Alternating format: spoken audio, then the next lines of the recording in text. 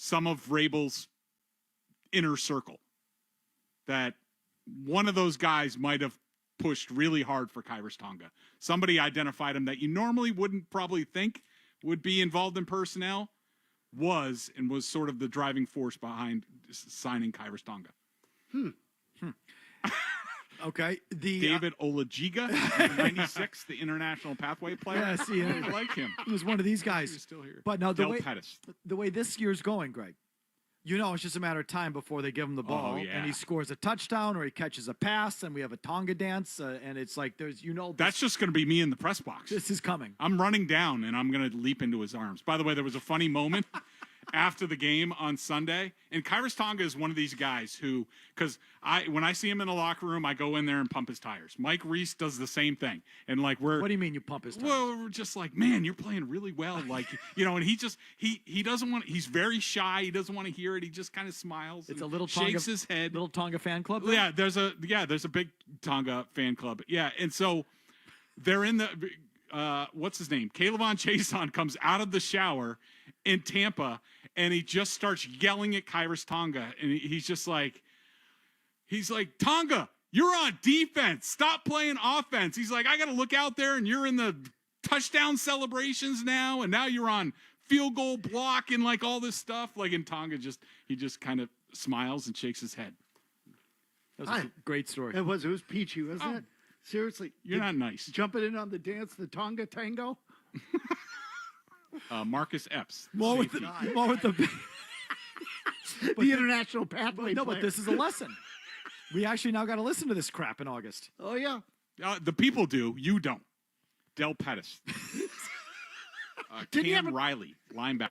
Didn't Del Pettis have another penalty in this game? I lose track. Elijah Ponder. Exactly. Sack. He actually had a play in this game. He did. He had a good play in this game. Jalen Hawkins. Well, he actually starter. Panned out too, kind of. Safety play's getting a little better.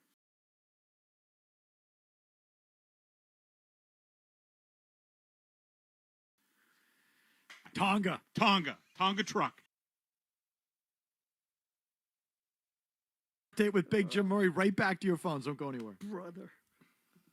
From the Telstra Tire Studios, it's not just the games. It's Toucher and Hardy, Zolak and Bertrand, Felger and Maz, Joe Murray. For Boston sports fans, it's 98.5, the Sports Hub. Paisley Media Group Station. Sports Hub headlines, presented by Celsius Energy Drinks.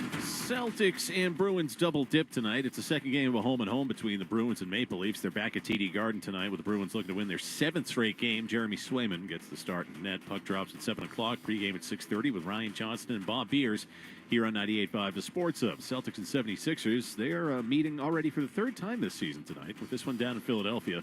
Joel Embiid, who's dealing with right knee soreness, shocker, out for tonight's game. The Sixers say he's being evaluated by team doctors. Tip-off's at 8. Brandy and Max at the call over on 105.7 WROR. And then when the Bruins game wraps up, Celtics will be back here on 98.5 The Sports Hub. Dallas Mavericks general manager Nico Harrison fired today. Patriots getting ready to take on the Jets Thursday night.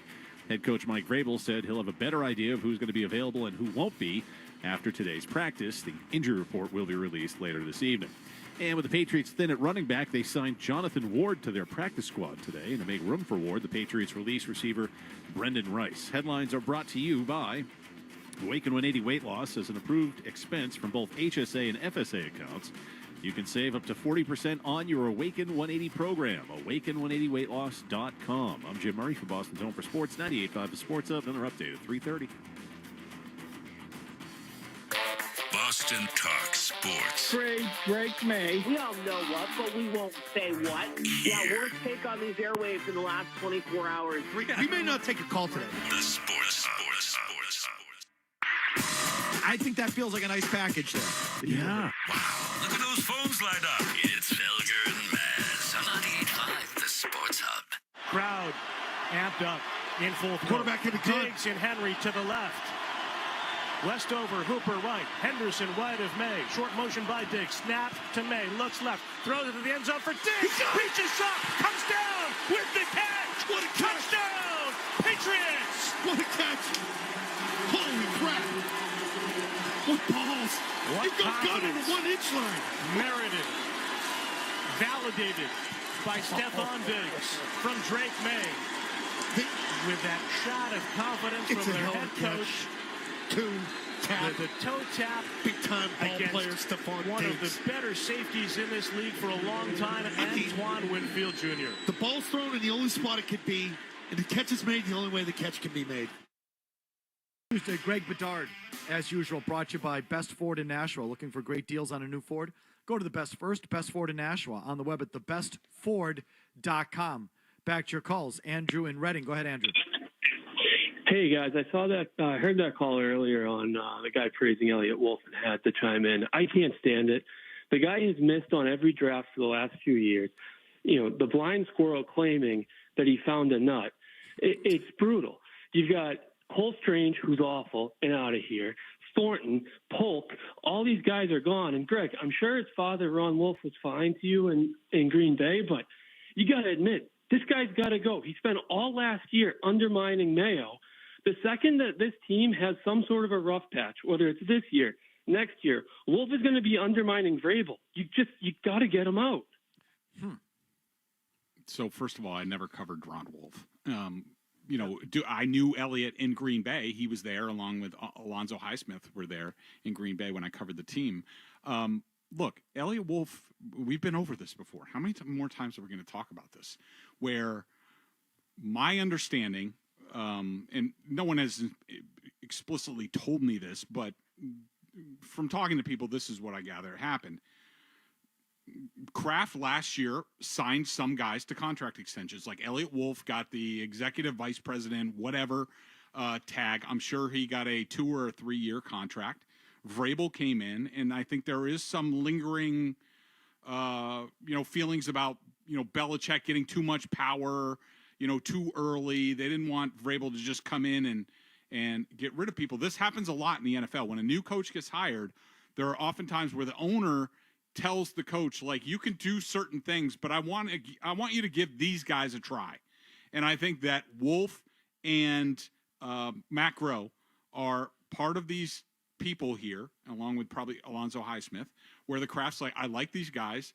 I think that Elliott Wolf was hamstrung last year, having to hold Gerard Mayo's hand, where, he's not at the Senior Bowl doing evaluations. He's helping Gerard Mayo put together a coaching staff, and maybe he didn't get to quite do the job that he was hired to do. And the Kraft said, we like him, give him a try, see how it works. So far it seems to be working well, but there's no way, Elliott Wolf is winning any sort of power struggle with Mike Vrabel. Thank you. Ever. He's subordinate. Yeah. No matter what it says on paper, he's subordinate. What it says, and I think part of what they want to keep it on paper so they don't have to go through the process of officially hiring a new chief decision maker, which brings in the Rooney Rule and all sorts of league protocols. Which they hate for some reason. Because they're better, and they're better than everybody else, and they can't be bothered to just do what everybody else is asked to do. They're somehow different or special. So they don't want to go through the Rooney Rule or be subjected to any of that. So you just keep Elliott Wolf in that role on paper, but in reality, he's subordinate. And I'm not really worried about it. And because with every victory, Vrabel gains more power, more autonomy. And as we go forward, just like it happened with Bill in the early 2000s, the guys that were here existing when he arrived will slowly weed themselves out and be gone. And it'll be all Vrabel's people. And you don't need to worry about that unless you think that's a problem. But just going back to Tonga real quick, for anyone to claim that this is any sort of shared scouting, like between some of Vrabel's people or what was existing here, I'm curious why what was existing here didn't sign Tonga any of the previous 4 years that he was available. He's been on practice squads, basically, since he came into the league, with the exception of Arizona. He was on the Arizona full roster last year in 2024. But in 2022, he was on the practice squad in Minnesota. In 2022, he was on the practice squad of the Atlanta Falcons. And he was selected in the 7th round in 2021 by Chicago. He was on the Bears. No, he never actually made the Bears practice squad. But he's been on practice squads. He's been available. Now Mike Vrabel shows up. Immediately they sign him. And, that was a shared effort? What are you talking about? Everybody that was here had a crack at him for 4 years. But no, now it's a shared effort. Like, stop. Just stop with that. Who's ever trying to do this, just stop. We get it. We know what's going on.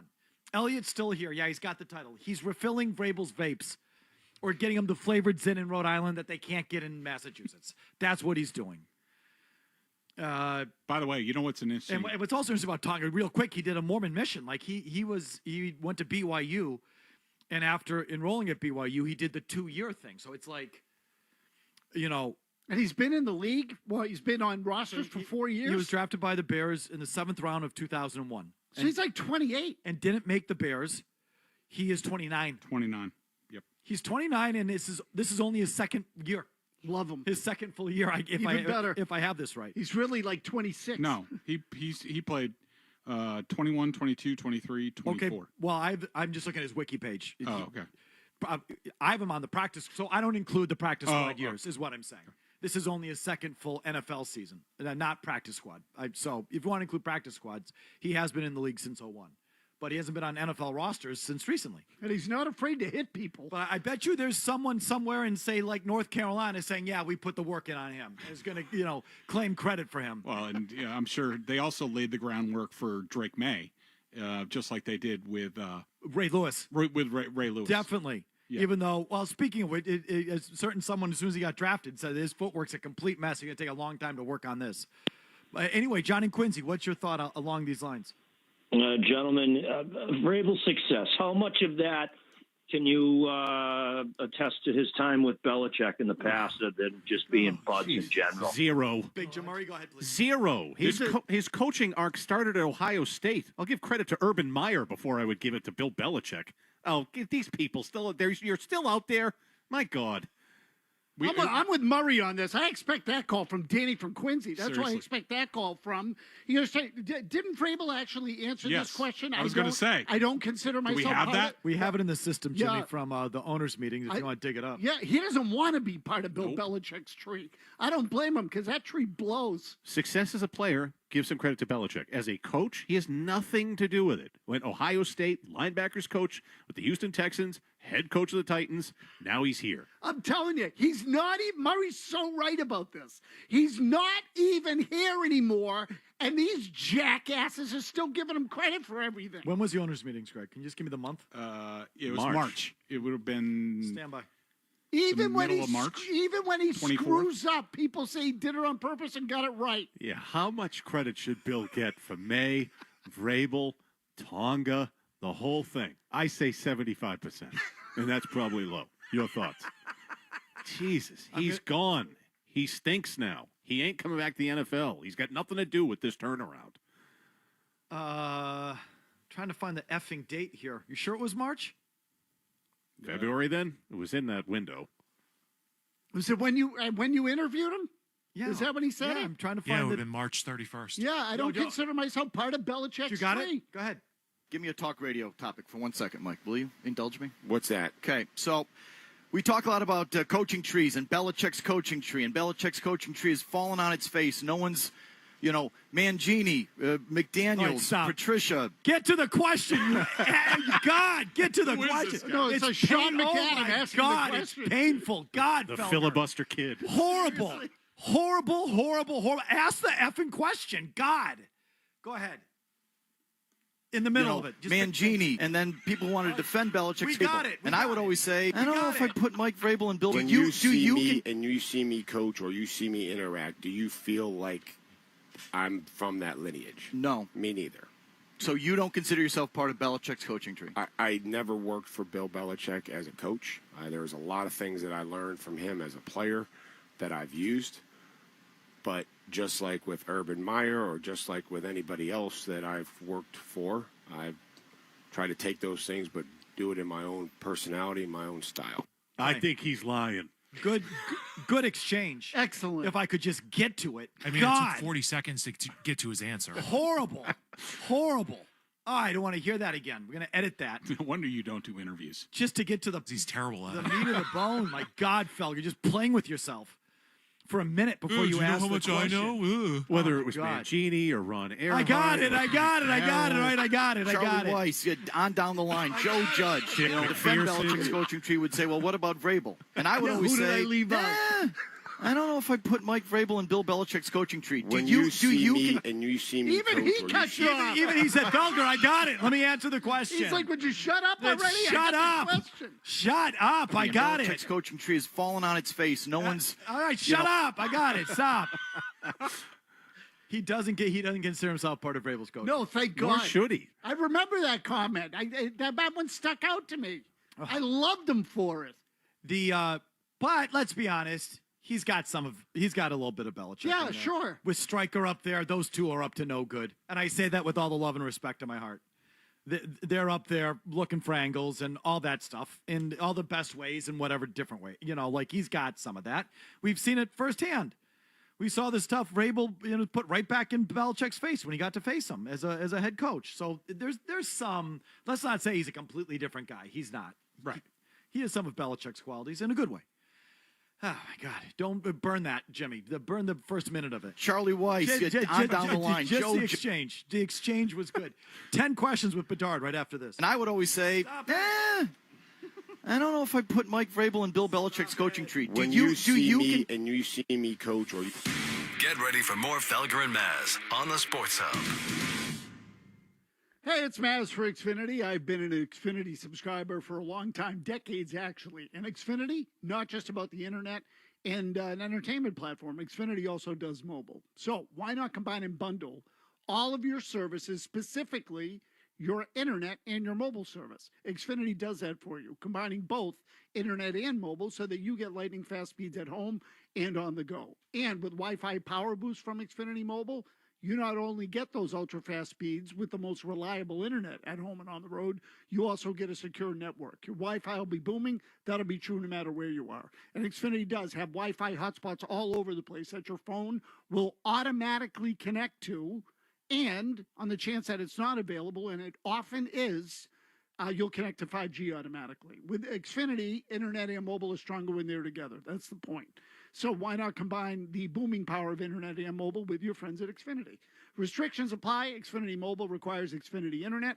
Wi-Fi Power Boost available to Xfinity Mobile customers only. Actual speeds vary. Most reliable Wi-Fi claim based on Open Signal Awards USA Fixed Broadband Report, August 2024.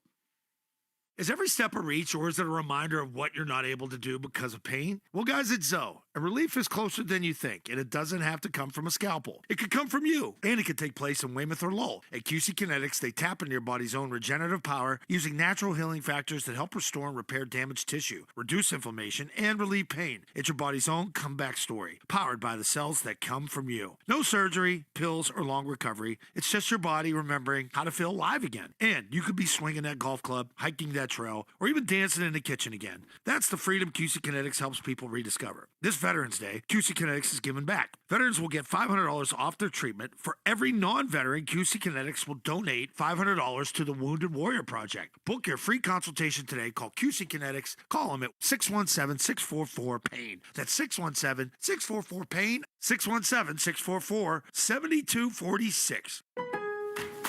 Early Black Friday deals are here at Lowe's. For a limited time only, get your choice of exclusive Cobalt 24-volt power tools for just $149 and $80 savings, like the 2-tool combo kit with drill driver and impact driver, or the half-inch impact wrench kit. Both kits include a battery, charger, and soft case, making them great gifts for new homeowners or DIYers tackling their next project. Shop early Black Friday Cobalt deals today at Lowe's. Offer ends 11/26 while supplies last. Selection varies by location. This is the story of the one. As a custodial supervisor at a high school, he knows that during cold and flu season, germs spread fast. It's why he partners with Grainger to stay fully stocked on the products and supplies he needs, from tissues to disinfectants to floor scrubbers. All so that he can help students, staff, and teachers stay healthy and focused. Call 1-800-GRAINGER, click Grainger.com, or just stop by. Grainger, for the ones who get it done. It's Hardy. Every morning I get to work with and talk with and listen to Fred Toucher. And I wonder every morning, when does this sentence end? Anyway, thanks for listening to us on 98.5 The Sports Hub and the Sports Hub app. This is Michael Toe, owner of the senior pro pickleball team, the Boston Dragons. When I first heard Dr. Franke of Boston Prolotherapy talk about regenerative medicine, it grabbed my attention. I've seen so many people and felt it myself. dealing with painful knees, shoulders, hips, and backs. Nobody wants surgery or the downtime that comes with it. As a senior pro pickleball player, I know how common these injuries are, especially for players over 50. That's why I turned to Boston Prolotherapy. Dr. Franke helps athletes and everyday people heal painful joints naturally with non-surgical treatments that work. So when it came time to find the title sponsor for the Boston Dragons, the choice was easy. Our entire pickleball community can benefit from Dr. Franke's expertise and commitment to keeping players healthy and active. If you want to heal your joints without surgery, do what we did and choose Boston Prolotherapy. Online at bostonprolotherapy.com or call 833-GO-PROLO. That's 833-GO-PROLO.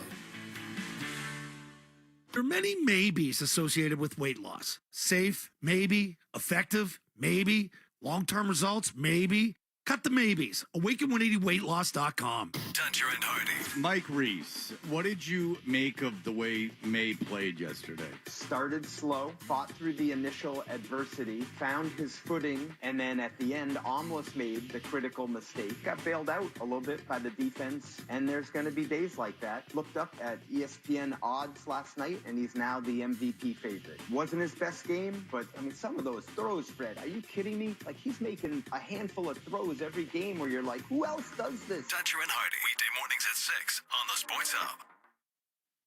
Now, more of the show that gets Boston home. Felger and Maz on 98.5 The Sports Hub.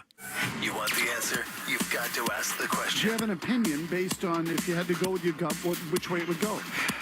Sometimes you have to ask it over and over and over again. Why?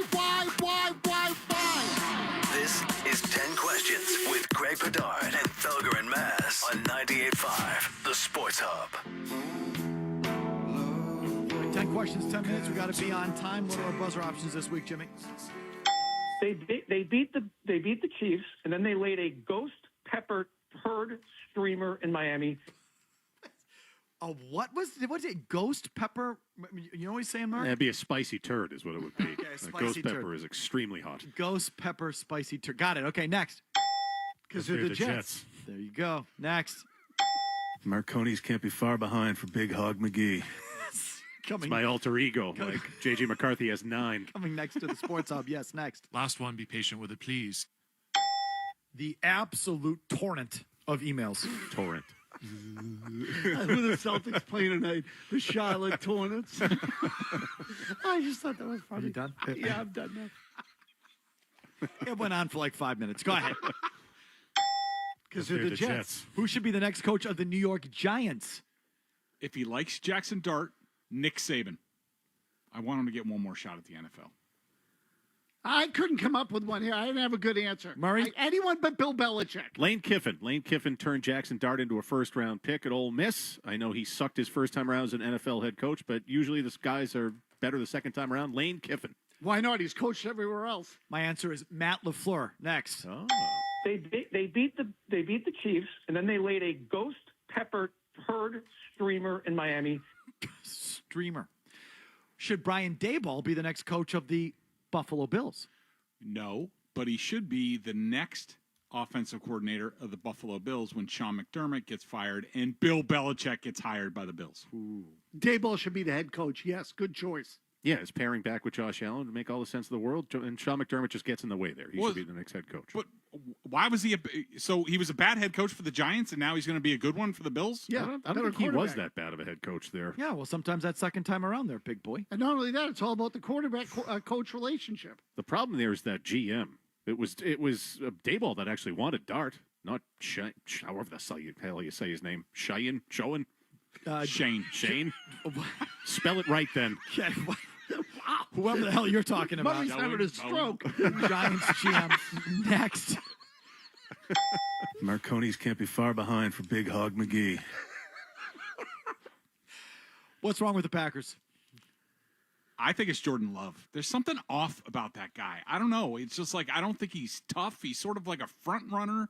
When a game's really difficult, he kind of chokes. I don't know. I'm just not a believer in him. Jordan Love is the answer. Jordan Love's the pro. Did you see that fumble last night when the guys closed in on him and he kind of spit the ball straight up in the air?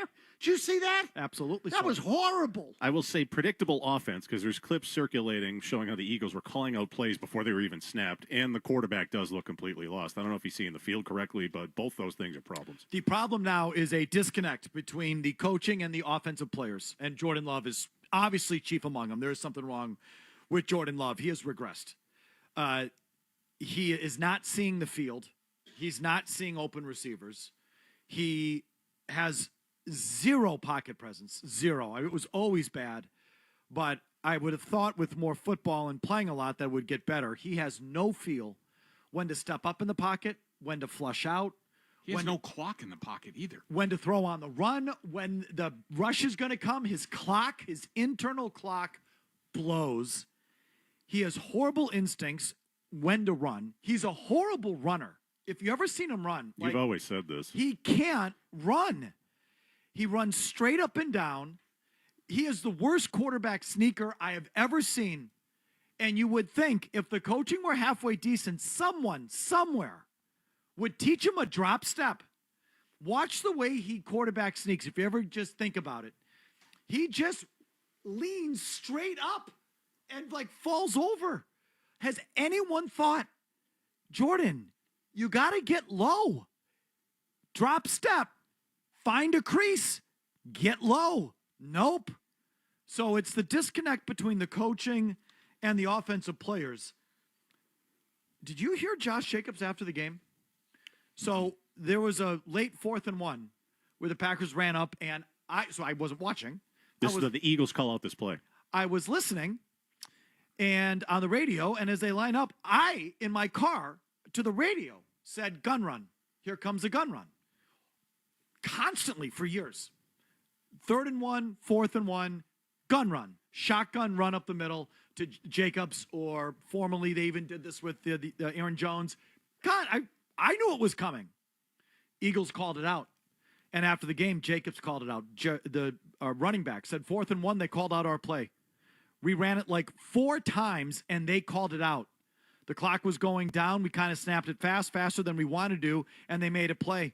I tried to pitch the ball back to Jordan, which is where the fumble came from. But at that point, you're playing backyard football. It's 4th down, so yeah, that's kind of how it went. Jacobs went on to say, as a runner, it don't ever feel good to have the play called out. Never. I mean, never when they know what we're doing. It just don't feel good because it changes my mind on how I'm going to run the ball. If we're just being honest, it makes me kind of guess what I'm going to do. Obviously, people are smart. If we got code words or whatever, if you hear it a few times, like you're going to eventually react to it. You know, that's football. It's never a good thing. Added Jacobs, they called it out. We called our play, and they said inside zone, it's coming right here. So not only are they running the same stuff, the defense knows what's coming. The Green Bay offensive players are openly calling out the coaches for telegraphing what they're about to do. So the whole thing offensively is falling apart there in Green Bay. That's what's wrong. The quarterback's included. But it's that whole thing. Sorry for the long answer, but I got to get that off my chest. Next. Because they're the Jets. Thoughts on Nick Sirianni's game management last night? So the only thing that stuck out to me was the last 4th down. 4th and 6, 33 seconds left, Green Bay 35. And you go for it? Green Bay has no timeouts. They've had one scoring drive all game. Go ahead. Yeah, if you fail there, that's the only way you give them a chance. They only need like 20 yards to get a field goal. Of course, they couldn't execute that because Jordan Love blows. But just punt the ball down there and make them go like 90 yards. Or punt. Whatever. Just punt. In fact, like even take a penalty and punt if you want the extra yardage. Not even going for it on 4th and 6. Do you see the play? Oh God, it was horrible. Yeah, should have cost the Eagles the game. I was horrible. At that point, I was rooting for the Eagles just because the Packers had offended me all night. They couldn't do anything. And at that point, I was like, oh, go F yourself. What are you doing? Punt. Just punt. The right play is to punt. You can't go for it. Give them the ball at the 35. You can't afford to miss the field goal because then they have it at the 43. Green Bay, like you said, has no timeouts. Punt it, you hardo. Punt. Oh, my God. That game. Between it was painful. That game was painful. Between the TV thing I do and the fact that I don't have ESPN anymore. Be happy you missed it. I listened to most of it. I think good. Did I want to see that? Next. The absolute torrent of emails. Torrent. With the Celtics playing tonight, the Charlotte Hornets. I just thought that was funny. Are you done? Yeah, I'm done now. This part I did see in the first quarter. How'd you enjoy the officiating along the line of scrimmage early last night? I'm so sick of the tush push. So the Eagles' offensive lineman blatantly jumps offside, God, doesn't get called. The Packers do the same thing later, and it gets flagged. Like, what the hell are we doing? Get it out of the game. I don't know why this is relevant. It's really not. Do you know Minnesota had 8 false starts on offense over the weekend? 12 penalties. That's what that reminded me of last night. That thing was a clown show. I just give up at this point. They can't officiate it correctly. The clips immediately go viral online. It makes everyone mad, and that's what's going to change it. They will ban it this offseason because they don't officiate it correctly. How many highlights have we seen of the tush push being a false start? It's How like- many have we seen and they're still missing It's it? like 2 a week. It's unbelievable. The one last night was obviously blatant. But then it lends to this whole thing now where on the line of scrimmage, it's like it gets all twitchy. And did that guy twitch? Did that guy twitch? There was the left tackle, I think, on Philly kept standing up and twitching or pointing across the line. And now we get this little twitch off where it's just this little battle of twitching on either side of the line with the flags or no flags. And that is one of those points where I'm watching an NFL game and I say, what am I watching here? It reminds me of watching a lot of the NBA, frankly, where there's all these plays outside on the three-point line, illegal pick, landing space, you land underneath where the guy fell, he dives, and it's like all these ticky-tack nonsense calls 26 feet from the basket where everyone's just flopping around and rolling around, and they're at the monitor looking at the thing, and I say to myself, I'm not watching this. I can't watch this. I'm not watching you roll around on the floor 26 feet from the basket for 2.5 hours. And when I'm watching the football, now they're all twitching and standing up and pointing at each other and flags. I'm like, I'm not watching you guys try and do all this twitching. I'm out. I'm glad I'm not watching this. Next. They beat the Chiefs, and then they laid a ghost pepper herd streamer in Miami. Last one on the Green Bay and the tush push. Reports came out yesterday that the reason the Packers were the team to officially challenge the tush push and propose the rule change in the offseason is because the other NFL owners got together and convinced Green Bay to do it because no other single owner wanted to put their name on the proposal because they feared sort of revenge or retribution or infighting among the owners. So we'll get Green Bay to do it because they don't have an owner. And now Jeffrey Lurie doesn't have to target any one guy. There's no one to really target. It's just the team without the owner. So the Packers became, quote unquote, the fall guy. Is this a tool bag move on the part of the owners or on the part of the Packers for going along with it? The owners, but I do want to say that the Packers, specifically Mark Murphy, was also a tool bag because this was his last owners meeting as the Packers, quote unquote. So his going away present was to do this? Another reason to do it. It even doesn't come back and bite Murphy because the Packers have term limits. So you're right. So it's like Ed Policy is now the ultimate fall guy. It's not, we have a team president, not an owner, and he was done with his term. So it's like there's no one to go after. I still think it's more gutless on the part of the other owners. You are gutless. You can't even stand up for something when you feel strongly about it. That is gutless. Yeah, the owners are the tools. Just somebody own it, you babies. Next. Because they're the Jets. Are you starting to believe in Caleb Williams? I am, and I believe more in Ben Johnson. At least he's taking the coaching. What was really interesting is like looking up the amount of pressure like Drake May had compared to other people in the league. I was astonished to learn that Caleb Williams is actually way down in terms of quarterbacks causing pressure for themselves. That's a 180 change from where he was the previous couple of years. I'm not starting to believe in him. No, me they beat the Giants. Still too much dancing around looking to make a big play. No. Exactly. I'm not either. Every time I look up, I haven't watched a full game, but all of his big plays are him running. As soon as he starts making big plays in the passing game, I'll start to come around. He hasn't done that yet. Next. Marconi's can't be far behind for Big Hog McGee. Number 3, what's your least favorite NFL time slot and why? We have a Thursday night game, obviously, coming up this week. So Sunday at 1, Sunday at 4, Sunday night football, Monday night football, Thursday night, Saturdays in December, Thanksgiving, Black Friday, etc. What's your least favorite? Strictly for me, I hate Sunday at 4 o'clock because I never get to watch because I'm working. So I can watch some monitor 1 p.m. games. I can go home, be there for Sunday night. What's your least favorite time slot for your primary game? The team that you're covering or watching or want to watch? It would probably be Thursday night.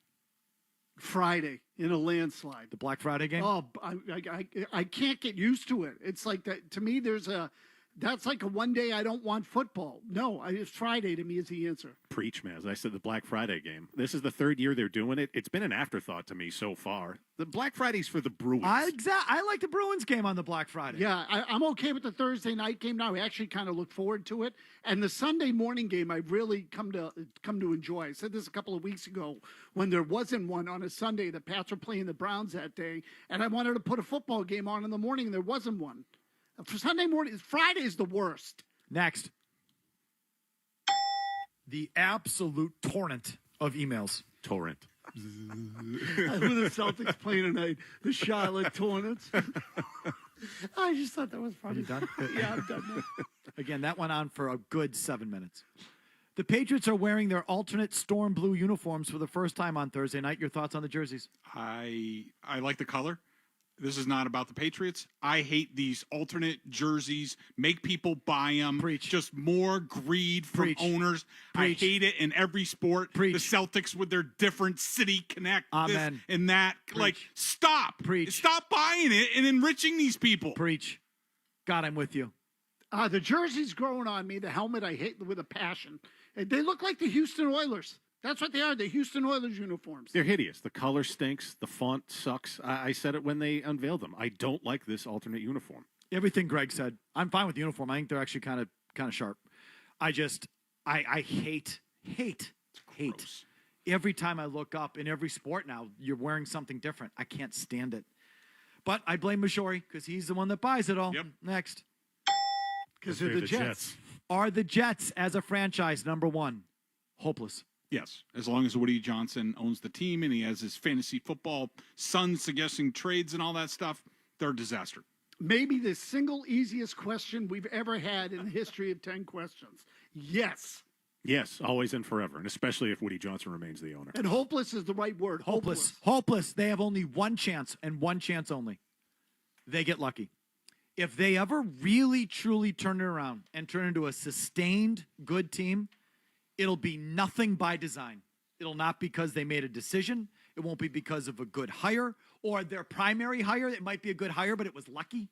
It was their third guy. Everyone else turned him down, etc. The only chance you have, Jets fans, is that your team gets lucky somehow, some way. Otherwise, hopeless.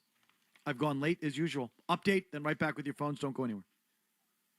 Essential Sports Hub headline presented by Celsius Energy Drinks. Second game of a home-and-home between the Bruins and Maple Leafs. They're back at TD Garden tonight. Bruins looking to win their 7th straight game. Jeremy Swayman gets a start and goal. Puck drops at 7. Ryan Johnston, Bob Beers with the call here on 98.5 of Sports Hub. Celtics and 76ers already meeting for the third time this season tonight. This one down in Philadelphia. Joel Embiid with right knee soreness.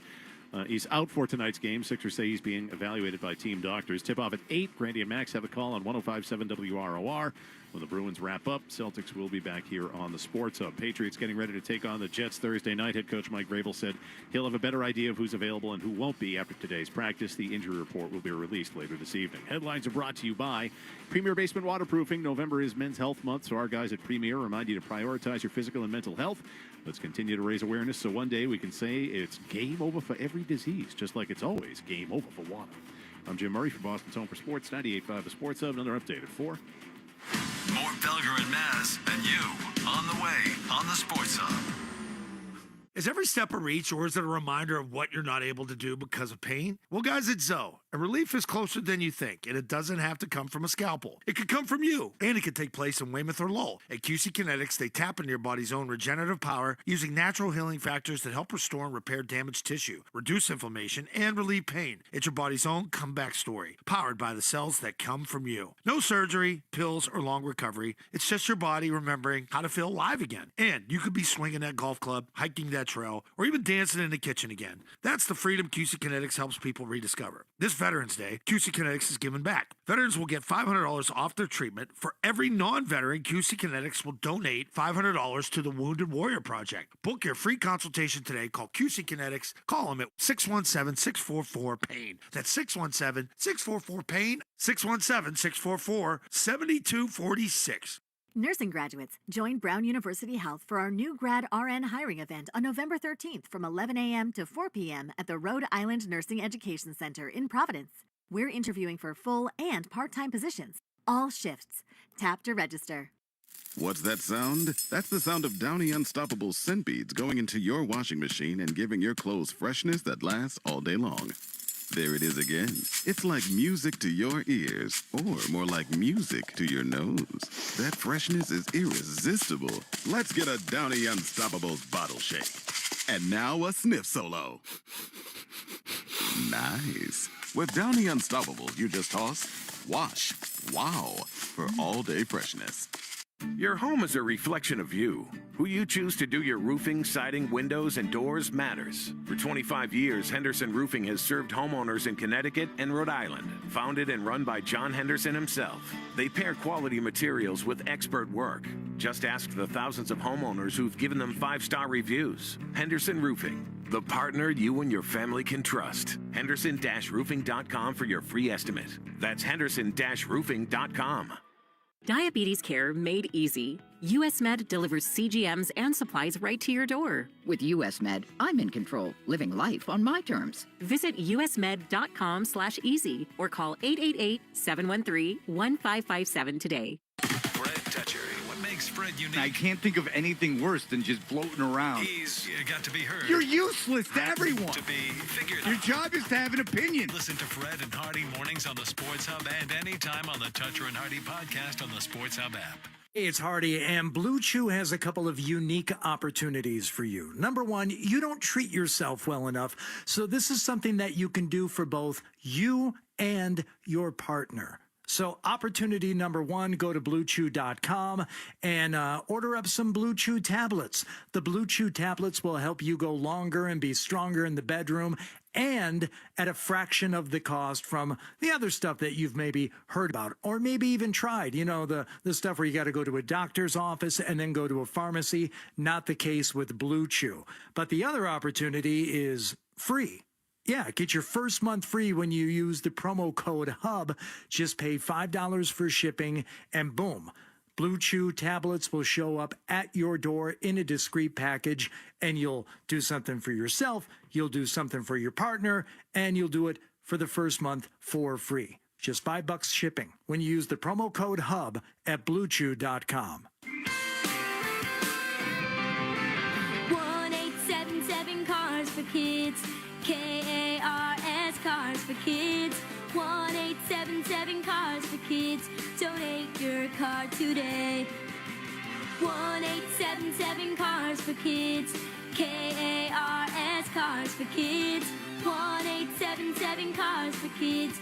Donate your car today. Ready to get rid of that old car? Donate it to Cars for Kids. Call 1-877-CARS-FOR-KIDS to reach a friendly live agent. Donation is super easy, and your car can be picked up as soon as tomorrow. Call us now, 877-CARS-FOR-KIDS. That's cars with a K to donate your car today. 1-877 Cars for Kids. KARS Cars for Kids. 1-877 Cars for Kids. Donate your. Did you know you can donate real estate too? Go to carsforkids.org. That's carsforkids.org. Attention law enforcement. You took an oath to protect and serve. To keep your family, your neighborhood safe. But in too many cities, dangerous illegals walk free as police are forced to stand down. Join ICE and help us catch the worst of the worst. Drug traffickers, gang members, predators. Join the mission to protect America with bonuses up to $50,000 and generous benefits. Apply now. Join.ice.gov and fulfill your mission. Now, more of Felger and Maz on the Sports Hub. 3rd and 10. Yep, they're going to try the field goal. It'll be for 64 yards. McManus, 35-year-old field goal kicker who was brought in last year. and had a terrific finish to the season. He was basically perfect in 70 kicks this summer, and in camp has struggled with the right quad strain most of this season. He's only 11 of 16. He's going to have to drive the ball very low to get it there. Could get tipped. It's a 64-yard field goal, and the kick is so wide left it ends up in Sheboygan.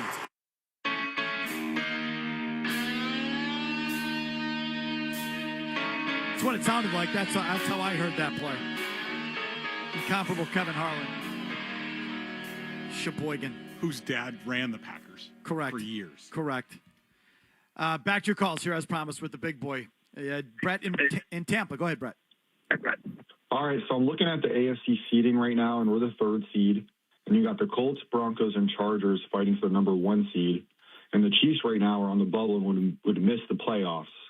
But the Chiefs still have to play the Colts, Chargers, and the Broncos twice this year. So with those games, we have a good chance of moving into the number 1 seed if the Chiefs win, or the Chiefs could miss the playoffs altogether if they lose those games.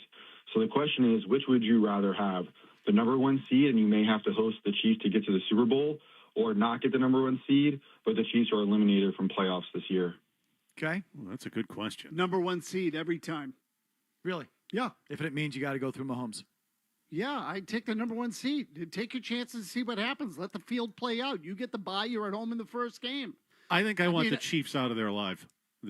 I'd prefer to not have the Chiefs in the playoff picture. Take your chances. Someone might do that for you anyway. I would take the bye and the rest. Yes.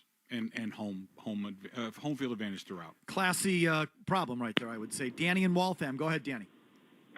The Pats have been pretty bad in short yardage situations. They just keep getting stuffed, especially any interior run. And that puts them in these fourth down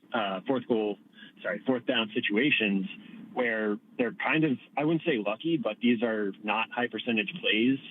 And I think some of that is playing into the fact that they're kind of ahead of schedule in terms of as a team is playing a bit of a role in the way that Vrabel's going into these 4th down situations. It's easy to be aggressive and, make calls based off your players, not the plays when, the team is doing well and you feel good about yourself and everything. No, the table's hot. And I think he's riding it. I think that's kind of part of it.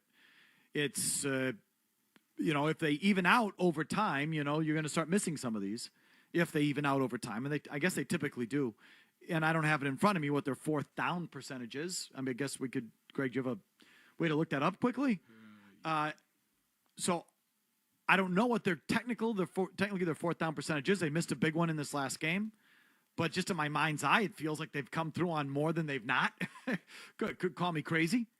And I think it's just part of the whole thing that we're talking about. The momentum and it's just they're hot and it's their year and it's that kind of thing. It's one of those seasons where things are breaking your way. They're 12 for 15 on 4th down. That feels like an extraordinarily high percentage. So the Patriots 80%. Are 80%. They are tied for 3rd. The Bengals are number 1. The Colts are number 2 at 81. They are tied with the Chiefs at 80%. Okay. I mean, it's astonishingly high. I don't know if you're going to call that, like when I hear the Chiefs number, I don't consider that luck. I consider that Patrick Mahomes. Should I consider the Patriots number luck? Or should I say it's not lucky because they got one of the best quarterbacks in the league? I don't think it's luck.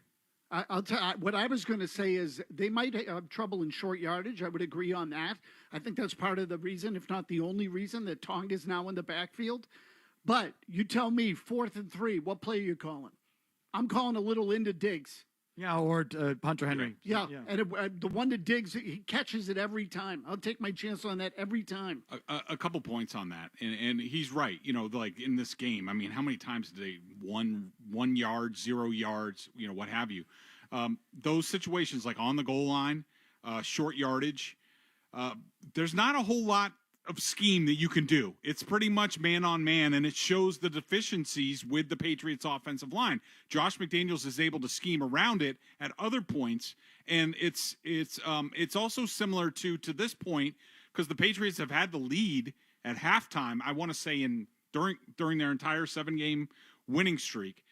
But the other deficiency with the offensive line, and this is where it showed up in the Vikings joint practice, because they weren't using any scheme. They weren't chipping. They weren't max protecting. They were just playing to get evaluations, and they got their butts whooped. But when if the Patriots fall behind by 2 scores, not a whole lot of scheming you can do then. So the deficiencies in the offensive line could show up at some point, but to this point, they've been able to manage around it. Okay, long commercial-free segment is next. Greg will say goodbye, give us some thoughts on Patriots Jets, and we'll take your calls as well, so don't go anywhere. Hey, stay tuned for more Felger and Maz, okay?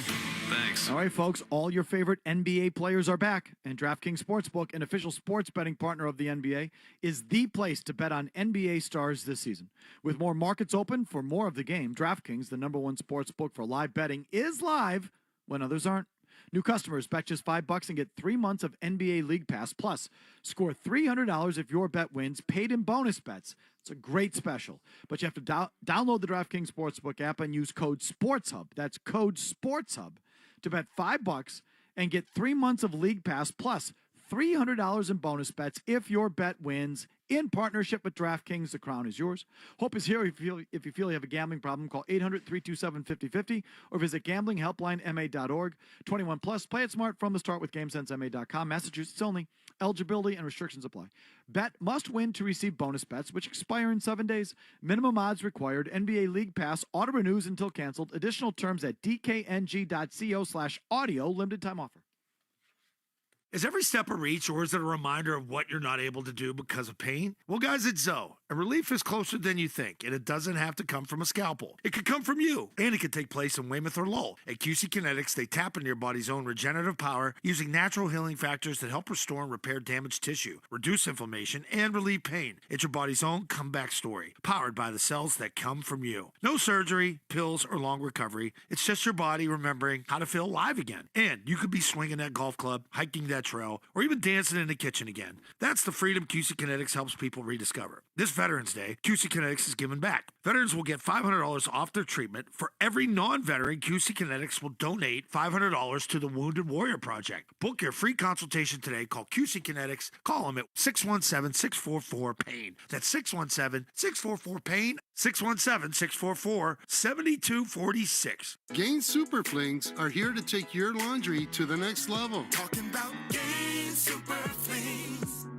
Super-sized laundry packs. These things are huge. Super fresh, super clean. Gain Super Flings. Gain Super Flings laundry packs have 4 times the Oxy cleaning power and 3 times the Febreze freshness versus Gain Original Liquid. Super fresh, super clean. Gain Super Flings. Gain Super Flings for next level laundry.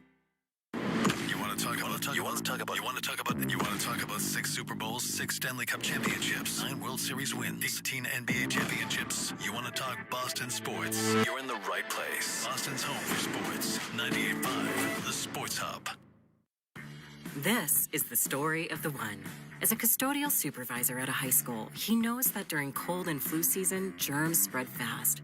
It's why he partners with Grainger to stay fully stocked on the products and supplies he needs, from tissues to disinfectants to floor scrubbers. All so that he can help students, staff, and teachers stay healthy and focused. Call 1-800-GRAINGER, click Grainger.com, or just stop by. Grainger, for the ones who get it done. Your home is a reflection of you. Who you choose to do your roofing, siding, windows, and doors matters. For 25 years, Henderson Roofing has served homeowners in Connecticut and Rhode Island. Founded and run by John Henderson himself. They pair quality materials with expert work. Just ask the thousands of homeowners who've given them 5-star reviews. Henderson Roofing, the partner you and your family can trust. Henderson-roofing.com for your free estimate. That's Henderson-roofing.com. Throughout history, apples have changed the world. Newton's apple led to the discovery of gravity. William Tell shot an apple off a guy's head for some reason. But now, the geniuses at Fireball are using apples to launch their delicious cinnamon whiskey into a new era. Introducing new Fireball Blazin' Apple. Taste history in the making with Fireball's new flavor, Blazin' Apple. Please drink responsibly. Whiskey with natural cinnamon flavor, 33% alcohol by volume, produced by Sazerac, Louisville, Kentucky. Fred Toucher. What makes makes Fred unique. I can't think of anything worse than just floating around. He's got to be heard. You're useless to everyone. To be figured Your out. job is to have an opinion. Listen to Fred and Hardy mornings on the Sports Hub and anytime on the Toucher and Hardy podcast on the Sports Hub app. This is the story of the one. As head of maintenance at a concert hall, he knows the show must always go on. That's why he works behind the scenes, ensuring every light is working, the HVAC is humming, and his facility shines. With Grainger's supplies and solutions for every challenge he faces, plus 24/7 customer support, his venue never misses a beat. Call quickgrainger.com or just stop by. Grainger, for the ones who get it done. This hour of Felger and Naz brought to you by Boston Prolotherapy. Do not let joint pain keep you off the court, course, or trail. Eliminate that pain with Dr. Franke of Boston Prolotherapy. It can be tough to make ends meet with increased costs for food, housing, and more. If you need help with food, don't wait. Call Project Bread's free food source hotline at 1-800-645-8333. The hotline connects you with SNAP, free meals for kids, and more. Whether you're a college student, senior, or family in need, trained counselors are available to help in over 180 languages, always free and confidential. Visit projectbread.org. Useless. And Maz. His ass is freaking huge. The Sports Hub. What does this mean for Mike Vrabel and the Patriots going on the road and getting this win? Well, you're trying to create a culture and you're trying to impose your vision on the team. And the more you win and the more the guys see success, the more they believe in it. So it just compounds on itself, and I feel like that's happening right now. And this is a young football team, and they brought in some veterans in the offseason, and they've all performed up to the standard. But they had a vision for this, and their template is playing out exactly how they did. It's a little earlier than I think most people thought, but when you have a great interior front on defense and you can run the football a little bit and create the big plays that they have, I mean, that's a template to win anywhere.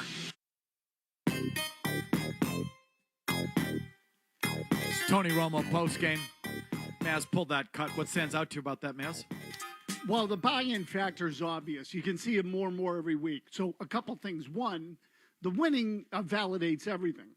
So Vrabel's hitting the jack, but he's not just winning in the field. He's winning in the locker room, too. Because every time they do something, every time he does something that works, the players buy in a little more, which is exactly what Romo's saying. The other thing is, and he got some questions about this today relating to their roster, they're strong in some really key places. I mean, the defensive interiors, he mentioned it there, is a big part of what they can do. It's the foundation of their defense, and they get two horses in there. The quarterback's excellent. They're weak on the offensive line, relatively speaking, but because of the quarterback and Diggs being what he has been for them, they can kind of work around it. They've got a great cover corner and Gonzalez, so they can really just fill in pieces around some of the big things they've got that have made them able to win some different kinds of games. That game on Sunday was a freaking rock fight. That was a physical, tough game. And they were able to win it just as surely as they can blow someone off the field who's not going to run with them. You have a thought, Greg? Not really. No. Thoughts on Patriots Jets? The Jets stink. I mean, I was just looking at DVOA. They're 26th overall, 29th in offense, 30th in defense, but they're number one in special teams, so look out. Give me more. I really don't have any more.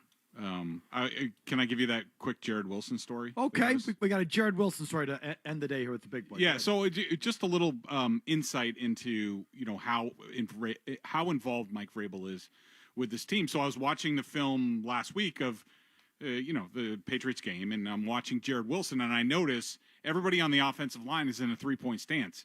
Jared Wilson is not. Throughout the game, like instead of his one hand on the ground, he's got two hands on his lap. And he did that running plays, pass plays. I'm like, man, this is really weird. And so I was in the locker room on Friday, and I asked Jared about it. And I said, I don't know. I'm not that bright. Maybe you've been doing this all season, and I didn't notice. And he's like, no, it's been a change. It's been like the last 2 or 3 weeks. And we talked about how much better he felt and made him more athletic and his balance is better and all this stuff. And I said, who suggested it to you? Figuring he would say Marone or one of the other two offensive line coaches. And he said, it was Mike Vrabel. And I had a chat with Mike Vrabel about it. He gave me some background on it. But basically, every player sort of shaped differently. And Jared was having trouble really unlocking his hips, especially initially in blocking. And Vrabel, he said he didn't get this really from Cleveland, in his work with the offensive line. It mostly comes from him as a defensive player and how he sizes up and he scouts opposing offensive linemen that he would go up against. And he saw that Jared was having trouble getting out of a 3-point stance. So he said, why don't we just try junking it? And I will say that overall, I think Jared Wilson has been better since then. So this is the level of detail that Mike Vrabel is bringing to this team. Vrabel is giving a pointer or a little instruction point there to his guard on 2-point stance versus 3-point stance on the offensive line. Yeah. As a defensive coach. So, again, that speaks to the nitty-gritty that Vrabel's doing here. Yeah, absolutely. And if he's doing that with offensive linemen, you can imagine what he's doing it, with other guys. But I think he has his fingers in a lot of pies. Okay. Thanks, big boy. All right. Thanks, guys. Appreciate it. See you, Greg. Sasquatch. Greg comes your way next Tuesday here on the program. You'll catch him post-game. Geez, are you going to be on post-game at 1 a.m. in the morning or whatever? Yes. I probably won't go to sleep that night. I hate night games. Okay, well, he'll be on late Thursday night with Joe Murray and Mark Dondero. That's that. Here comes a 90-second update from Big Joe Murray. You're all lined up. We'll get to your phones right after this. No commercials. Don't go anywhere. From the Tell Your Tech Studios, WBZ-FM and HD1. It's not just the games. It's Toucher and Hardy, Zolak and Bertrand, Felger and Maz, Joe Murray. For Boston sports fans, it's 98.5, the Sports Hub. Beasley Media Group Station. Sports Hub headlines, presented by Celsius Energy Drinks.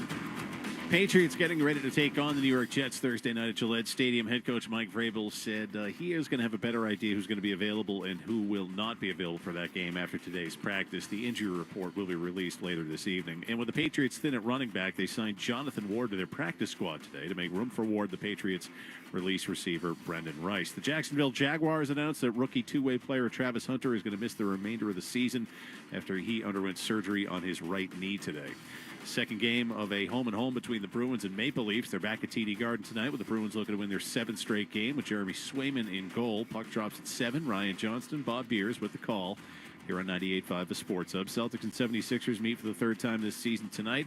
This one down in Philadelphia. Joel Embiid with right knee soreness out for this game. Sixers say he's being evaluated by team doctors. Tip-off at 8. Granny and Max have the call on 105.7 WROR to start.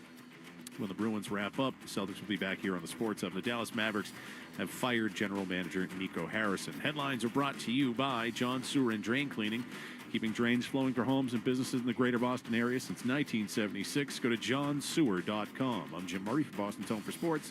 98.5 The Sports Hub. Another update at 4:30. Listen to it, laugh at it, get mad at it, agree with it, argue about it. It is Boston Sports. Boston Sports. And it is all we do. 98.5, The Sports Hub. Oh, right, of course, because I should know who that is. I don't care what you think. I'll tell you something that rubbed me right. Felger and Maz on 98.5, The Sports Hub.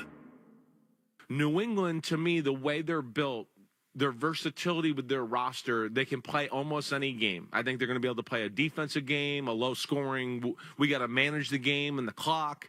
They're capable, as we saw yesterday, of making big plays and being in a shootout. I don't think they're going to back down from that if that happens. I just sit here right now and go, yeah, we've seen Denver, who's real good with that defense, but the offense is all over the place. The Patriots continue to be consistent. They got great coaching. They got a quarterback that's still going in an upward trajectory. And I do really think them and the Colts are the two best teams in the AFC. I really do. And I think that's going to be a theme as we go forward. I don't think we're going to sit here and go, oh, man, the Patriots fell apart and now the Bills are leading the AFC East. No, the Patriots are a more complete team than the Buffalo Bills, as we saw yesterday. All right, I don't know too many teams that go to the Super Bowl that lose to 30-13 to a 2-7 football team. That's a rare thing. Go back in history. 2-7 team went to the Super Bowl and got dominated by that team. That's rare. So, yeah, New England is like for real in every aspect of their football team. Do you agree with that? No. No, and I'm glad you asked it to me that way, because I think people are going too far, and which isn't really my ultimate point. I'm not trying to go up people's asses here. I'm just telling you that I think it's gotten a little, we've gotten a little over the deep end with how good the Patriots are. They're a good football team. I think we all agree on that. And the question is how good and whether or not they can be great, because they're going to have to beat some teams that are close to great to win a championship. But I will say, relative to what I was expecting coming into the year, I do think their roster has more versatility than I expected. So, like, if you were to say to me, do I think they can win every kind of football game? My answer is no. I don't think that they necessarily have that yet. So what would you say they can't win? I don't think you don't like their chances. How about a game like last night? Probably not, Murray. No. And when I say that, because I don't think their defense is quite good enough, and I don't think they have what I would call any element of real power in their offense. Like, if you were to say, what are they, short yardage is an obvious thing to look at. But if you got to line up and run people over, and can they do that? My answer is no. Like, I don't think their offensive line's good enough to do that. Now, again, I don't know. I'm not telling you that you win a lot of games playing that way, but I do think that there are times where you have to do it to be able to control the clock or to set up certain situations, what have you. Take your pick. That game last night was in Green Bay was going to be a freaking, it was a snowball fight, basically. It was hard to play because it was cold. It was uncomfortable. You could see it from the start. Nothing at the half. They were going to have trouble passing the ball last night. So if you take the quarterback out of it, or you mitigate the quarterback, I think they're going to have some issues because I don't think their offensive line's good enough. And I don't know, now, can anybody completely mitigate the quarterback? I don't know. You take your chances. But I do like the fact, as I was saying to you, that defensively, they're good in the right places. They got a good corner. They got a couple of guys on the interior that are really good in the defensive line that make other people better because of what they have. So relative to what the field is in the AFC, with the possible exception of Kansas City, I think they can pretty much beat anybody. Okay, but not the way that Chris Sims is saying. No, like he's making them sound like the 04 Patriots. So like that I would. They're not bully ball. They're not built that way. Well, I don't know if there's any team that I would say on paper, Philly should be the only team that you could say that about. Can win anyway. They got a great defense, tremendous running game, and they have enough skill offensively to play a shootout if they have to. I got to see Seattle and the Rams a little bit more because they feel more physical. The Rams might be in that category too. They might be able to do it all. That Seattle defense has been pretty relentless from the bit that I've watched. So maybe I think. Look, I think the Patriots win total to go from last to first is doable in the league. It is, and you're doing it. To go from being kind of useless to complete, that doesn't happen overnight. No, they're not there yet. So there's no great shame in saying they can't win every kind of game. How could that does not happen overnight. The complete team thing takes time. Winning at a high level, you can win at a high level without being a complete team. I mean, they have really, if you think about all the things they did during the offseason, they've come pretty close to hitting on everything. Like, Spillane's been pretty good. Bedard and I were talking about this off the air. Even Jack Gibbons. Yeah, he's shown up the last couple of weeks. I mean, he was pretty good on Sunday. I think he was tied for the team lead in tackles, and he's got some speed. And their speed at linebacker up until this year sucked. And I'm not telling you their speed now is great, but it's better than was then. Their safety play still isn't great. Their offensive line still isn't great. So, they were going to be play. And Bedard said something else when he was here that I think is important. They haven't really gotten behind. So they've been, I don't want to say that they're front runners because that's not fair. They've had some resistance. They've had some adversity in these games. But they've always, the threat of the run has always been there. Yes. And even if they haven't run it well, they've been able to line up and run because they haven't been multiple scores down. It's right. They haven't gotten down 17-3, where all of a sudden it's like now we got to open it up a little. So that hasn't happened. So now look, some of that might be coaching.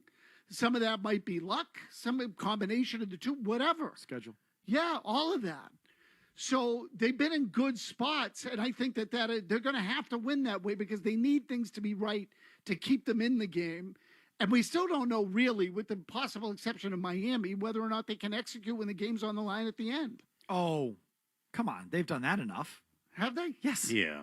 Yes. They won a close game against Atlanta just a couple of weeks ago. Listen, they did it in Buffalo. What are you talking about, Maz? It was a tie game, and they drove down for the game-winning field goal, and they made a couple of big plays. They weren't behind against Buffalo. Okay, but it was tied. They don't have to be behind. I think you said just win a close game. Well, I said if you're behind, to come back and win a game at the end is what I meant. They've checked off that box for me. Whether they've been behind or not, they were tied in Buffalo, game-winning drive. They had to complete plays and make plays at the end of the New Orleans game to run out the clock, which they did. They had to do it against Atlanta, which they did. This past week, they had to get off the field defensively late, which they did a couple of times. I think they've shown it to me on both sides of the ball against bad teams and good teams. I don't have a question about that anymore. That doesn't mean they're going to win them all, because you just don't win them all. Sometimes the other team is good too, and they come through in the end and you don't. So that doesn't mean you're going to win all close games. I just don't look at them and say, well, I haven't seen them in that spot. I've seen them in that spot. Whether they're up a little, down a little, or tied. I've seen them in the last half of the fourth quarter now a handful of times, enough to know they're okay there. I'm not totally sold there. Again, the Atlanta game, the Falcons missed an extra point. They completed the first game, the pass that they had to complete. But I'm talking about, like, you're down 4 and you have to go the length of the field in 2 minutes. Have they done that? Have they had to do it? No, I'm not saying that they failed in it. I'm not saying they failed in it. I'm just telling you they haven't really had to do it. Yeah, that Bills game in Buffalo. They've been close enough. Yeah. They've been in enough. I mean, not that exact situation, Maz. I'm talking about facing a loss and having to pull a win out. Okay. And I'm talking about second half of the fourth quarter. You got to make a series of key plays offensively or defensively to win the game. I've seen them do it. They've done it. So I suspect they'll do it to a fair degree when they're in the situation you're talking about. I'm not giving them that one yet. Okay. Obviously. You're a much harder grader than we are, man. No, that's your problem, not mine. But just to say they can't win every kind of game, I don't know. And the NFC blows. So, like, we're mentioning these NFC teams that might be able to do it. I mean, I don't think Indy can win any kind of game. Me neither. I mean, Indy's put up a big points. But I don't know if it becomes a shootout, your classic quarterback shootout, they're not going to keep up with you. No, I like the Patriots. If you're in a classic quarterback shootout with Denver, they're not going to keep up with you either. Agreed. Kansas City can keep up with you. Buffalo can keep up with you. So, but can those teams win every kind of game? Can Buffalo and KC win rock fights? But Buffalo can't. No, I don't think Buffalo can. Buffalo's soft defensively, in terms of the run. They got run over again on Sunday. So those things that Sims was throwing around, versatility, complete team can win any kind of game. Not only does that not, I don't think that really describes you yet. It describes hardly anybody. I mean, it's just not, I don't know, any teams like that in the league, I don't think. Philly should be that on paper, but they're not. Or they haven't been, but whatever. I think if Philly gets in a shootout, they can play a shootout, and they can certainly do all those other things. But I don't know if there's many other teams that can. So there's no shame in saying that you're not that team. But I think when people get into that conversation, they're kind of missing the mark. It's all in the context of what you have to do when you have to do it. If you don't play wild card weekend and then you sit at home and host that divisional game against the lowest remaining seed, can you do enough to win that ball game? And now you're hosting the AFC title game. So, like, that's the context of what I always frame it as. And, the LA Rams might be that team, but if they got to go on the road in the Northeast in the divisional round of the playoffs, what is that? Do they have the ability to win that kind of game? They proved that last year that they didn't. No, not last year. Right. Not last year. So it's all in the context of what's coming up when you hit the postseason. But anyway, there's your reset on the Patriots. You got all loaded phones. I promise you can get right to you right after these words. Don't go anywhere.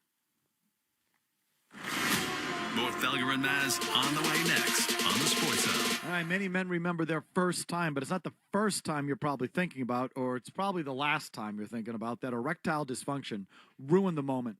If you're over 50, it's likely that you've had that first and last time yourself. But the good news is that if you're like most men, that first time can truly be the last time that ED impacts your life. That's why we tell you about our friends at Northeast Men's Health. It's good, caring professionals. I've been over to their shop in Dedham. It's a tremendous facility. These are good professional people who are there to help you. They've helped thousands of men here in the region, and they're here to help you. And we've got a great relationship with them. When you call them up, tell them we sent you. They'll take extra good care of you. So if ED has been affecting your intimacy, it's time to make it the last time it happens. Call them at 617-793-5000. You can go in there, do a full consult with testing. If they give you a test dose in the office, you'll see right there if it works. If it works, you're in. If it doesn't work, your visit's free, so there's nothing to lose. Again, call them today at 617-793-5000 or visit northeastmenshealth.com for more information. Is every step a reach, or is it a reminder of what you're not able to do because of pain? Well, guys, it's Zoe, and relief is closer than you think, and it doesn't have to come from a scalpel. It could come from you, and it could take place in Weymouth or Lowell. At QC Kinetics, they tap into your body's own regenerative power using natural healing factors that help restore and repair damaged tissue, reduce inflammation, and relieve pain. It's your body's own comeback story, powered by the cells that come from you. No surgery, pills, or long recovery. It's just your body remembering how to feel alive again. And you could be swinging that golf club, hiking that trail, or even dancing in the kitchen again. That's the freedom QC Kinetics helps people rediscover. This Veterans Day, QC Kinetics is giving back. Veterans will get $500 off their treatment. For every non-veteran, QC Kinetics will donate $500 to the Wounded Warrior Project. Book your free consultation today. Call QC Kinetics. Call them at 617-644-PAIN. That's 617-644-PAIN. 617-644-7246. This is the story of the one. As a maintenance supervisor at a manufacturing facility, he knows keeping the line up and running is a top priority. That's why he chooses Grainger. Because when a drive belt gets damaged, Grainger makes it easy to find the exact specs for the replacement product he needs. And next day delivery helps ensure he'll have everything in place and running like clockwork. Call 1-800-GRAINGER, click Grainger.com, or just stop by. Grainger, for the ones who get it done. Hey, Rhode Island. Keep it real with the Ballybet Casino app. You can play with real dealers plus win real cash. It's got hundreds of slots you can play on your phone when you're out on the go or hanging at home. Just download the app. If you're 21, tap the Ballybet tile and fire up the fun. Play blackjack, baccarat, even roulette. Real dealers, real money, real fun. Ballybet. Must be 21 plus, Rhode Island only. Gambling problem? Call 1-877-9-GAMBLE. Ballybet Casino. Download it. Lowe's knows that saving is always top of mind, especially this season. That's why we've picked some great deals for early Black Friday. Get free select DeWalt, Cobalt, or Craftsman tools when you buy a select battery or combo kit. More tools? Why not? Plus, we've got select pre-lit artificial Christmas trees starting at $59.98 because it's never too early to think Christmas. Get Black Friday prices without the crowds. Lowe's, we help, you save. While supplies last, selection varies by location. When I was diagnosed with IgA nephropathy, I didn't wait. I asked my doctor about Tarpeyo, the first FDA-approved medicine proven to reduce the loss of kidney function in adult patients with IgA nephropathy when taken alongside blood pressure medicine. I'm living my life now and planning ahead with Tarpeyo, a 9-month oral treatment that fits my lifestyle. Tarpeyo may cause serious side effects, including the effects of having too much corticosteroid medicine in your blood. Tell your doctor if you develop acne, bruise easily, see rounding of your face, or ankle swelling. Tarpeyo may cause reduced adrenal function, causing you to feel tired and weak. Tarpeyo may weaken your immune system, making you more likely to get infections. Common side effects include swelling in the lower legs, ankles, or feet, high blood pressure, and muscle spasms. These are not all the possible side effects of Tarpeyo. Individual results may vary. Go from I GAN to I CAN. Ask your doctor if Tarpeyo is right for you. For full prescribing information, click the banner or visit tarpeyo.com. Every now and then I rinse it out, and I need Downy Rinse tonight, and I need it more. My cake was the bed and the smell never leaves. I don't know what to do, I'm always in the dark. The sweat and dead short smells like a dog park. Downy Rinse it tonight. Downy Rinse fights stubborn odors in just one wash. When impossible odors get stuck in. Rinse it out. Oh my God. For Mike Felger, it's all about whining. Winning! Yeah, I mean winning. maybe he gives you a wise-ass answer that you might, I don't know, use. No, maybe it is about whining. I'm glad I got that off my chest. Felger and Maz. The Ravens, I would. The show would break if you were like, you know what, Patriots better than the Ravens. I buy that. The Bills, and we'll get to the Bills in a second, but I've been tooting the horn of the Bills being overrated for a while now. I know, but it's a little tough for you because up until 24 hours ago, it was also your signature win. I recognize. Listen, your athletic playoff predictor, KW, has you guys at 43% to be the 1 seed. Who's second? Second, I think Indy. But we have the best in the entire league now? You have the best in the AFC by a mile. And this is the one that I thought you were going to bring up, and then I want to make one point. According to your beloved athletic playoff predictor, you have an 11% chance to win the Super Bowl, which is second in the entire NFL to the Rams. Josh, bring me my medicine. Bring me my heart meds. And so I just want to make this point as we see Dable get fired and other teams do multi-year, multi-decade, or half-decade rebuilds. Odds-on favorite out of the AFC to make the Super Bowl, or were they second to the Colts? They were first. No, I think first. He said second only to the Rams in the NFL. Got it. Second to the Rams and first in the AFC to make the Super Bowl. I mean, if you get that bye in that home field, you're set up for it. Okay. I mean, yeah, they deserve that. Yeah, right. Absolutely. Patriots, Chiefs in the playoffs, wherever it's played. Who do you got? Chiefs. Yeah. I mean, I think that's still okay to say that. I mean, let's see how that, because we all expect KC to be KC by the time it matters. But if they're not, if they're still what they are this second or what they were in the first third of the season, then, no. I don't know. I don't know about that. So anyway, back to your phones here as promised. Sean in Salem. Go ahead, Sean. Yeah, so talking about all these opening drive touchdowns allowed, right, and still being like a top 5 scoring defense, I wanted to find another example of that because it's obviously extremely rare. And the only one I stumbled upon was actually the 2021 Patriots. Mac Jones' first year went 10-8, including that loss to Buffalo in the playoffs. 8 times they allowed an opening drive touchdown that year, second most in the league. They lost 7 of those 8 games. The only one they didn't lose was that Texans game, right? And as you can imagine, teams, like when you allow a first touchdown on the first drive, you only win like 25% of the time. With that said, it doesn't answer why the defense is allowing the scores, but McDaniels was on that team too, and he had Mac Jones. I think you have to point to Drake May and this year being just something special and just go along for the ride, but you can't think it's sustainable. Well, that's what I was going to ask. Is that another thing they're kind of getting away with something that over time they won't be able to get away with? Yeah, I mean, ideally, you start fast. Usually, you get out in front, you win.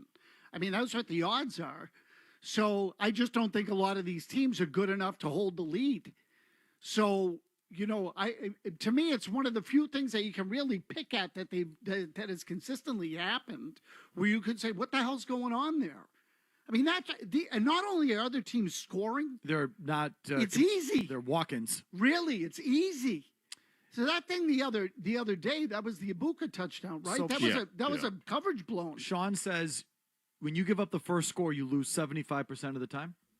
Something like that. Is that what he just said? That's what he said. Yeah. So, what's the Patriots' winning percentage giving up the first score this year? Yeah, well, I don't know whether it's the first score or first drive on defense. They've been doing both.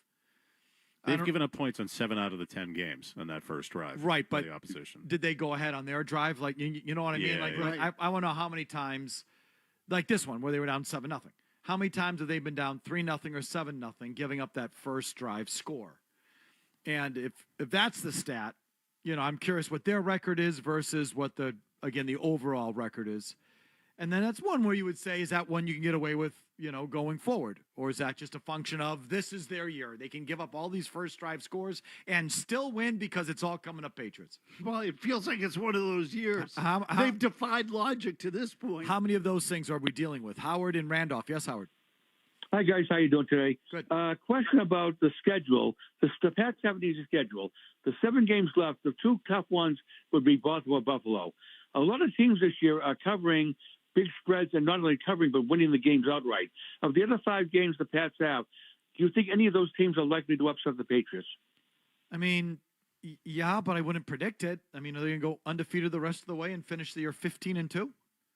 I mean, they could, considering how they're playing, but I don't think that's not likely to happen. Unlikely. Right. So, like, who are they going to lose to? I don't know. I mean, do you think Buffalo thought they were going to lose to the Dolphins this past weekend? You know? But if you don't, yeah, they're going to lose to the Jets in Week 17. They're not going to lose to the Jets in Week 17. Okay, then they're going 15-2. All right, they're going 15-2. Like, who are they going to lose to? I don't know. Ask one of these other guys who are smarter than me and can tell the future. Jordan in Dorchester. Go ahead, Jordan.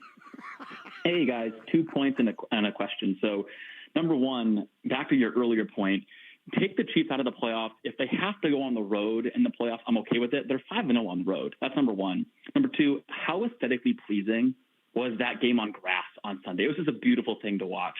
And then my last thing and my question would be, now that they're the favorites and Bedard is on the hype train, don't you look back at last week at the trade deadline and say, hey, go get an extra pass rusher to give Landry a couple games off, or an extra running back to ram it up the middle when they need to, right? Yeah, like I said, in a vacuum, the trade deadline doesn't bother me. I'm used to teams not doing anything at the NFL trade deadline. Them doing things or buying or selling is a really new thing. So I don't get too, in a vacuum, I'm not bent out of shape about it. I hate the rationale that I hear from them or anyone else trying to justify it. It's just year one. We're building for the long haul. That I reject, because it turns out year one might be early, but it could be your best chance. And just sort of writing them off because it's supposed to be early, I think, is silly. And a lot of teams win early. A lot of teams when they're not supposed to. A lot of teams go worst to first. A lot of teams do things no one expected or predicted. And you should ride it when you get it. And so if they sort of rejected the chance to get better because it's early by their mind, I think that's a mistake. But I'm not all bent out of shape about the trade deadline. I'm not. The grass thing, you're preaching to the choir. It's just such a different experience. It's real football. It's just, it really is, though. Watching a football game versus some track meet on plastic. I can't tell you how much it makes too big of a difference to me. It makes a big difference to me. What am I watching? Just the dirt on the uniforms. Murray said this yesterday. It's how it's supposed to look. It's supposed to be a little sloppy, a little muddy, not always. But, the grass is supposed to come up when a guy digs his foot in there. It's one of my least favorite things about the modern NFL. I don't get enough conditions. You used to have conditions. You used to have sloppy fields, muddy fields. Every now and then you'd be playing across a baseball diamond. Sometimes the fields would be good. Sometimes they'd be bad. Sometimes you'd be on some stupid cement AstroTurf, which I hated then, hate even more now. But it was just different all the time. And you had elements and variety and conditions. And now I just feel like I'm watching the CFL with two teams playing on plastic. I hate it. I hate it. I hate it. Well, with good reason. Again, that thing on Sunday, that was real. Luke in South Carolina. Hi, Luke. Hey, how we doing today? First time, long time. I was just reaching out about the Drake May interception there in the end zone. It's not so much the interception that worries me. It's the play prior, which reminded me a lot of what happened versus Pittsburgh when he got lit up and his head bounced off the turf. And then this past week, when he got lit up on the sideline, and then both times following plays, he throws the pick in the end zone. So I just wanted to hear your thoughts on that. Yeah, I think – go ahead, Murray. I said it yesterday. It's what it reminded me of was that Pittsburgh interception. It was his head rattled, and he didn't see the field correctly or didn't see the defender, and that's why we ended up getting that interception. It was very similar to that Pittsburgh play. Or he was trying to be a hero because he got knocked around, not just that play, but it was like 4 straight plays. So that was maybe some Favrean type thing, like I got this cannon for an arm, I'm making a play here, next thing you know, it's picked. It was one of those two things. I'm convinced of it. Yeah, I think the way he plays is a little bit of a time bomb with his health and all of that. I mean, he leaves himself vulnerable a lot. And it's not a long-term concern for me because I think he'll figure it out. A lot of young quarterbacks don't know how to fall, don't know how to protect themselves, don't know when to go out, when to go down, when to step up, when to take the easy, like all that stuff comes in time, and I think he'll get it. But he doesn't have it right now. So, getting through this season is honestly something that would be on my list. How about Steve in Ipswich? Thanks for hanging on, Steve. What do you got? Hello, boys. Hey, guys, I've got a question about the Brady Fox News Does anybody know if he's going to be lined up since number 10 is playing so well? And wouldn't it be awesome for him to be there? One of the final games. Is it there? Do we have any Fox games coming up? I don't know. Let me see if I can figure this out here. How do we just real quick? I mean, real time. Who can fill? I'm looking for this. I mean, well, ideally it'd have to be what, an NFC team playing. No, here, we'll say right? they mix it up now. anymore. No, I know they've changed it now, but don't you still get those? I think it's largely Fox has NFC and CBS has the AFC, but I don't think it's not like it used to be. Let's see. The Giants will be Monday Night Football on ESPN/ABC, so you can enjoy that one right here on 98.5thesportshub.com. That's how I'll be. I'm sorry, 98.5 The Sports Hub. 95 The Sports Hub is how you'll consume Monday Night Football, since you won't be able to watch it on television. Like I wasn't able to watch my team on television last night, although that was actually a blessing in disguise given the way that game went. You have no Fox games left. If I'm reading this right, Prime on this Thursday night, then you have, it's all CBS. The Bengals game is CBS. The Giants is, again, your radio. By CBS for the Buffalo Bills, CBS for the Baltimore Ravens, CBS for the Jets. Dolphins, mine says TBD. Mine says right, 98.5 The Sports Hub. Yeah, but so I just pulled it up from Fox Sports. His whole schedule is set. Week 18, he's doing Cowboys Giants. It's too bad he hasn't gotten one game. How's that possible? Yeah, Goodell's trying to screw us. Yeah, exactly. Here's Murray's update. We're back with more. Don't go anywhere. Essential Sports Hub headline presented by Celsius Energy Drinks. It's the second game of a home-and-home between the Bruins and Maple Leafs. They are back at TD Garden tonight with the Bruins looking to win their 7th straight game. Jeremy Swayman gets the start in goal. Puck drops at 7. Ryan Johnston, Bob Beers. They get the call here on 98.5 Sports. So Celtics and 76ers meet for the third time this season tonight. This one down in Philadelphia. Joel Embiid dealing with right knee soreness, ruled out for tonight's game. Sixers say he's being evaluated by team doctors yet again. Tip-off at 8 p.m. Grandy and Max with a call on 105.7 WROR to start. And then when the Bruins game wraps up, Celtics will be back here on 98.5 The Sports Hub. Dallas Mavericks general manager Nico Harrison fired today. Patriots getting ready to take on the Jets Thursday night. Head coach Mike Vrabel said he's going to have a better idea who's available and who's not after today's practice, and the injury report will be released. Patriots thin at running back. They signed Jonathan Ward to their practice squad to make room for Ward. Patriots released receiver Brendan Rice.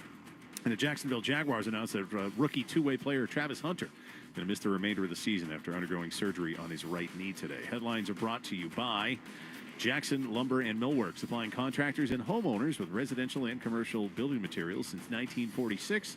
JacksonLumber.com. I'm Jim Murray for Boston's Home for Sports, 98.5 The Sports Hub. Another update at 5 o'clock. You're listening to Felger and Maz on the Sports Hub. Is every step a reach, or is it a reminder of what you're not able to do because of pain? Well, guys, it's Zoe. And relief is closer than you think, and it doesn't have to come from a scalpel. It could come from you, and it could take place in Weymouth or Lowell. At QC Kinetics, they tap into your body's own regenerative power using natural healing factors that help restore and repair damaged tissue, reduce inflammation, and relieve pain. It's your body's own comeback story, powered by the cells that come from you. No surgery, pills, or long recovery. It's just your body remembering how to feel alive again. And you could be swinging that golf club, hiking that trail, or even dancing in the kitchen again. That's the freedom QC Kinetics helps people rediscover. This Veterans Day, QC Kinetics is giving back. Veterans will get $500 off their treatment. For every non-veteran, QC Kinetics will donate $500 to the Wounded Warrior Project. Book your free consultation today. Call QC Kinetics. Call them at 617-644-PAIN. That's 617-644-PAIN. 617-644-7246. Hey, Rhode Island. Keep it real with the Ballybet Casino app. You can play with real dealers plus win real cash. It's got hundreds of slots you can play on your phone when you're out on the go or hanging at home. Just download the app. If you're 21, tap the Ballybet tile and fire up the fun. Play blackjack, baccarat, even roulette. Real dealers, real money, real fun. Ballybet. Must be 21 plus, Rhode Island only. Gambling problem? Call 1-877-9-GAMBLE. Ballybet Casino. Download it. A lot of people tend to get annoyed with Mike Felger, but does it bother Mike? Mike, does it bother you? Lying fraud. And that's what makes listening to Felger and Maz I laugh at you. somewhat fun. You people are such frauds. Afternoons on the Sports Hub and anytime on the Sports Hub app. A other stores make you wait. But at Best Ford, Black Friday savings are going on now. You'll save thousands with interest rates starting at only 0% APR for 60 months on our most popular Fords. Plus, drive home a new 2025 Bronco Sport for only $199. And we'll give you up to $2,500 over Kelly Blue Book on your trade. The best will sell first. So first, shop the best at thebestford.com. Go to www.bestford.com/special event disclosures for full details. Imagine being the wizard of your own home. With Xfinity, intelligent self-healing Wi-Fi fixes problems like magic. It boostifies speeds to your devices when you need it most and makes your favorite Wicked content sparklify on every screen. All while a spell of protection helps keep your family safe online. When you're out in Oz, Xfinity Mobile joins Wi-Fi and 5G to keep your phone connected from here to the Emerald City. If you had the most intelligent Wi-Fi from Xfinity, everything would work together for good. And now you can cast a spell to stop time and keep your internet bill steady for 5 whole years. With the Xfinity 5-year price guarantee. No contracts or commitments with amazifying equipment included. Xfinity, imagine that. And see Wicked for good, only in theaters November 21st. Restrictions apply. Select plans only. Xfinity Mobile requires Xfinity Internet. I'm Mark Tercy, president of Jackson Lumber and Millwork. Since 1946, we've been proud to provide quality custom millwork and trim to our customers. Here at our Raymond Millwork facility, we have the newest technology in door machinery equipment, and our experienced millwork team is ready to build residential and commercial doors for your next project. That's Larry Kernew, our veteran shop manager. We also build interior and exterior window surrounds, custom stair parts, pocket doors, attic scuttles, and much more, all in the spirit of supplying builders with quality millwork for their residential and commercial projects. If your job requires specialty work, our millwork team can customize a variety of interior and exterior doors and trim profiles to your specifications. Our cutting-edge manufacturing systems and technology guarantee a quick turnaround on your order, and the Jackson fleet will deliver your order as soon as it is completed. Contractors, builders, and homeowners, visit Jackson Lumber and Millwork in Lawrence, Woburn, Amesbury, and Raymond, New Hampshire for all your residential remodeling or commercial building materials and supplies. Online at jacksonlumber.com. That's Jackson Lumber and Millwork,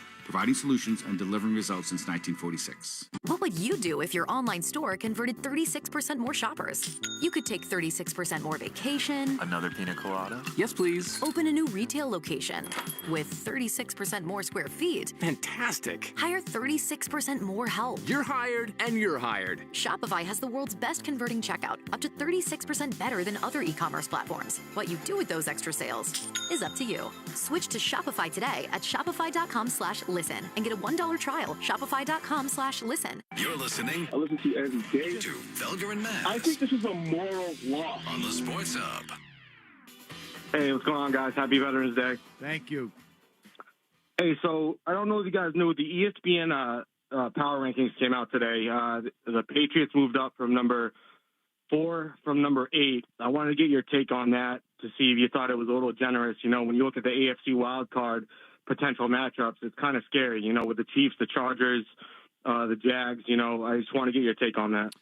So I think power rankings are different than how I would handicap what matters, which is Super Bowl odds. In other words, one team might be better than the other, but one team's going to be home in the playoffs after a bye. So who do I got in that game? You know what I mean? Of course, So yes. I don't really care about the power rankings. Do fans still? Oh, people love power rankings. They're the tiers. People love Maz's tiers. Yes, yeah, they do. He said they were 8th. They have them at 4th. No, he just said they were. They up. went from 8 to 4. They went from 8 to 4. Okay. Behind who? They have 1, the Philly. Eagles. The Rams are 2. The Colts are 3, then the Patriots. I'd have them ahead of the Colts. Me too. You know, the Colts might be better in everything else, and I'm not saying they are. I'm just saying they might be. If they are, the quarterback play is night and day, and I like Vrabel much better than Shane Steichen. And so I know not every team and every game is won on coach quarterback. That's actually a mistake to do what I just did. Pete Prisco's got him 3 on his tiers on CBS. But however, I still have you again. What they're gonna? I mean, listen, you've lost to teams. You've lost. You know, right in the middle of your dynasty, you lost to the Ravens a couple times, the Jets a couple times, and you didn't. You had the coach and the quarterback matchup big time in those games, those Broncos games when Peyton Manning was in Denver. You lost on defense and physicality and running, and so listen, That's no guarantee. So maybe I'm making a mistake by putting the Pats ahead of the Colts. But I don't feel like I am. I don't know why. Maybe I'm just making a mistake by doing that. I don't feel that way either. And the other thing, too, is to me, if you start playing this game, the Patriots lost their games early. The Colts just lost a week ago to Pittsburgh. So, like, I with power rankings, I do sort of put a recency bias in there.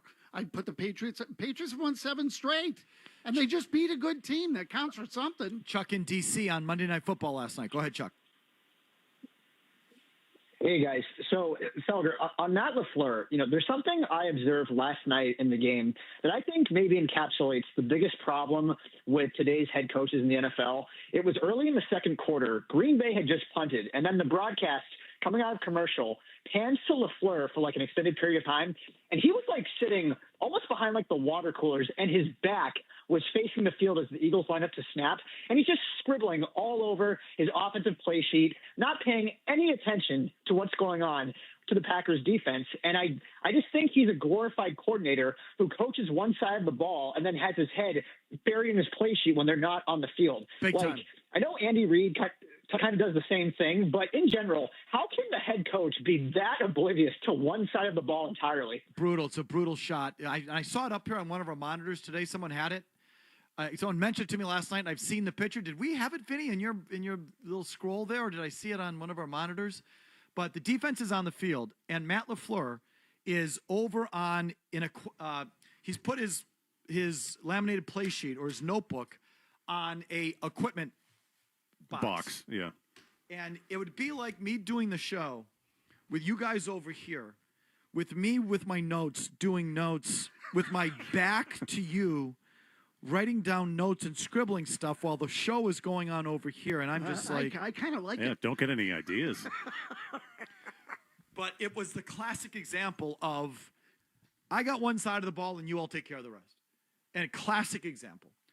So I gave a few minutes on the Packers during 10 questions. I'll wrap it up by saying I'm not giving up on Jordan Love because I hate the thought of going back into the draft. Not that they have the draft picks anyway. They traded 2 firsts for Micah Parsons, but I wouldn't want to do that anyway. I wouldn't want to start over. I'd want to try and get the most out of Jordan Love because I've seen him play better. He's regressed.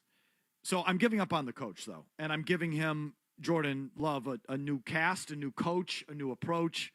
I think the thing has run its course with Lafleur last night. I mean, those comments after the game where Josh Jacobs said point blank, they were calling out that 4th and 1 play. They knew our play call. They were calling inside zone here. I mean, so, I'm sure that happens from time to time, but when your own players start calling it out after the game, I mean, that's Josh Jacobs. Bad sign. Going right at Matt Lafleur. That's Josh Jacobs saying, our coach doesn't know what he's doing. The other side knew what we were calling. And our coach put us in a position to lose that game, and that's doing it publicly. So, to me, that's what I would do there. I would start with a new coach, and maybe it's time for them to go with the defensive coach. They've always gone with the proverbial tight-pantsed offensive coordinator guy. Not that, Mike McCarthy or Mike Holmgren didn't turn him into a fat dump, which they ultimately did. But you know what I mean. They've always gone with the whippersnapper offensive coordinator, usually, right? Maybe it's time to go in the other direction and someone get to Jordan Love as a guy. Because Greg said this earlier, too. There's something not right about him. He's just way too flatlined. Is he a soft player? He carries himself that way. I mean, again, that fumble last night was soft. That was a soft fumble. He looks vacant. He doesn't look like he's engaged. He just looks like he's just floating along. Someone's got to reach him as a competitor, see what's in there. And I think LaFleur's lost faith in him. They don't let him do anything until the game gets in the balance and they have to do something. They're so timid. They don't play hard. It's like that simple. They don't play hard. Offensively and defensively, they're a little better in terms of their intensity and how they hit. They look like they had intensity defensively last night. Yeah, they're all right defensively in terms of that. Offensively, they don't play hard. They do not play hard. And clearly, I think the coach has lost the players. If the players are going to come out and say they knew our plays and go on and on. I mean, Jacobs went on and on and on about the thing. That is, open subordination, which tells you it's just about over. Jacobs said they called it out. We called our play, and they said inside zone, it's coming right here. So I kind of did not want to run right there, But that's just how it played out. Jacob said 4th and 1, they called out our play. We ran it like 4 times, and they called it out. The clock was going down. We kind of snapped it faster than we wanted, and they made a play. He says 4th down, so yeah, that's how it went down. So, he's openly blaming Laflur. Well, that play had no shot. It looked like they knew. Because I knew, sitting in my car. Gun run, here it comes. Gun run. The soft-ass, predictable gun run. And Philly's too good. So there's another Packer minute for you. I'm sorry, I'm done. Larry in Andover. Thanks for hanging on, Larry. Go. Yeah, how you doing, guys? Yeah, that game last night, Mike, you didn't miss much. Okay, give me what you called on, I'm though. not impressed by those teams. Give me what you called But the 3 ups and 3 downs, the 3 ups, Maz is right on target there with Henderson. He was definitely outstanding. Where I don't agree with Maz is Drake May's got to be one of the 3 ups. They don't win those games without him. 3 up, 3 down. Maz made Drake May a down. One of his 3 duds of the game. Yeah, Maz. Explain yourself. Your thoughts, Murray? I don't think he was one of the downs in that game at all. Is he one of the reasons they won or almost lost? He's one of the reasons they won. Sure. I mean, that pick sucked, but, without him, they're not winning that game. Yeah, I'm grading him against himself. I'm sorry. And I had trouble, I'll admit, I had trouble coming up with downs in the game. So, I'm not going to sit there and pour over the film and tell you that Garrett Bradbury had a bad day. You do the center on your own time. Those 2 Mac Hollins throws that I talked about yesterday, one of which, Bedard was pants off for, too, like the 54-yarder. For those 2 throws alone, he's an up. Yeah, they were great throws. Neither one led to points. I'm not blaming him for that, but I'm not giving him a ton of credit for it. They were good plays. And I thought he was lousy at the beginning of the game. And the interception in the end zone it was a horrible play. Horrible. One of his 3 worst plays of the year, easily. And the game, I would say, for him overall, now you got me kind of worked up about this, Murray. Go ahead. But the game by him overall, I would say, was less than what he's given. Now, if you want to say he's played great in the previous 7 games or 8 games, yes, he had. He had been great. In this game, he wasn't. So, I'm not telling you, I don't know. I doubt that they would have won the game without him. I will concede that point. Letter grade for the day, a D? Yeah, I give him like a B-. Well, that's up. Yeah. I guess. In the Murray household, they threw a party. You they got a B-. B-. Seriously, yeah. No kidding. You get to skip school for a week if you did that, Murray. It's like an A+ in most households. God. So I'm not telling you he sucked. I'm just telling you relative to what he did, he wasn't as good. And I think that interception in the end zone is freaking terrible. That was a terrible play. It was. You can't emphasize that one enough. That was horrible. And he's still leaving himself open to hits, which is also pissing me off. I don't know if I downgrade him for leaving himself open for hits. Who would you do as 3 down in that game? Who would I do as 3 down? I'm facilitating that segment, Maz. But I'm putting you on the spot a little. Okay, well now I got it. Now I got to think about it. Okay, so I can refresh your memory on some of the names. Yeah, well, hold on. So the point is, you wouldn't have May as one of your downs.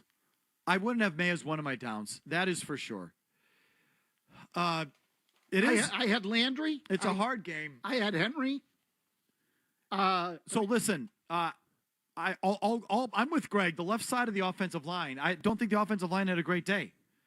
Because they did, I know it sounds crazy when they scored those big long touchdowns, but they didn't run the ball for squat. Other than 3 runs, I think they gained 16 yards on 13 carries. I think that's right. Something like that. So they didn't really, other than the big plays, they did nothing on the ground. So I'd put the left side of the offensive line.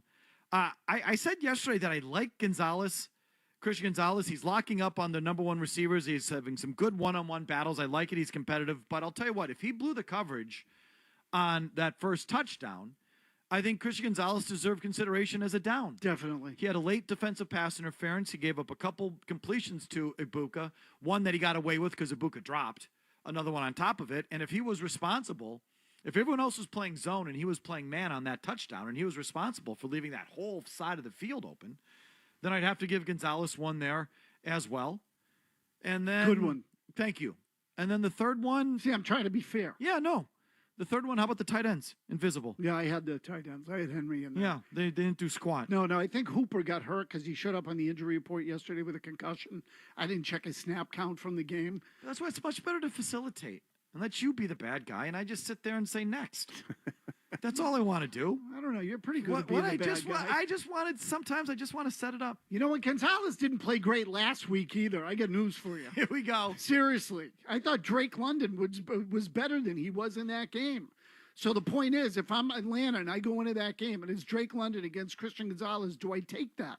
My answer is yes. Well, even though they tried to get him off him a bunch of times, as you've said. Yeah, they did. But I will take London in that matchup. I will take London over a lot of people, though. Okay, listen. That guy's a baller. More importantly, a short week, we sort of dropped the ball. The Ticket Weasel's not going to come out of his hole this week. Oh. Sorry, no Ticket Weasel because the game's on Thursday. We give them away 2 days. So we're giving away. I thought we were doing the giveaway tomorrow. We're doing it today.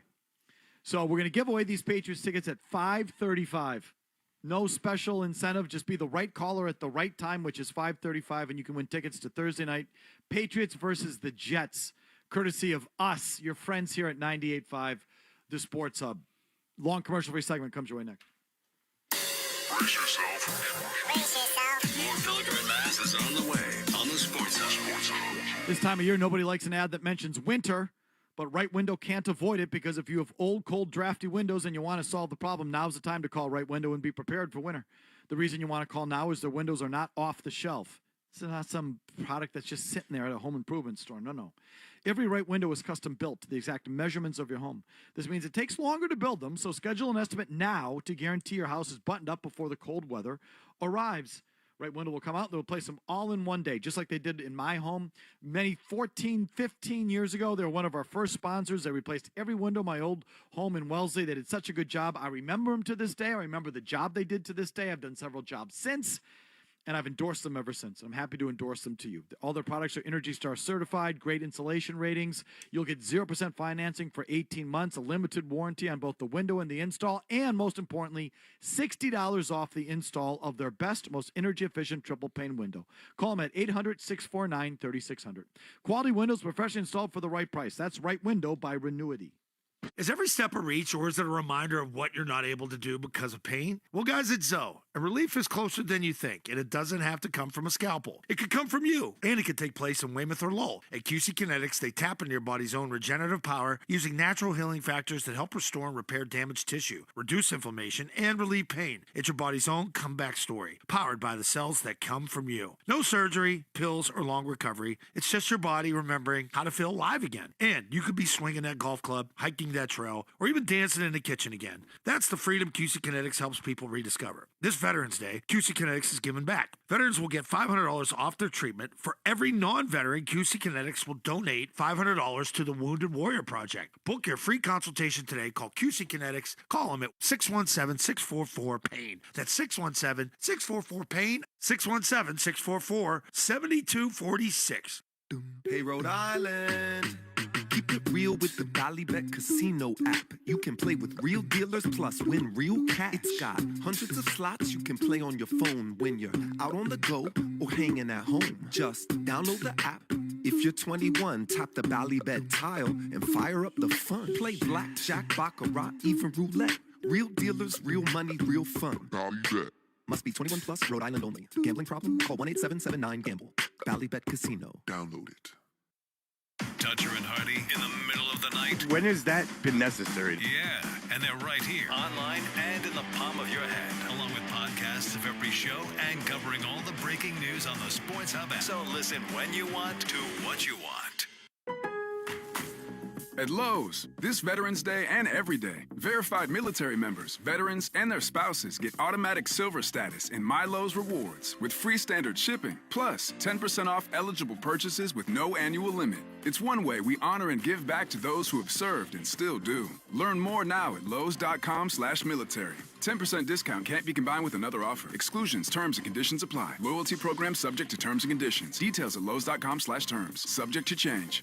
Coleman. It's electric. Coleman Electric is wasting your time with this commercial. But that's the way it is with advertising. If you're not overweight, with low T and a flooded basement, half these ads aren't for you. Same with this one for Coleman Electric. We specialize in replacing knob and tube wiring, and you might not even have it. Most people don't even know what it is. Ask a guy if he's going to remove his knob and tube, and he says, "Nah, I can't. My wife wants another kid." No.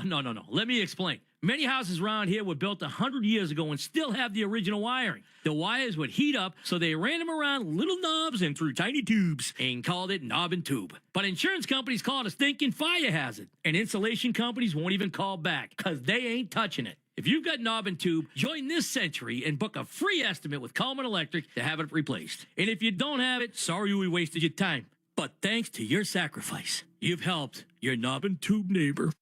Can I get a tissue? Welling up over here. Kuhlman. Call Coleman. It's electric. Roofing contractors GAF Timberline HDZ shingles at Riverhead Building Supply deliver the look homeowners want and ease of installation for you. Timberline HDZ shingles feature the strike zone nailing area that helps you save time. Visit rbscorp.com. Your home is a reflection of you. Who you choose to do your roofing, siding, windows, and doors matters. For 25 years, Henderson Roofing has served homeowners in Connecticut and Rhode Island. Founded and run by John Henderson himself. They pair quality materials with expert work. Just ask the thousands of homeowners who've given them 5-star reviews. Henderson Roofing, the partner you and your family can trust. Henderson-roofing.com for your free estimate. That's Henderson-roofing.com. This hour of Felger and Maz has been brought to you by Valvoline Instant Oil Change. Enjoy quick and convenient vehicle maintenance this month. Visit NewEnglandOilChange.com for 15% off your drive-through oil change at Valvoline Instant Oil Change, the official oil change of busy people.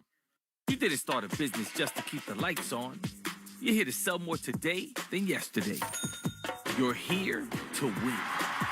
Lucky for you, Shopify built the best converting checkout on the planet. Like the just one tapping, ridiculously fast acting, sky-high sales stacking, champion of checkouts. That's the good stuff right there. So if your business is in it to win it, win with Shopify. Start your free trial today at shopify.com/win. Now, more of Felger and Maz. Now, on the Sports Hub.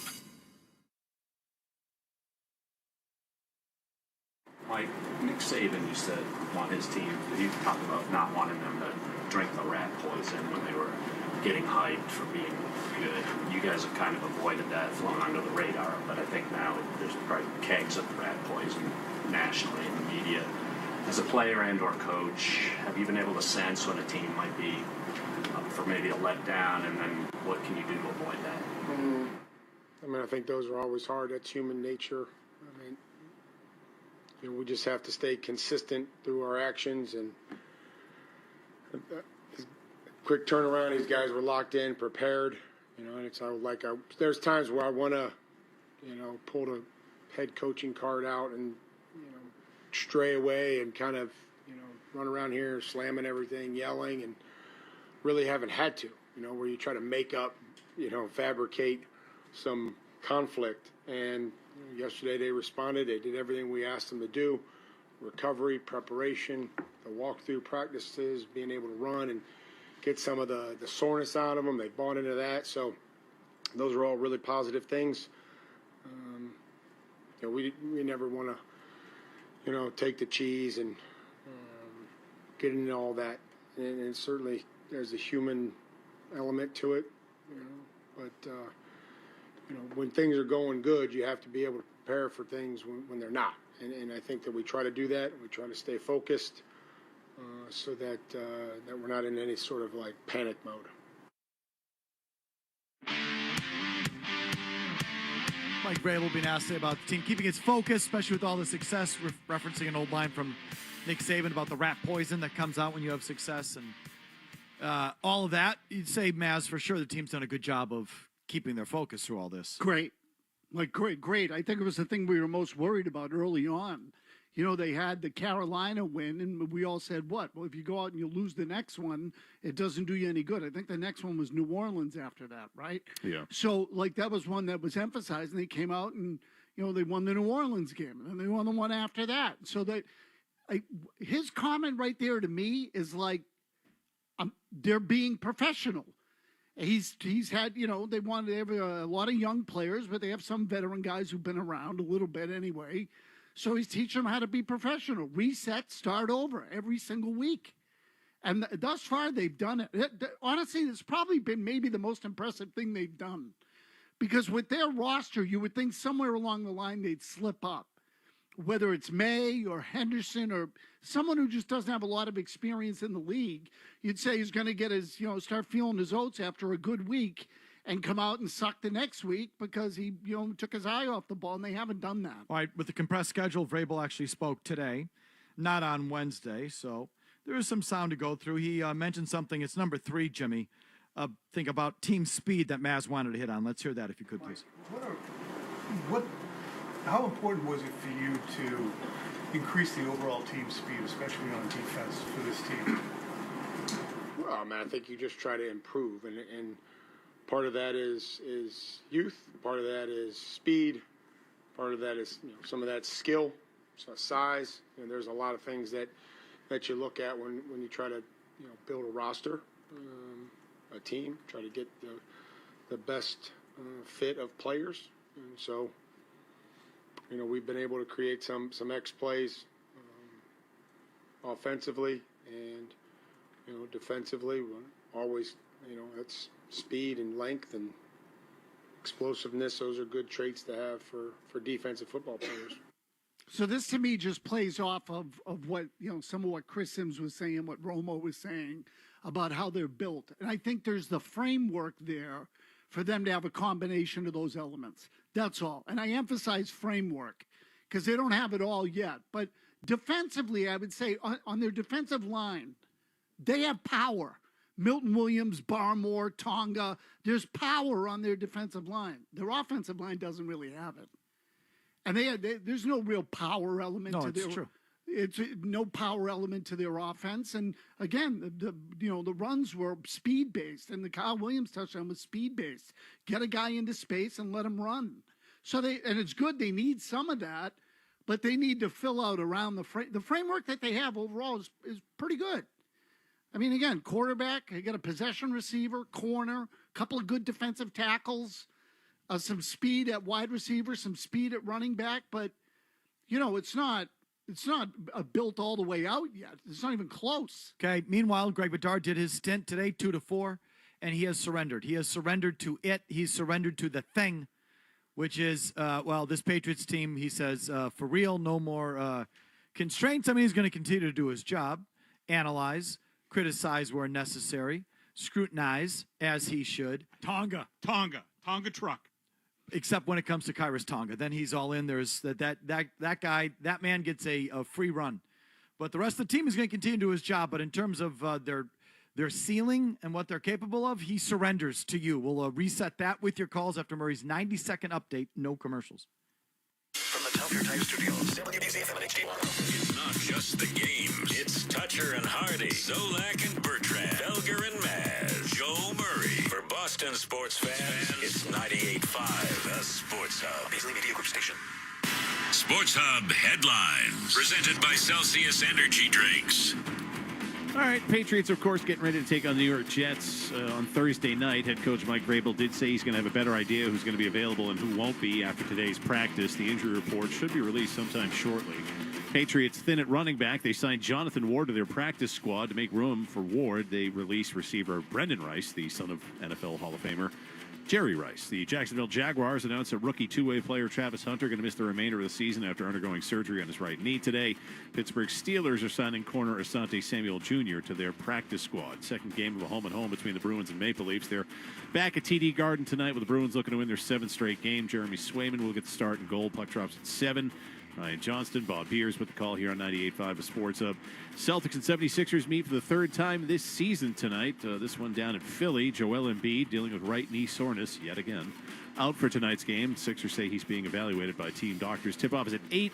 Sean Grandy, Cedric Maxwell have the call on 105.7 WROR to start. And then when the Bruins game wraps up, Celtics will be back here on the Sports Hub. Dallas Mavericks GM Nico Harrison fired. Headlines are brought to you by the $14.99 Big Deal Meals at the 99, like the new grilled teriyaki chicken, available every Monday through Wednesday for just $14.99. You gotta love the nines. I'm Jim Murray for Boston's Home for Sports, 98.5 Sports Hub. Another update at 5:30. Takes the snap, rolling to his right. It's being chased by Judon. Drake May on the run to the 5. Gets away. Drake May knows it. Boston, he's the best sports city in the world. 98.5, the Sports Hub. We have a show to do today. The whole new acronym thing drives me effing bananas. Can we call him by his name? Felger and Maz on 98.5 The Sports Hub. Let's go. The final hour of Felger and Maz giving away Patriots tickets at around 5:35. So stay tuned for that if you want to go see Patriots Jets on Sunday.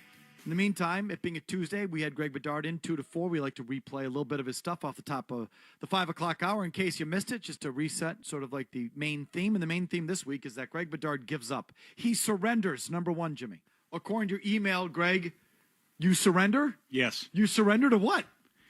I surrender to placing any sort of caveats on this Patriots season. That, I'm always one of these guys. I'm cynic by nature, and I'm always looking for ways to poke holes in things. This might trip them up. They're overrated because of the schedule, injury luck. Drake May's not going to play at this level like all season. Like I'm done. I'm done. Similar to what you guys were talking about yesterday, everything is coming up Vrabel and the Patriots. That's what this game told me. I was there. I saw it in person. I couldn't have been more impressed with the victory. I think while in many respects you look at stats and whatnot, you would say, maybe the Patriots shouldn't even have won this game. But the fact that they did, and somewhat comfortably, and also the fact that I think the Patriots just played the game as it needed to be played, that I think if for some reason the Bucs were fully staffed and they had Evans and Godwin and McMillan and Bucky Irving and Hassan Reddick, all guys that they don't have. Even if those guys were there and say it was a track meet, they would have won the game. They would have figured out a way. That's a tough place to play. That was a tough defense. I'm sitting there. Part of the things that I do in the press box is try to put myself in the place of the quarterback, being like, all right, well, what's the coverage going to be? And what are they going to do here? And there were times with like Todd Bowles where he's standing 4 or 5 defensive backs like 10 yards off the line of scrimmage. You're not sure what they're going to do post-snap. And Drake May handled it with ease. And I'm done. The Patriots are capable of anything. They should win the division. They could absolutely go to the Super Bowl. Let's go. You believe. I believe. Ick.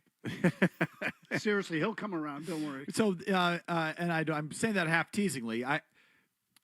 It's not a football analysis, but sometimes you see a team and you see the way things are going, and you do say, because it exists, it's just their year. I believe, and that is what is partly what's happening here. Yeah, they kind of let's go. They've gelled, right? I mean, that's ultimately what you're getting at. And Vrabel talking about that stuff with the practice today, and I told them to run and get the soreness out, and they all bought in. Nobody complained about it. It's like, they're on the same page, and it shows. It's not just that. It's just all coming up bats. Like, most of his decisions are panning out. His in-game decisions, obviously, even if they're the wrong ones or he's overcoaching it or overthinking it, which I think happened on Sunday, it all works out. Because it's just that kind of thing. The table is hot, as I like to say, Maz. And that's not to say that, like, this is all a flash in the pan. I think Drake May's talent is obvious. It's real. He has that talent. And so, like, that's not going anywhere. Which, again, isn't to say that he's going to have a 100 quarterback rating every week. He's not. But his talent's real. That's no fluke. And Vrabel's a good coach. I think he proved it in Tennessee. We saw it there. So, like, I'm not saying those things aren't going to last. But, not every personnel move is going to work out like it seems to have. Not every time you overcoach it or overthink it, like giving up a down on the goal line, are you going to get bailed out by a 4th and 1 back shoulder, fade at the pylon, which is one of the lowest percentage plays in football, it feels like, and you complete it. It's just not all going to line up for you and fall the way that it's falling. And it's falling. I mean, they gave away that play. And they had a horseshoe up their ass. But even guys that they have signed, there's no a-holes, Steph Diggs is like peak Steph Diggs of what you would want for him right now. But even guys that might have been a-holes, they've been jettisoned, whether that was Peppers or... So again, when you win 6 straight and are 8-2... everyone's on their best behavior. Other than the Eagles, which is the only, the most miserable championship team I've ever seen. Which is constant, like, misery and what's wrong and what's going on. And once again, they're a Super Bowl favorite.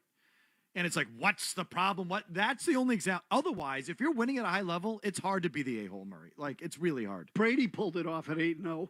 Well, exactly. Sort of a rare, outlier kind of thing. You're definitely an outlier. Definitely. So, all these guys seem like good guys, Murray. You're 8-2.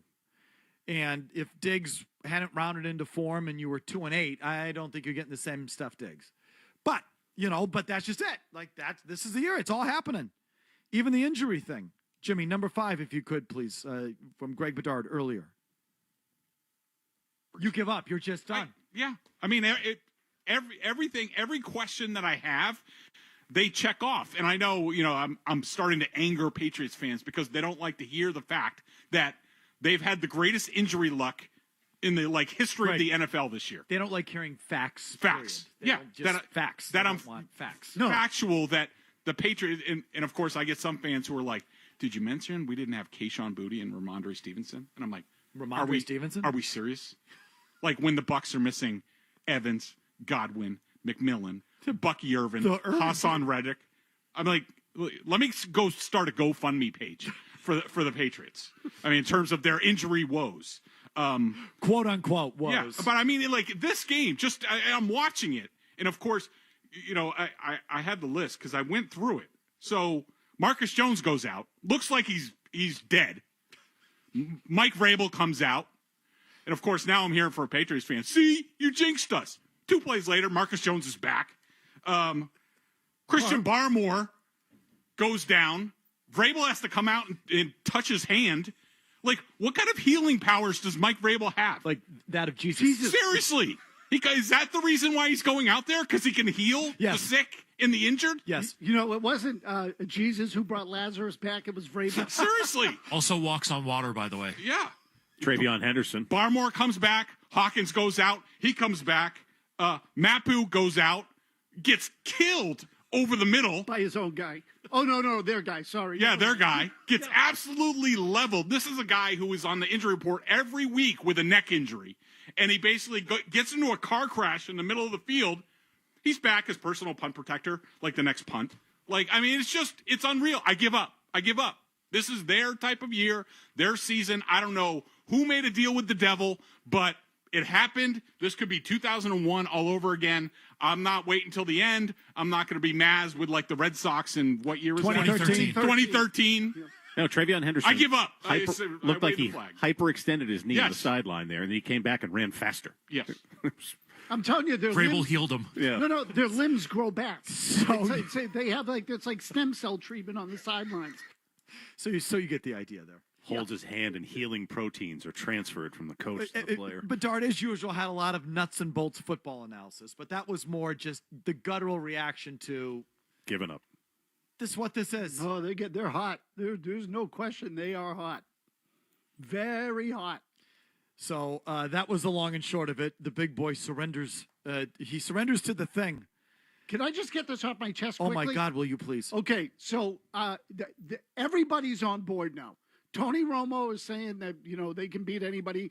Chris Sims is saying they can win any kind of game. The number 1 seed's in play. Jets are coming in on Thursday night. Me being me, this now makes me worried about Thursday night. Maz, it's the Jets. You've been basically picking against them for a minute. I know. I didn't. Since New Orleans. One of these times. And you keep that up. No, I'm picking for them this week. That's what worries me. One of these times you'll be right, I think. I mean, I don't know, unless, again, 15-2. But now everybody likes them against the Jets. Like Murray says, no shot. I think they're 11.5 points. I know. I think it's higher than that. Wasn't it 12.5 yesterday? It's 11.5 now. I mean, I wouldn't mind taking the points. These division games, these Thursday night division games can be rock fights. Unusual, yeah. But not all the way to a loss. No, but listen, I worry about just anytime 99% of the population is going in a certain direction, I start worrying about the 1% that everyone's taking for granted. But I know the other quarterback can't throw. That's an issue. Yeah, I'd say it's kind of a problem. How do you get around that one? I don't know if you do. There's our reset. I promise. Back to your calls right after these words. One open line if you want to grab it. Get ready for more Felger and Maz on the Sports Hub. Hey, it's Felger here for Coleman Electric, a bunch of really good electricians helping homeowners just like you. There are many articles on the web that claim lighting is a home improvement that offers one of the best returns on investment. So think about hiring Coleman Electric to install party lights on the patio, maybe some landscape lighting, or putting in recessed lights above the fireplace, or hanging a pendant light over the kitchen island. Ideas like these improve the entire look and atmosphere of your home and increase its value far above the cost. Now, what would it cost? Costs nothing to find out. Call Coleman Electric and schedule a free estimate.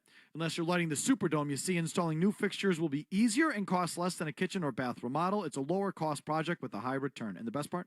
The master electricians at Coleman Electric have the experience needed to wire all new lighting without messing up your living space. They are able to surgically wire new fixtures with nearly zero disruption to your walls and ceilings. So call Coleman Electric and light it up. Search Coleman, Kuhlman. They have a ton of experienced electricians in 7 offices serving homeowners in Boston, the North Shore, South Shore, Metro West, and Southern New Hampshire. Once again, Coleman Electric. Give them a call. It's electric. Is every step a reach, or is it a reminder of what you're not able to do because of pain? Well, guys, it's Zoe. And relief is closer than you think, and it doesn't have to come from a scalpel. It could come from you, and it could take place in Weymouth or Lowell. At QC Kinetics, they tap into your body's own regenerative power using natural healing factors that help restore and repair damaged tissue, reduce inflammation, and relieve pain. It's your body's own comeback story, powered by the cells that come from you. No surgery, pills, or long recovery. It's just your body remembering how to feel alive again. And you could be swinging that golf club, hiking that trail, or even dancing in the kitchen again. That's the freedom QC Kinetics helps people rediscover. This Veterans Day, QC Kinetics is giving back. Veterans will get $500 off their treatment. For every non-veteran, QC Kinetics will donate $500 to the Wounded Warrior Project. Book your free consultation today. Call QC Kinetics. Call them at 617-644-PAIN. That's 617-644-PAIN. 617-644-7246. Hey, Rhode Island. Keep it real with the Ballybet Casino app. You can play with real dealers plus win real cash. It's got hundreds of slots you can play on your phone when you're out on the go or hanging at home. Just download the app.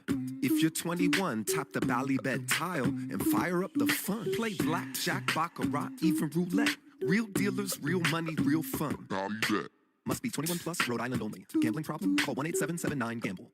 Ballybet Casino. Download it. At Lowe's, this Veterans Day and every day, verified military members, veterans, and their spouses get automatic silver status in My Lowe's Rewards with free standard shipping, plus 10% off eligible purchases with no annual limit. It's one way we honor and give back to those who have served and still do. Learn more now at lowes.com/military. 10% discount can't be combined with another offer. Exclusions, terms, and conditions apply. Loyalty program subject to terms and conditions. Details at lowes.com/terms. Subject to change. This is the story of the one.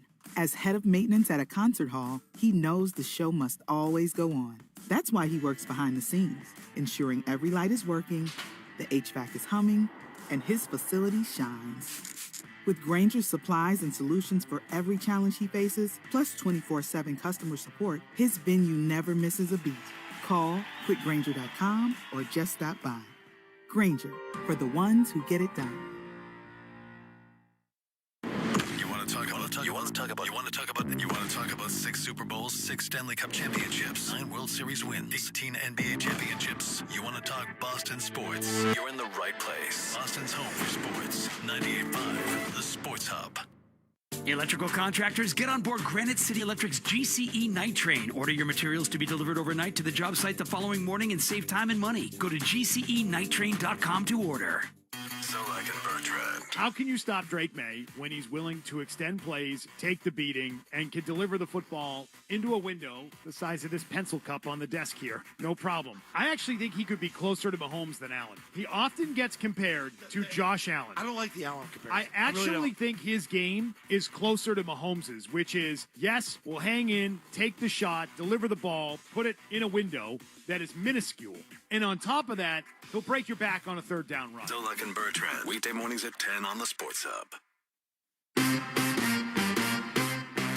It looks like one of the toenail clippings Zoe usually leaves in the studio. Debonair. Welcome to blah, blah, blah, everybody. Felger and Maz. 98.5, the Sports Hub. The Patriots DVOA dropped to a negative 1.6% despite the win over Tampa, and they are now only the second 8-2 team ever to be negative.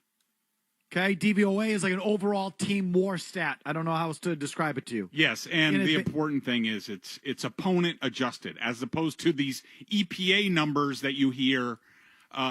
They're not adjusted for opponent or situation. They have an easy schedule that affects your rating, or if you have a hard schedule and vice versa. So it is they factor in the quality of the opponent. You have a negative 1.6 DVOA. The second team in NFL history since they started doing this to be 8-2 and to have a negative rating. The other was the absolutely insane 2022 Minnesota Vikings at minus 12.1. Aaron Schatz wrote this, and he puts in his tweet, bias reminder, I am a Patriots fan, so I'm not happy about this. He's obviously hearing it from Patriot fans. Greg, your thoughts? Well, let me ask Big Jim Murray. What did that Vikings team end up doing? They lost to the New York Giants wild card weekend. That was Brian Daboll, right? Yeah, it sure was. So, yes, does this mean the Patriots are going to lose to the Jaguars wild card weekend? Greg, your thoughts? So, the number is like the indication that it's a fraud factor, is what I hear. Like Greg, go ahead, please. Right. I will just say that there's a big difference between -1 and -12. So, but proceed. The Vikings were humongous fraud. Is it possible the Patriots are overrated? Yes. You just keep badgering the witness till you get the answer you want. Yeah. It's pretty easy. Just keep going. I was telling in the email chain when I put that Aaron Schatz tweet in there this morning, Greg's reply was, oh, that's not good. So he knows it's telling. I know he's a DVOA guy. He is a DVOA guy. Only the second 8-2 team since they started doing this to have a negative DVOA, which points to fraudness. Well, let's see. How else would you put, you're getting results that the underlying data, I hate to use that word, but, the results don't add up to what the underlying facts are. Right. Which, simply put, the win-loss record's inflated. Yes, and the house looks nice from the outside. Inside, it's a dump. Okay, I don't think it's a dump. No, me either. But no, I think we all, the roster isn't there. The roster isn't ready. Yet they're winning at a high level, and it's a combination of just insane quarterback play, the momentum that's come along with winning these games, alongside a really qualified head coach who's taken some chances and getting rewarded. It's coming in. The table's hot. The coach is riding a hot hand. The quarterback has gone from inexperienced to elite overnight. And the whole team is just sort of feeding into this momentum and this thing that they've got going on with the win. So it's pretty clear to see against a pretty amenable schedule. Like, that's what's happening. But the underlying facts of the team, foundation of the team, doesn't add. So what? Like, I don't know what that means at the end of the day. If you have a bye and a home date, I'll take that. And I think we'll all take that. But just to be fair to Greg, we browbeat him into giving us the answer that we were looking for there. Just pick that cut right where we edited, Jimmy, and just continue, please. If that's possible. Rated. Yes. Or inflated. Yes. Do I believe that? No. I surrender. That I think that, but it's possible. Very good. You yes. answered the question. It's possible. Yes, it's possible. I'm not willing to bet on that. I think that the Patriots sort of I think this game was emblematic of they play the game as it needs to be played. So, do I think they're going to, dust a whole bunch of teams? No. Do I think they could have opened things up in the third quarter and separated themselves from the Bucs even more? Yes, but I think Vrabel looked at it and probably told McDaniels, let's run some clock here. Let's, keep our defense off the field, things like that, where I think the Patriots take that into consideration. But, yes, that's absolutely a factor, especially if we start getting into possible playoff matchups where you're looking at possibly the Chiefs, the Ravens, and the Bills being wild card teams. Okay, but the point is Greg surrenders to it. Do you? Back to your calls. Here's Jeff at work on Steph Diggs. Go ahead, Jeff. Hey, guys, I know we all thought that Stephon Diggs would be a problem in the beginning of the season or when he was signed, but do we make him a captain? And if so, when? Because I think he deserves it, and a lot of the fans do. No and no. I can see why they didn't. He missed a lot of the offseason and didn't exactly carry him the right way in the offseason. He pissed them off in training camp. It was obvious. And there was a time there where I think his status on the team was a little tenuous. So you don't make that guy a captain, but he's been a great team leader, and you take every ounce of what he's given you so far. Yeah, just keep doing what you're doing. don't like the idea of making him a captain. What are you kidding me with that? Justin in California What do you want to make him governor too? Wants to defend Drake May against Maz, I think. Go ahead, Justin. Yeah, I just wanted to say on that interception in the end zone, it looks like Hunter Henry stopped. And if he would have kept going, that ball could have actually been to him. And also, Super Bowl's in Santa Clara. I'll sell my middle child to get tickets. Go Pats. Okay. It was a garbage throw. It's a bad throw. He was going to Hollins. Was Hunter Henry even there? I don't remember. I don't remember seeing him. Look at this is where I get agitated though. Why do people have to make excuses You for should it? see my email. It was a bad throw. You should see how Well, I'd like to in that how case quickly the Patriots have fallen, their fans have fallen back into it. And by it I mean it. A-holism. Dan in Maine. Go ahead, Dan.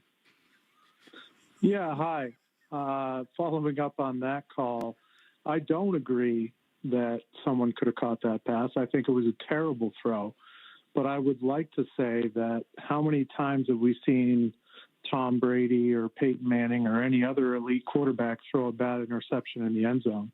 Like, it happens. Okay, it was a bad throw. It was a bad decision. Okay, so good. I think giving him a B- as an overall grade on that game is a little harsh. He made a terrible mistake that could have cost him the game, but overall he played really well. And I just think that I don't think he's the MVP. I don't think he will be the MVP. I think he's a great quarterback, and I'm happy that we have him. Okay, babe, that's all fair. B- are harsh. Not in certain households, caller. Let's give him an A every week. But listen, Tom Brady threw those interceptions, and he wasn't whining. It's right. Okay, but you can at least admit the fact it was a bad play. Yes? Yes, he can. I mean, it's painful. It is painful when it gets like this. It's like you can't even say that. You can't. And again, when I say you can't even say that, I don't mean us. I mean, you can't bring yourself to look at that play and go, "That's a bad play." Nope. It was a horrible play. Mike and Maynard, go ahead, Mike. Hey guys. So the quote Vrabel had earlier was about how you think of players, you don't think of plays, and that quote was refreshing to me. And I realized. I don't know if you guys remember, this is just such a stark difference from a prior quote from a staple of the prior regime, which was, I don't know if you remember, but I have one of the greatest plays in NFL history. And just the stark contrast is different, but I just hope that when this goes south, because every season does at some point, or every 10-year does, I hope some of that bickering and kind of measuring contest doesn't continue. So thanks, guys. Okay, I think Vrabel has a little bit of that thing among the coaches. We've talked a lot about him refusing to give Josh McDaniels really the time of day or any credit on this stuff. Not his guy, not his hire. And I think there's some of that at play with Vrabel and the coaches, mildly. The players, he's a complete departure from Belichick. Complete. It's about the players, not the plays. Is that not the antithesis of what Bill Belichick thinks? Yes, polar opposite. Bill Belichick thinks it's interchangeable parts and cogs in a machine and about the system and not about the individual player. No matter how much he gives lip service to about it being about good players, he lied. He doesn't really believe it, right? Yeah, it was a lie. He used to say it sometimes, but it was never believable. They were all pieces on a chessboard to him. Vrabel's believable. Yeah, and look, he was a player. Well, and I was just going to say that, Murray. I was just going to say it. Absolutely. So, they can look at him and say, well, he means it because he did it. And so now look, on some level, Vrabel obviously understands the importance of coaching. But at the end of the day, he was wearing the helmet and the pads out there just like the other 10 guys were. And they had to make the play. Jay in the car, what do you got? Hey, not a lot to complain about, but I do have something, and that would be Pop Douglas and his happy feet. Now, he had a catch yesterday. He was behind the line. He moves in every direction except forward. Now, it was inconsequential. We won the game. But at what point is it going to cost us a game? It did earlier this year. I don't remember if it was the Raiders or the Steelers game where he, danced around back there and didn't get the first down. Pittsburgh. That's my only nitpick. Okay. That's my itch to scratch. Fair enough. He does a lot of dancing. He's right. Well, I don't feel that down the field. It's never a fully straight line, though. I know what he means. Yeah? He did run up the middle of the field. This last one, yes, that was he a did. great play against the blitz. He did. It was a really good play by both him and May. But there is, sometimes you look at him, and I wouldn't have thought of it until he said it. Sometimes you look at him and think of Brandon Cooks. Yeah. You know, Brandon Cooks used to kind of do that, like snake all over the place. And he's got some of that. He's not, I don't think he's as bad as Cooks, but he's got some of it. Brian in Situate, hi. Michael, come on. We're coming up on 8 hours of pure football talk here, and I love it. We all know they're going to the Super Bowl. They got a great QB coach combo, but would it kill you to give Jay Stu 5 minutes to talk about the hometown hero coming back to the Garden last night and completing the Grand Slam of championship belts? 5 minutes? That's too much time for this audience. 30 seconds. Go. John Cena was in Boston all day yesterday. That's where I was. I'm a little banged up today. Had a good time. John Cena went into Boston, came out the brand new Intercontinental Champion. The Grand Slam is he has been the WWE Champion, the Intercontinental Champion, the U.S. Champion, and the Tag Team Champions. Great celebration. He beat Dirty Dominic Mysterio, who is the son of Rey Mysterio Jr. Dirty Dom.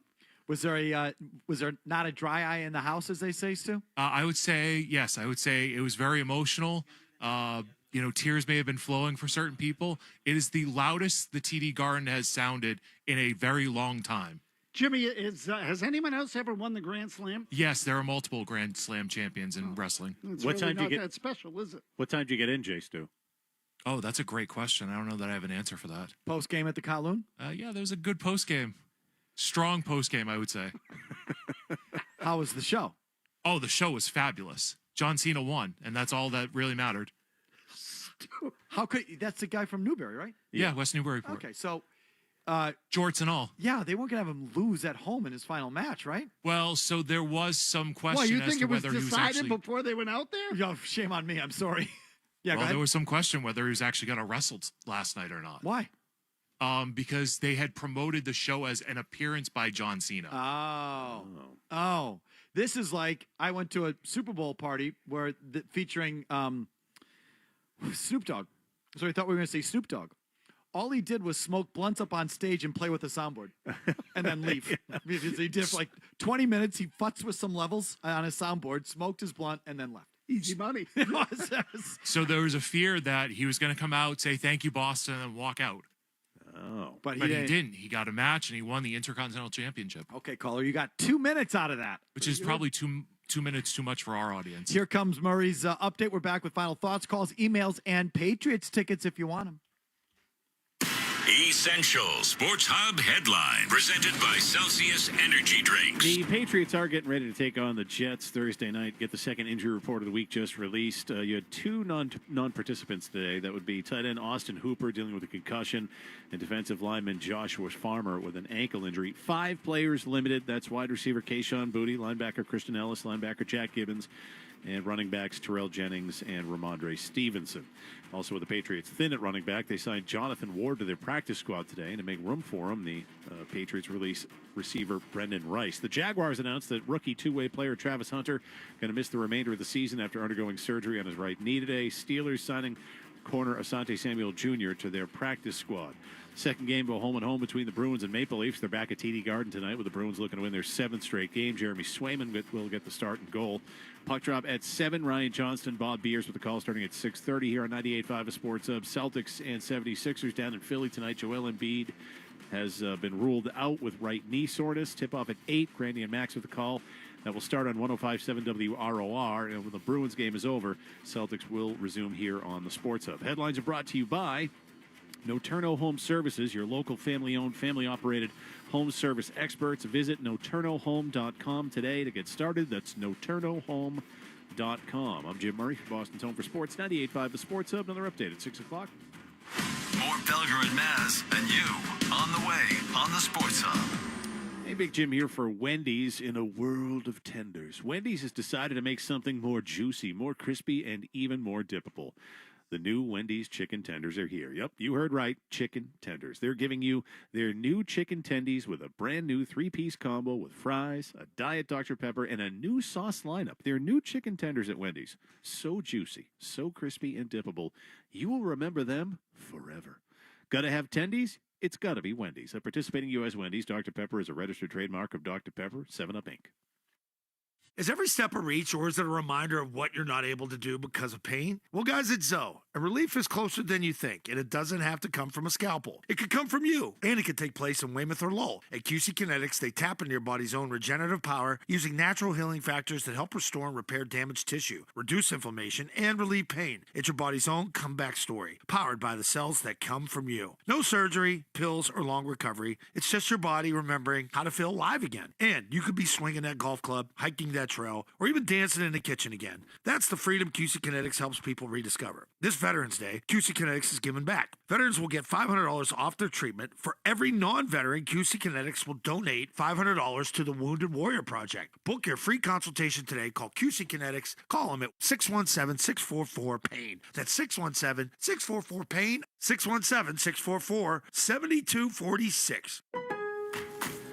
At Lowe's, this Veterans Day and every day, verified military members, veterans, and their spouses get automatic silver status in My Lowe's Rewards with free standard shipping, plus 10% off eligible purchases with no annual limit. It's one way we honor and give back to those who have served and still do. Learn more now at lowes.com/military. 10% discount can't be combined with another offer. Exclusions, terms, and conditions apply. Loyalty program subject to terms and conditions. Details at lowes.com/terms. Subject to change.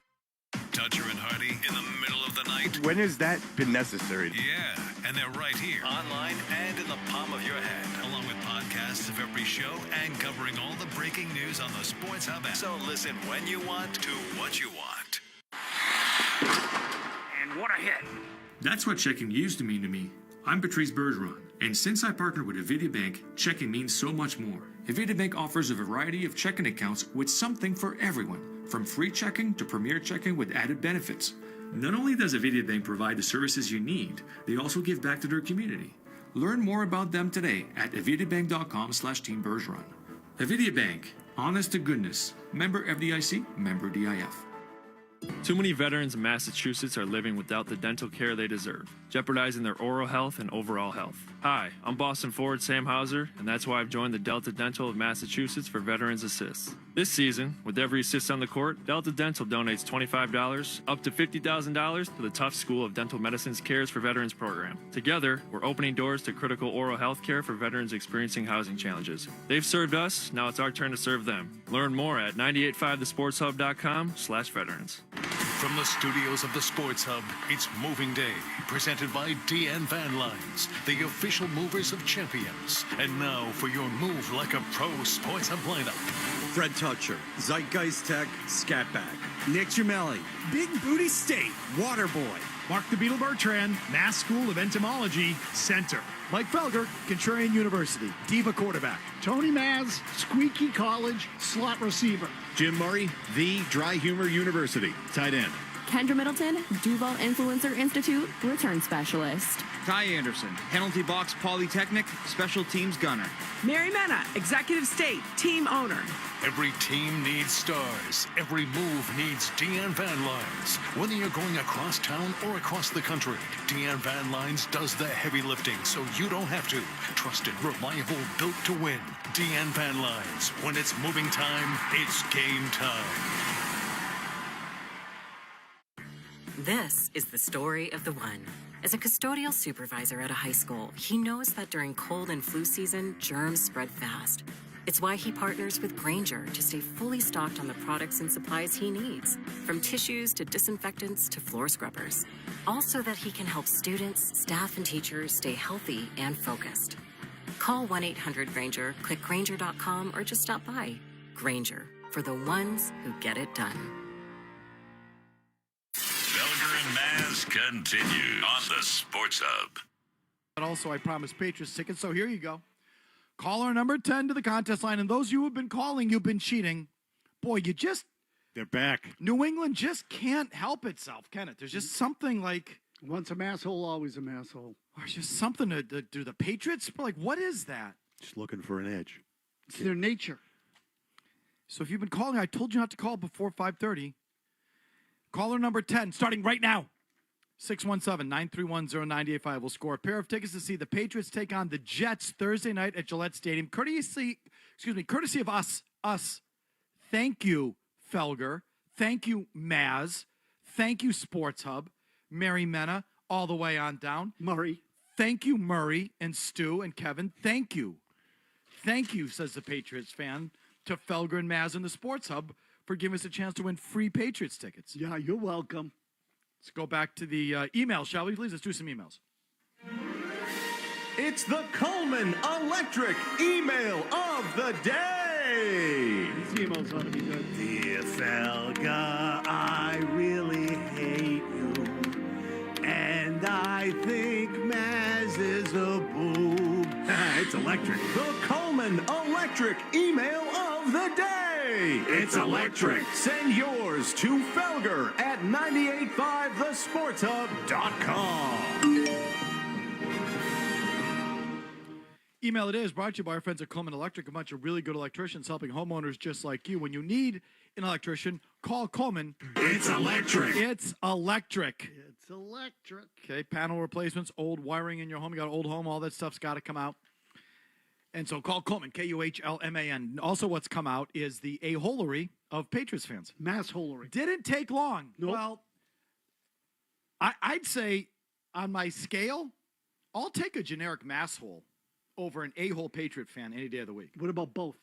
I think the a-hole Patriot fan is like a whole nother level. I would agree with that. Like a mass hole could just be ornery and, It's part of the charm. Well, I can handle that. Yeah. There's a whininess. There's a... There's a real perfect word for it. Can't use it. But there's just... I think I know the word you're talking about, just Murray. So, are you like that all the time? Yep. Or is it just when you talk about your football team after it's won a couple games? Football team. So you're not like that all the time? It's No, just but the it's football there, brings out the though. worst in you? Yeah, it brings it out. It's always there, but football brings it out. And then that's just baits someone like me and Maz. It's like, well, now you're just an easy mark. To wit. Yeah, Brady threw picks in the end zone. Gotten a couple of those. The one earlier was easy. So, we all think it was Vrabel overthought it, got too cute with that sequence down on the goal line, giving away first down, playing with the football gods, got bailed out on a low percentage, high degree of difficulty, fourth down throw into the corner of the end zone, throws a jump ball at the back pylon. Those plays almost never work. People haven't liked my use of the word jump ball. We even got a call. The caller said Joe and Lincoln, repeating his call from last night. Correct. Well, that wasn't hardly a jump ball at all. Steph Diggs ran the perfect route. Drake May threw it into the back corner of the end zone, and Stephon Diggs jumped up and got it. To which I said, I'm sorry, caller, what did you just say? You said it wasn't a jump ball, but then you said, how did Diggs catch it? He had to jump for it. He had to jump for it. Correct. Which I knew isn't exactly what he meant, but you're so easy. Subject line, what is a jump ball? Jim writes in. Oh, my gosh, you've got to be kidding Was me. Diggs' catch a quote-unquote jump ball? Yes, he had to jump for it, Felger, but the catch wasn't contested. The DB had his back to the throw and didn't jump a ball, so I don't consider it a jump ball. Subject line, does Felger know what a jump ball actually is? David writes in, it's always been my understanding that a quote-unquote jump ball is a ball that the receiver or the defender has a chance to catch 50-50. Just because a guy jumps doesn't mean... This is what we're dealing with. Oh, my gosh. This is what we're dealing with now. You can't... Big baby. You can't... But I did that intentionally. I kind of baited it. Okay, so here's another one. I've gotten a ton of... Would you stop with the emails about the Travion Henderson sliding in the first and the timeout, okay? We fully covered that one. He didn't make the wrong play. But now I get this one. Now that once we did figure out the clock and the timeouts, we figured out rightly that if they had just played it a certain way, they could have ended the game holding the ball, never even having to kick off, if they had done it properly. To which you don't like either. I got a ton of these. Felger the fraud, says Donna. Felger, for someone who hates sports being infected by stats and analytics, you sure jumped over the fence today to figure out if they should have gone into the end zone. Just saying, Don in Oxford. Is it Don or Donna? Either way, Donna. we're talking clock management and game management. We're not talking stats and analytics, but I got a ton of those. Oh, I thought you didn't like analytics, Felger. I thought you fraud. You don't want stats and analytics deciding. Oh, you fraud. Oh, Felger, aren't you a hypocrite? You don't like analytics. You think that's, folks, you think that's the same thing? One is clock management / game management. The other is analytic. That's different. That's way different. Right. It's not about whether you decide to go for it on fourth down. I am all in favor of analytics. I'm sorry, all in favor of clock management and game management. That's the good stuff. I love talking about that. The analytics can go F itself. Do you know how many emails I've gotten on Drake May's hand size? I mean, people. That was from yesterday, though. I got it. No. I mean, we did it again today. We mentioned it again today. Yes, I got it. Joe Burrow, low end of the scale. Patrick Mahomes, low end of the scale. Yep. Drake May's not the only good quarterback with small hands. True. You got it. He still has small hands. Correct. So, yes. No, it's a fact. It's a biological fact. But again, it's just you people are too easy. Hold for 1 second. There's just one more that I got to get where you're just way too easy. Yes. So there's this. Frank writes in, Felger, you're already making cough cheating allegations against the Patriots because they're winning. What a clown. And you wonder why Patriots fans hate you so much and love to shove it down your throat at every possible chance. You're a dope, a bozo, and a child. P.S. You're wrong about Deflategate. 0 to it. Suck it. Writes Frank. So here's another one. Did I say you were cheating? All I've said is, folks, very simply, that you're giving up all these first drive touchdowns, right? All these first drive scores. You come out of the game, and you can't stop anybody. 7 out of 10 games they've given up points on that first drive to the opposition. Right. So, but after that, after they've, started to call in some plays and put some stuff on the field and, put some stuff on tape, all of a sudden, you lock down defensively like, as if you all, like, it was almost like you knew what was coming. Yeah, no, almost like you had their plays. It's amazing how that, like, every game has sort of fallen into that. You come out, it looks like you're not ready to go, you can't defend them, and then all of a sudden, during the course of the game, after they, put some plays out there and start signaling in their plays and all this, all of a sudden, all of a sudden you're stopping them. So I don't know. You tell me I'm not saying, did I say cheating? You are. I never heard that word. Goading them with that cough that you've used before. With I got a little. I like to eat during the show. I got a little bacon bit stuck in the back of my throat. You and Zoe both. You're so easy. You're too easy, people out there. You're just too easy. It's football that brings out, like, these people can't be the only fan base that gets infected by this. No, it's no, it's football. It's football. NFL fans are generally that British word. It's what they care the most about. Yeah. But why does it do that to them? I don't know. It's a good question. It doesn't, like, I'm happy to, whether my team's winning or losing, to come in the next day and, like, pick at the stuff I don't like. Or, like, not even that. Like, just what happened? I got a theory. Like, what happened? What happened good? What happened bad? Like, that's what I want. I do it with my team. Here's what happened. But why do so many football fans don't even want to, like, they just can't deal with it? I don't get it. I mean, I have a theory on Patriots What fans. is it? Well, they're lifelong losers. I mean, the franchise has been losers until Brady got here, and they were traumatized that. Just how Celtics fans were born with a silver spoon, because they all won. The franchise won early in its career. It completely started the path and affected their upbringing. I had one thing. I got some emails on. I was wrong. I said Vita Vea was a practice squad player for the first 4 years. That's what Wiki said. I didn't bother looking at Not his... Vita Vea. No, he was a Tonga. first-round pick. Tonga. I'm sorry, I meant Kairos Tonga. Tonga. Sorry, Kairos Tonga was a practice squad player his first 4 years. No, he appeared in games for those other teams. I think it was the Cardinals. He was it the Cardinals? Was it the Bears too? He was also on the practice. I don't know why Wiki didn't mention his NFL experience, but he was on NFL rosters and getting NFL experience during those games. He was drafted by Chicago, played 15 games as a rookie, but has no stats. He had one fumble recovery in 15 games for the Bears, and then he went to Minnesota for a couple years, played 14 games, played 13 games for Arizona. He wasn't a full-time starter. He had like 1 or 2 starts in there. So, but for some reason, Wiki didn't mention that. So I thought he was a practice squad player his first 4 years. I stand corrected. He's been an NFL player his whole career. But still a hell of a find for these guys. Great find. He's been a huge ad. Straight up. Huge. That portion of the program is now mercifully over. The final word comes your way next. Hey, stay tuned for more Felger and Maz, okay? Thanks. Hey, it's Big Jim here for Bruin Remodeling. You know, you can cut your energy bills without sacrificing comfort with Bruin Remodeling, who is ready to upgrade your home with their energy-efficient windows that provide superior insulation and will keep the air inside just how you like it.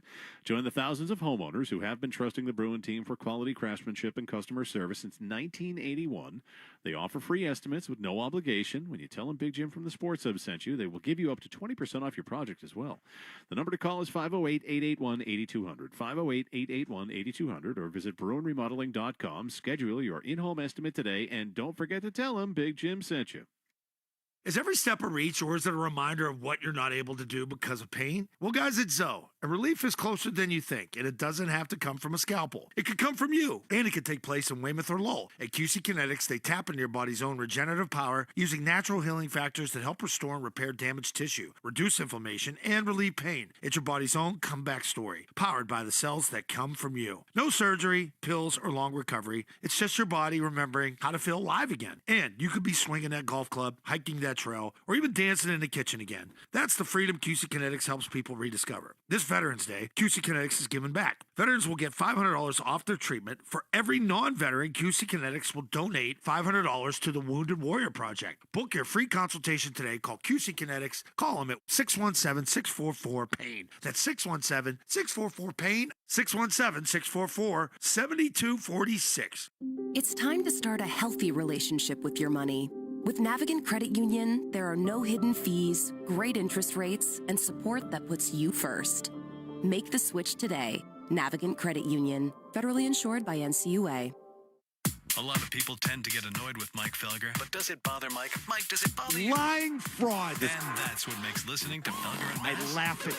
Somewhat fun. You people are such frauds. Afternoons on the Sports Hub and anytime on the Sports Hub app. At the 99 restaurant, $14.99 big deal meals start the week off right. Satisfy big appetites every Monday through Wednesday. Try our new grilled teriyaki chicken for flavor that's always kickin'. For big deal meals and a great time, you gotta love the Nines. I'm Mark Trissy, president of Jackson Lumber and Millwork. Isn't it time to update your kitchen? For a new kitchen you'll absolutely love, visit Jackson Kitchen Designs. Chances are your family spends more time in the kitchen than any other room in your home. Why not enjoy a beautiful, functional gathering space designed just for you, your tastes, lifestyle, and budget? That's my sister, Lisa Teresi, manager of Jackson Kitchen Designs. We make the process easy. Our talented designers will guide your decisions, share creative ideas, and design a well-thought-out space that adds beauty and value to your home. To see the newest design trends in cabinets, countertops, and hardware, visit our showrooms or go to JacksonKitchenDesigns.com. From starter cabinet lines to fully custom lines, we have cabinets for every style, budget, and every room in the house. We love working with homeowners, builders, and remodelers to bring their vision to life. For your convenience, appointments are available at our North Andover, Amesbury, and Woburn showrooms. To get started, visit us online at JacksonKitchenDesigns.com. That's Jackson Lumber and Millwork, providing solutions and delivering results since 1946. Hey guys, you ever look in the mirror and think, man, what's going on with my chest? You're working out, eating right, but those man boobs, they just won't go away. Listen, it's not your fault. And a lot of guys deal with this. It's called gynecomastia. And it's not just fat, it's tissue that no amount of push-ups, chest presses, or dieting can fix. That's why you need Regenerous Elite Men's Health Center's chest sculpt procedure. They remove that stubborn tissue for good, giving you a flatter, firmer chest that finally looks the way it should. No gimmicks, no endless workouts, just real results. You'll feel better in your clothes and more confident at the gym, ready to take your shirt off next summer without thinking twice. And fall's a great time to take care of it. So by next spring, you'll be ready for anything. No shirt required. Get your confidence and your chest back with Chest Sculpt at EliteChest.com. Schedule your free confidential consultation today. And for a limited time, if you qualify, get up to 24 months with zero interest. Go to EliteChest.com. That's EliteChest.com. Again, EliteChest.com, because your chest deserves elite results.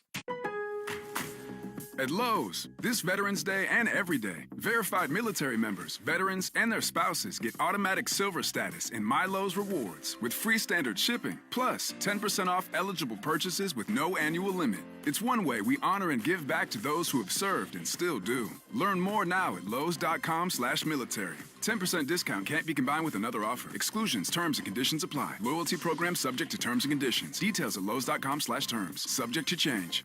ClearPath for Veterans honors those who served. This Veterans Day, stand together in support of our heroes. Visit clearpathne.org and help veterans and their families find strength, hope, and community. ClearPath for Veterans. Together, we serve.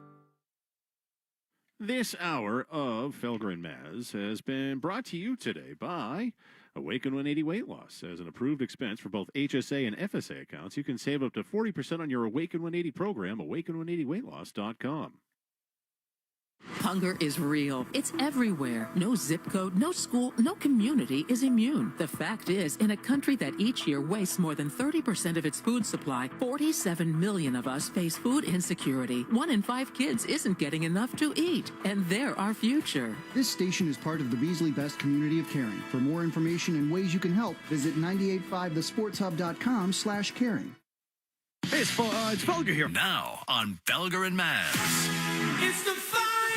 We're recapping this 4-hour show in 4 minutes, which leads to the question, does it really need to be 4 hours long? No!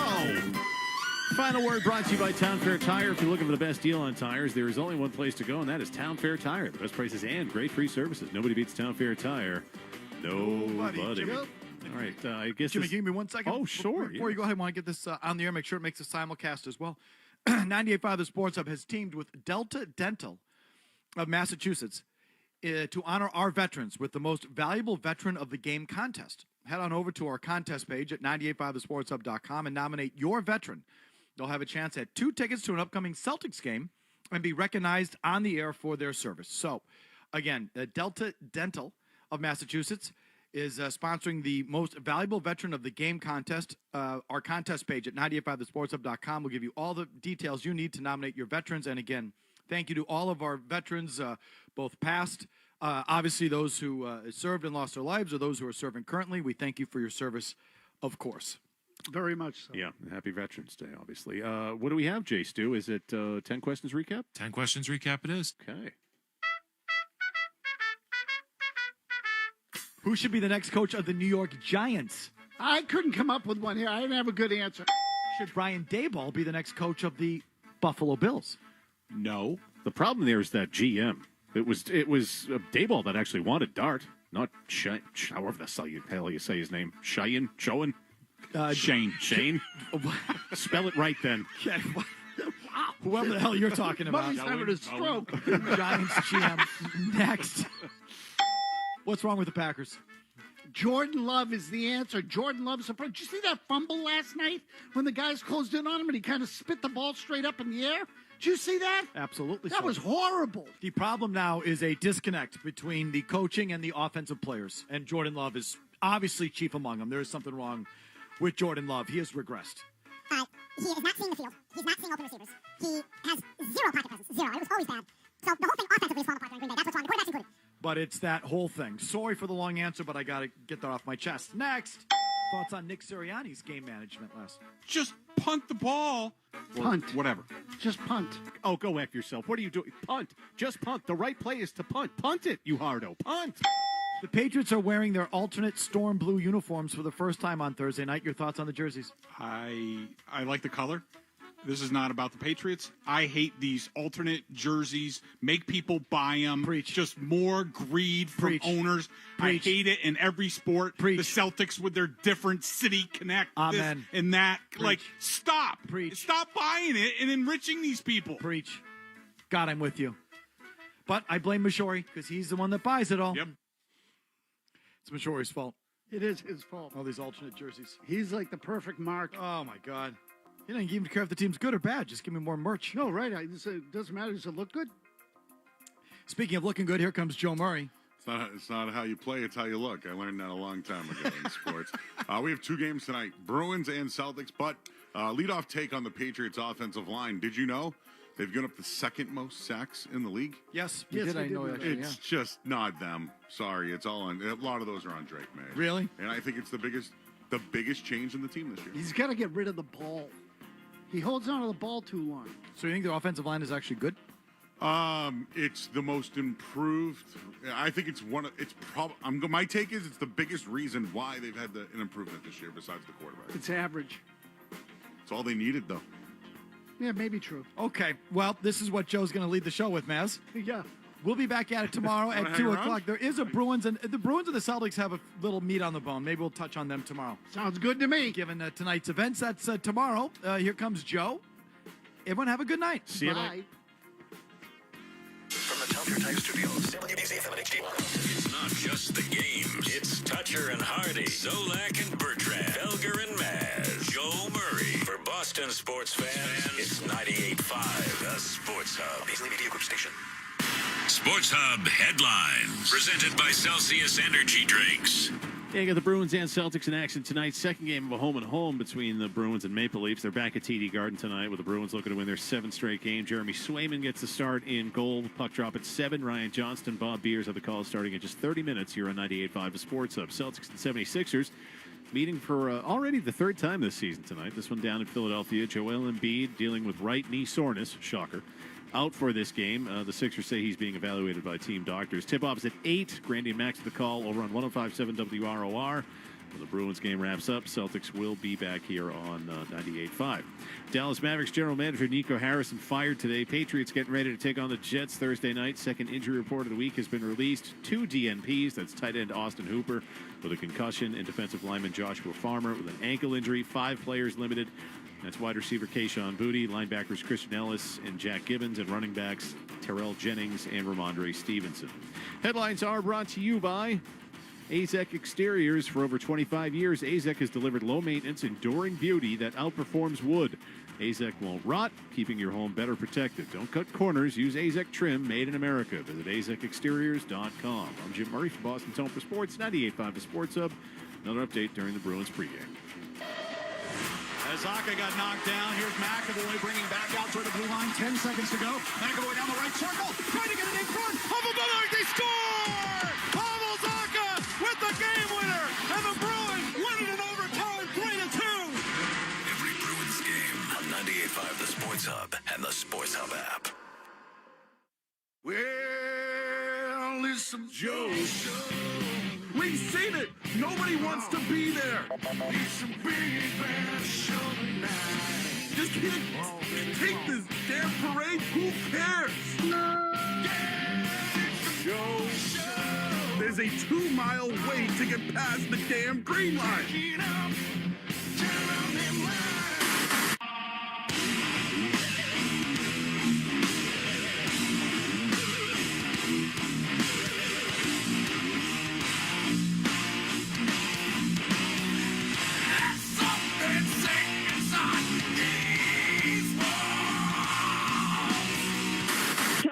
Who gets hit by a bear in the neighborhood, call Joe Murray. I happen to trust Joe Murray. First time I ever met Joe Murray was at a Hooters.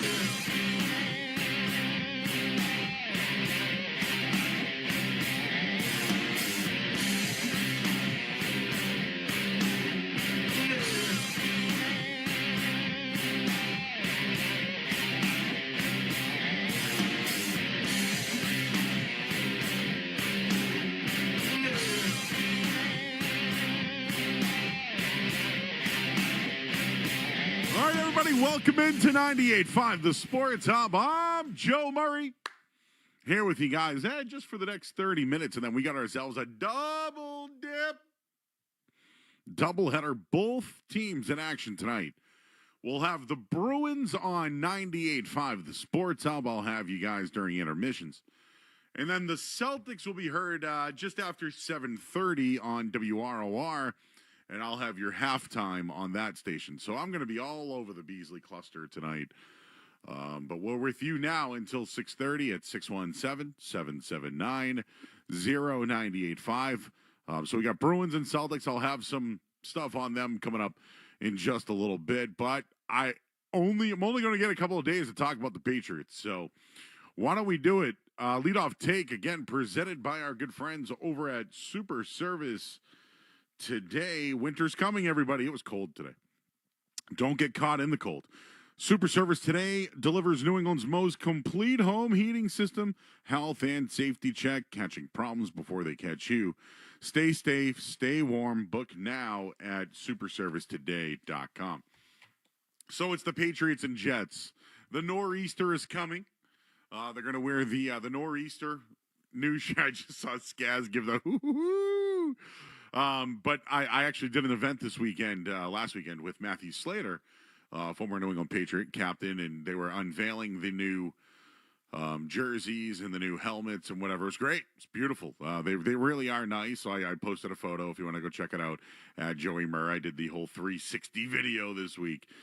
But it is rivalry week, and that's why these things are going down. It's the rivalries, and the Jets and the Patriots are a rivalry. No matter how you want to bring it up, if the Jets are a laughing stock, whatever it is, the Patriots and Jets just are a rivalry. It's been fairly competitive over the last couple of years. Sometimes it's been so uncompetitive, it's laughable. But when I look at both teams, and, earlier this year I had a take that the Jets had something that the Patriots don't, and after 10 weeks it's been destroyed. I said that the Jets have at least Garrett Wilson, stud receiver, and a stud defensive back in Sauce Gardner. Well, one's traded, gone, playing for another team, and the other won't be out for the next 4 weeks, and will miss this week's game. So again, the Jets being the Jets, it's just how it goes. But I did want to bring up the Patriots offensive line. And just speaking of the Jets, they've tried to draft guys for years, whether it's been Mekhi Becton, DeBrickashaw Ferguson, Vera Tucker, you name it. They have drafted well on the offensive line over the years. Last year, they selected Officiating, big star player from Penn State, if you remember him. So as far as their offensive line, they draft them. It's not always great. But the Patriots, it's been a horrible thing for the last couple of years. Just a few seasons ago, Trent Brown was one of the most important people on the Patriots. It was laughable, right? David Andrews was probably their best player, but he had some injury issues and therefore had to retire this year. The number one concern for the Patriots this season was their offensive line. Think back. Think back.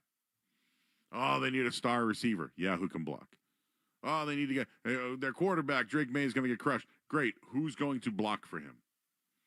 These were the biggest questions going into the season. And allowing just one sack last week versus a team that was piling up sacks week after week was really incredible. But I do think that a lot of the sacks the Patriots have given up this year are on Drake May. And PFF had it this week that no player for the Patriots, offensive lineman, was credited with a sack this week, although there was one. But the offensive line, everyone, you look at the numbers, they're giving up the second most in the NFL. Drake May has taken some hits, no doubt. And when it comes to sacks, they're in bunches. 4, 6, 6, 4. But lately it's been 1, 1, 1. I know there was a couple of weeks ago he got sacked 6 times. It wasn't great. But there are games where he's only had 1. But just look at these line combinations from last year to this year. You can't sit here and tell me that it's an improvement or not an improvement. It's been the number one focus for the team. It had to be. And to be honest with you, I never saw this coming. No one did. The difference in combinations from last year, and listen, I'm not even saying it's underrated. I'm telling you, despite the numbers and being the second worst in the league, as far as giving up sacks, their biggest improvement this year is the offensive line. Yes, the wide receiving group has taken a huge step, right? We told you that the running backs were the strongest position. Nope. Tight ends. Nope. I'm not going to tell you the offensive line is their strongest position. I'm not going to do that. I'm going to tell you it's the quarterback. That's what I'll tell you. But the biggest improvement, it's the line, the offensive line. The combos this year, right? They've had 9 games. They've had the same combo. The only time they had to change it was when Jared Wilson had to miss a game and Ben Brown came in and he was good. But it's been Will Campbell, Wilson, Bradbury, and Nwenu and Moses for 9 games now, going on 10 or 11 now. So Will Campbell, 4th overall pick, say what you want. He's been pretty consistent over there. Has it been great? Has it been spectacular? Has it been what you see a 4th overall tackle go for? Probably not. But has it been a real concern where you're like, oh, got to worry about this guy this week? No. Now, Wilson's changing positions. He was a center. He can play a little guard. And there's been some adjustments where I think he's improved. How many times do we crap on Garrett Bradbury as a signing? How many times do we tell you he's not going to make the team? How many times do the reporters tell you that he got beat constantly in practice? He's been as solid can be. Michael Nwenu, I think, is really the only one from the bunch from a few seasons ago that could play even a lick. And what was he, a tackle or a guard? For real. He gets paid like a tackle. And then Morgan Moses has come in and has really solidified. And I know that there's at times he can't practice. He is older. He might have to take some reps off. But can you give me a bigger leader on the team? He's right up there at the top as far as guys who's shown leadership. But listen to some of these other combos they've had in the past. Like, this is laughable. Trent Brown, Antonio Mafi, City So, Calvin Anderson, Vidarian Lowe, Cole Strange. Who else? We got Ben Brown in there. He's one. Okay, I'm trying to give you another. Mafi again. The City So, remember? Andrews is out, so now it's So. Oh, it's Strange at center. It was bad. It's been bad. And I'm telling you right now, if we're looking for improvements, this is where it's at. Oh, should I go for Mr. Okorafor, excuse me, who played 1 game and said, I'm out. How about Michael Jordan? Remember, did you see him last week playing for the Bucks? Caden Wallace, remember that name? How about Layden Robinson? Remember him? What about Demontre Jacobs? Or something Leverett, Nick Leverett. This is who they were trotting out there the last couple of years. Okorafor, Jordan, Robinson, and Nwenu, Lowe, Leverett, Brown, Jacobs, out.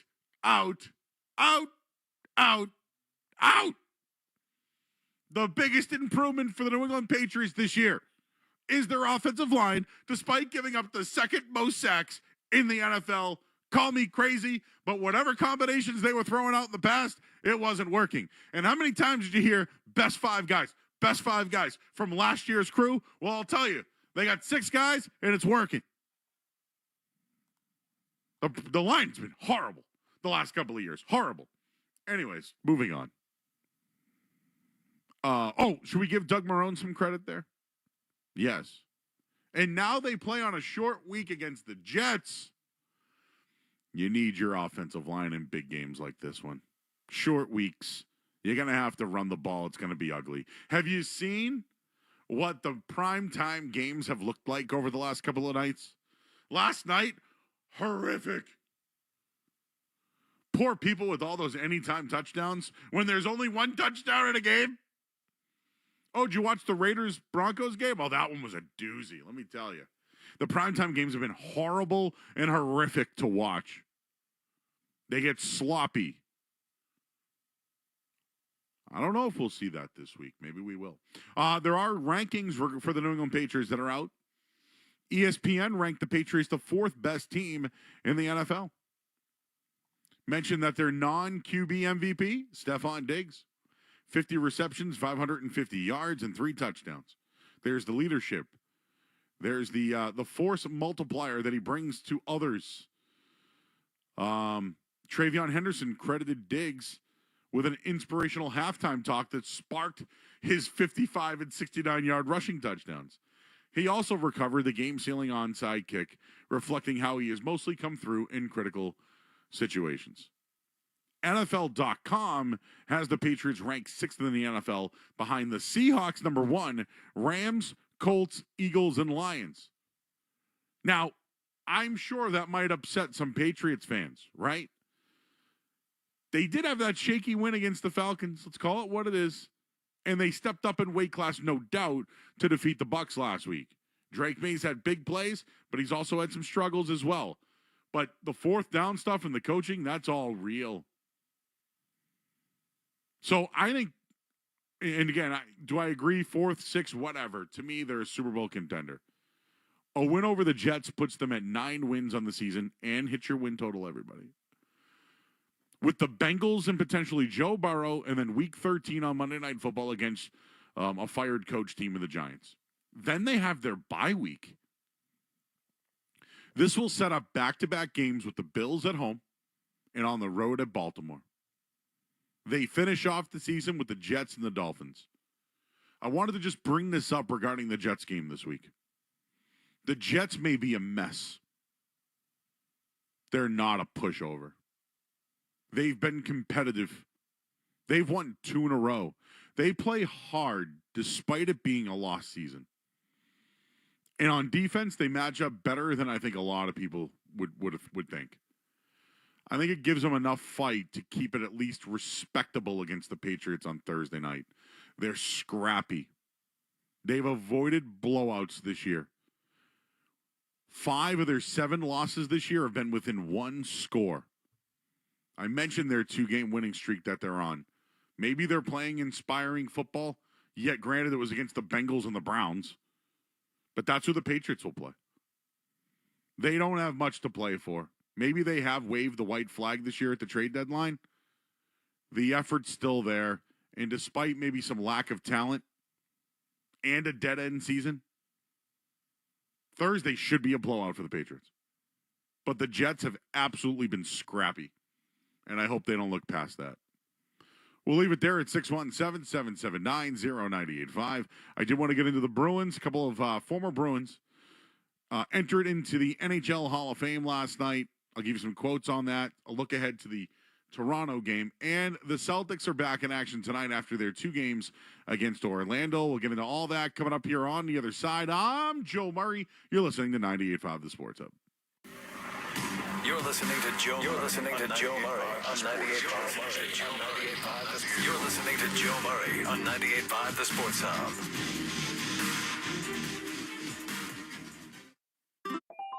What I bought? A new Blink Mini 2K Plus smart security camera. What I got? 2K clarity sharp enough to see every detail of home when I'm away.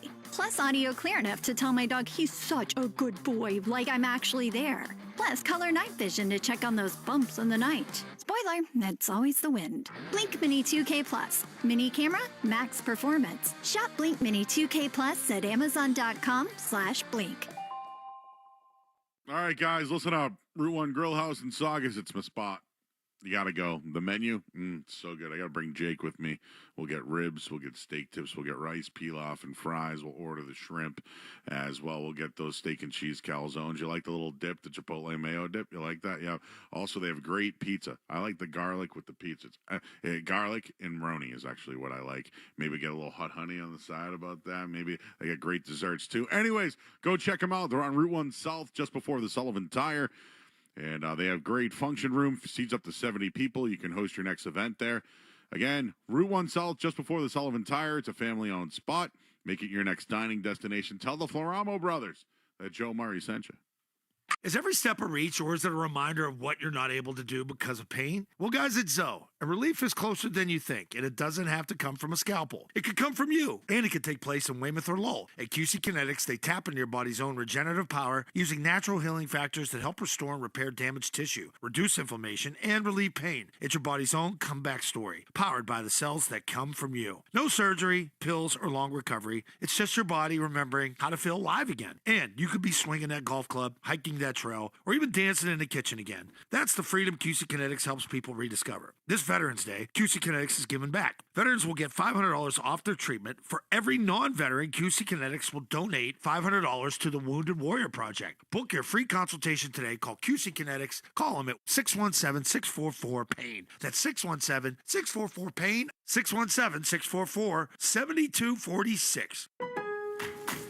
At Lowe's, this Veterans Day and every day, verified military members, veterans, and their spouses get automatic silver status in My Lowe's Rewards with free standard shipping, plus 10% off eligible purchases with no annual limit. It's one way we honor and give back to those who have served and still do. Learn more now at lowes.com/military. 10% discount can't be combined with another offer. Exclusions, terms, and conditions apply. Loyalty program subject to terms and conditions. Details at lowes.com/terms. Subject to change.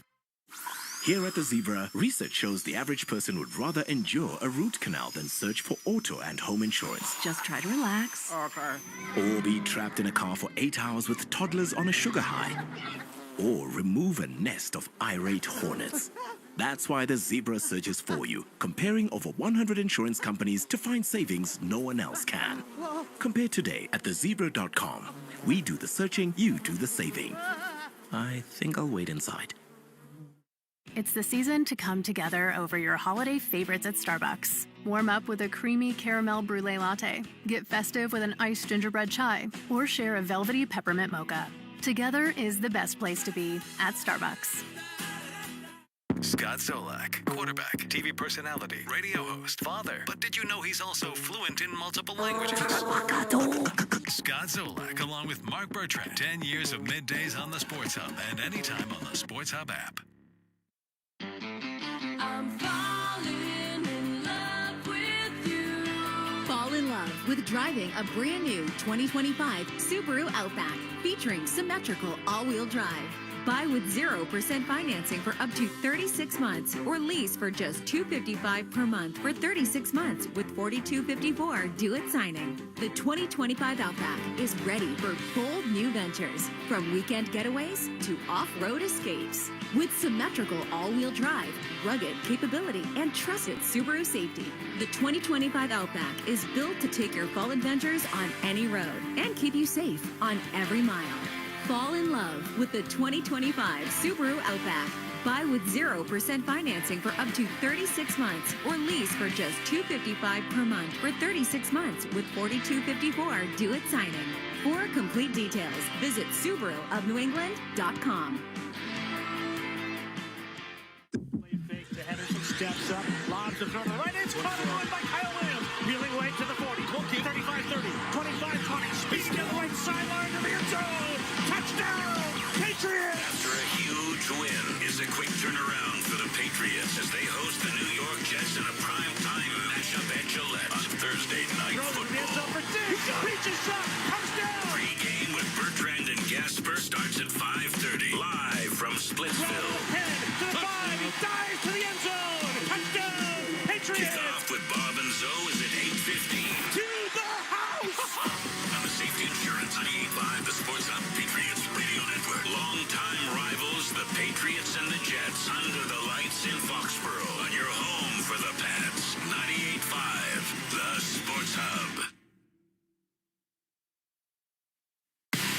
Solak and Bertrand get you through the midday. Joe Murray gets you right through the night. I actually spoke with women today. On the Sports Hub.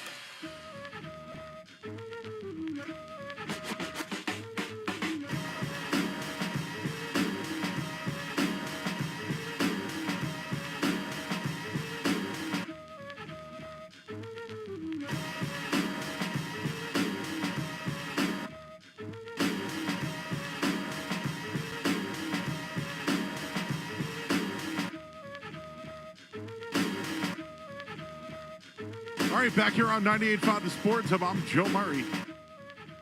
Oh, what do you think about my take?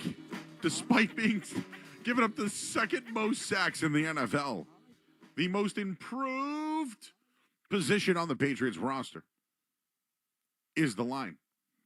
Now, you could make a case. You could make a case. It's the wide receiver group. You could. You could certainly make that case, but maybe the team just needed to be average. Maybe they just needed average guys who knew what the hell they were doing to make simple blocks for someone to throw a football. Because I watched, this isn't me comparing anything to Tom Brady. When Tom Brady was a quarterback, there were guys I never heard of blocking that would go right in there, coached up, and ready to go. And by the way, we had Joe Andruzzi on just a few weeks ago who said that.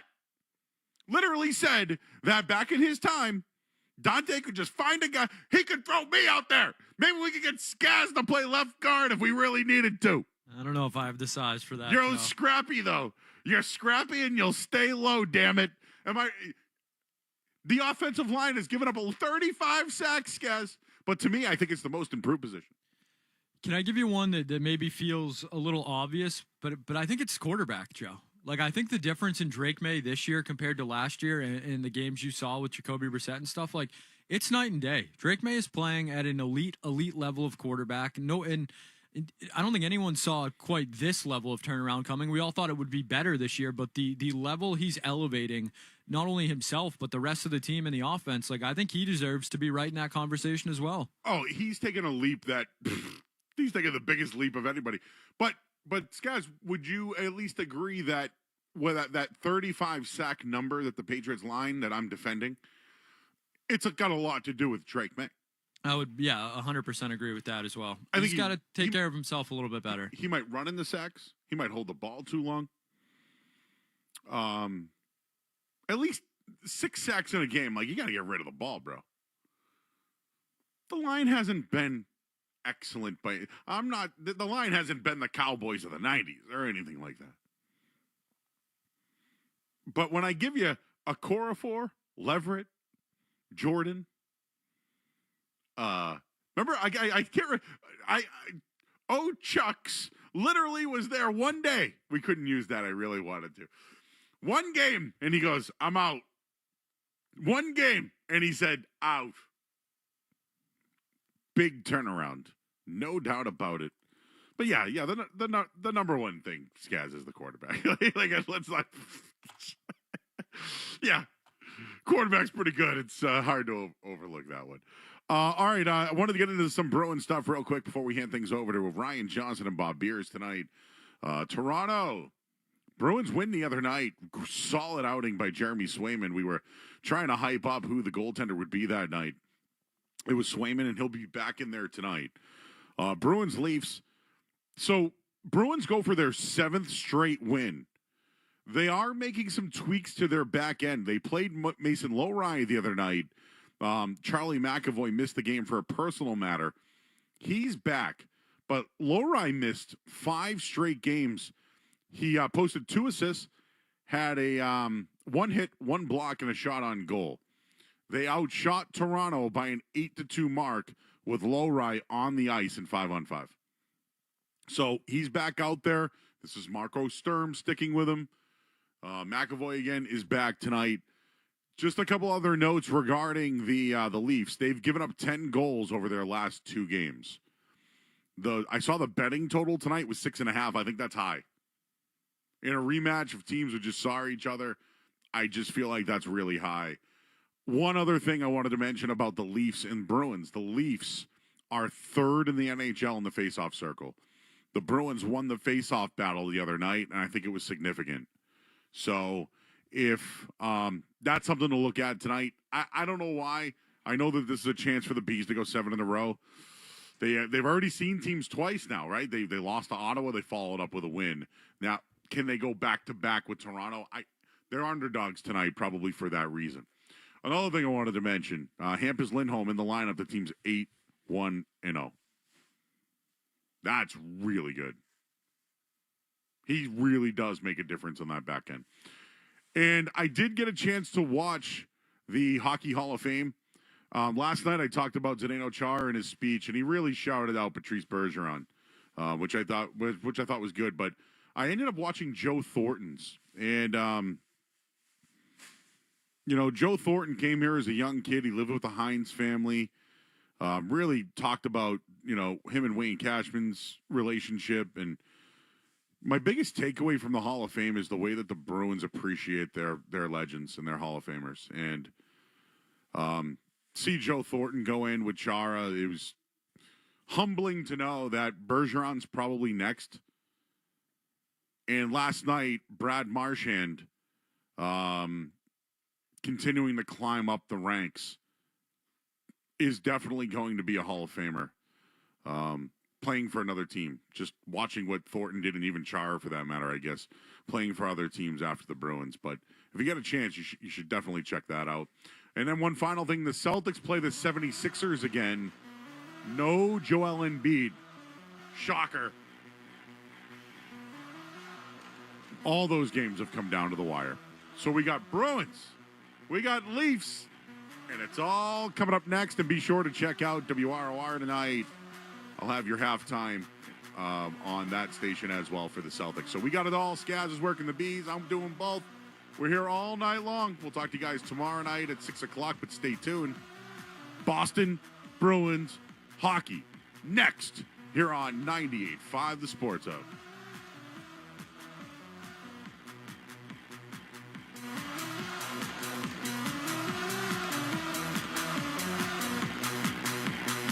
From the Town Fair Tire Studios, this is Boston's home for sports. WBZ-FM at HD Boston, 98.5 The Sports Hub.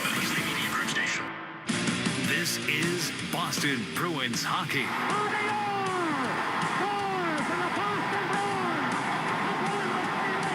Boston Bruins hockey is brought to you by your local New England Honda dealers, Shaw's and Star Market, Safety Insurance, Town Fair Tire, Granite City Electric's GCE Night Train, your New England Ford dealers, Blue Sky Restoration Contractors, Service Credit Union, and by Catcher's Law. 2 seconds, 1 second, it's over. The Bruins have won the Stanley Cup. And by Dairy Queen, Peerless Boilers, your New England Chevy dealers, Timber Tech Decking and Railing, Charles D. Sheehy, Wendy's, Live Nation, your Boston area Lexus dealers, Tito's Handmade Vodka, and by Valvoline Instant Oil Change. After 39 long years, the Cup is back home. The Bruins are 2011 Stanley Cup champions. Now, here's Ryan Johnston and Bob Beers. From TD Garden, this is Boston Bruins hockey, as tonight the Bruins come back home in search of their 7th win in a row and hoping to make it back-to-back wins over the Toronto Maple Leafs. Great to have you with us, along with Bob Beers. I'm Ryan Johnston. Tonight's storylines are brought to you by your New England Chevy dealers in the Chevy Silverado, where dependability comes standard. Bruins tonight play their 2nd of 2 in a row against the Maple Leafs just a few days after winning 5-3 up in Toronto. In that win, despite being without Charlie McAvoy defensively, Bruins held a dangerous Toronto team essentially scoreless on the 5-on-5. Leafs scoring 2 of their 3 goals on the power play and 1 immediately after a power play expired. Coach Marco Sturm liked what he saw from his team up and down. Yeah, it feels good. You know, coming to Toronto, it's always not easy, especially when you're missing a few guys too. But you know, we kind of stuck with our game, and just like I told the guys, it was a very impressive win. Just the way we played, the way we play 5-on-5, the way we finished the game. It was great to see. Yeah, good game, right? I mean, they played well. They did a lot of good things. Got in trouble with a couple of penalties, and obviously Toronto made them pay with the power play. So that's an area that they'll try to stay out of the box here today. But, you know, all in all, pretty solid game for the Bruins. Toronto not happy at all about the way that they're playing. So you always have to balance it. You know, how much of it is about how you're playing and how much of it is about how your opponent is playing. Toronto played the next night against Carolina and gave up, 89 shot attempts in that game against the Carolina Hurricanes. Got outshot 22-2 in the third period. 4 breakaways in the second period. So you try to balance it. You know, hey, the Bruins have won 6 in a row. It hasn't all been against Toronto. So they've been doing the things that they need to in order to win hockey games.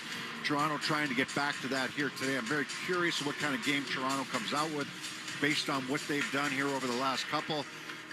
But the Bruins, look, they have their formula. They have their blueprint. And how often can they stick to it? How often can they, be consistent with it? And I think that's what they're striving for. And when there's breakdowns, you've got your goaltending. And it's generally been good this year. Your goaltending has numbers. You look at them and you're like, they're okay.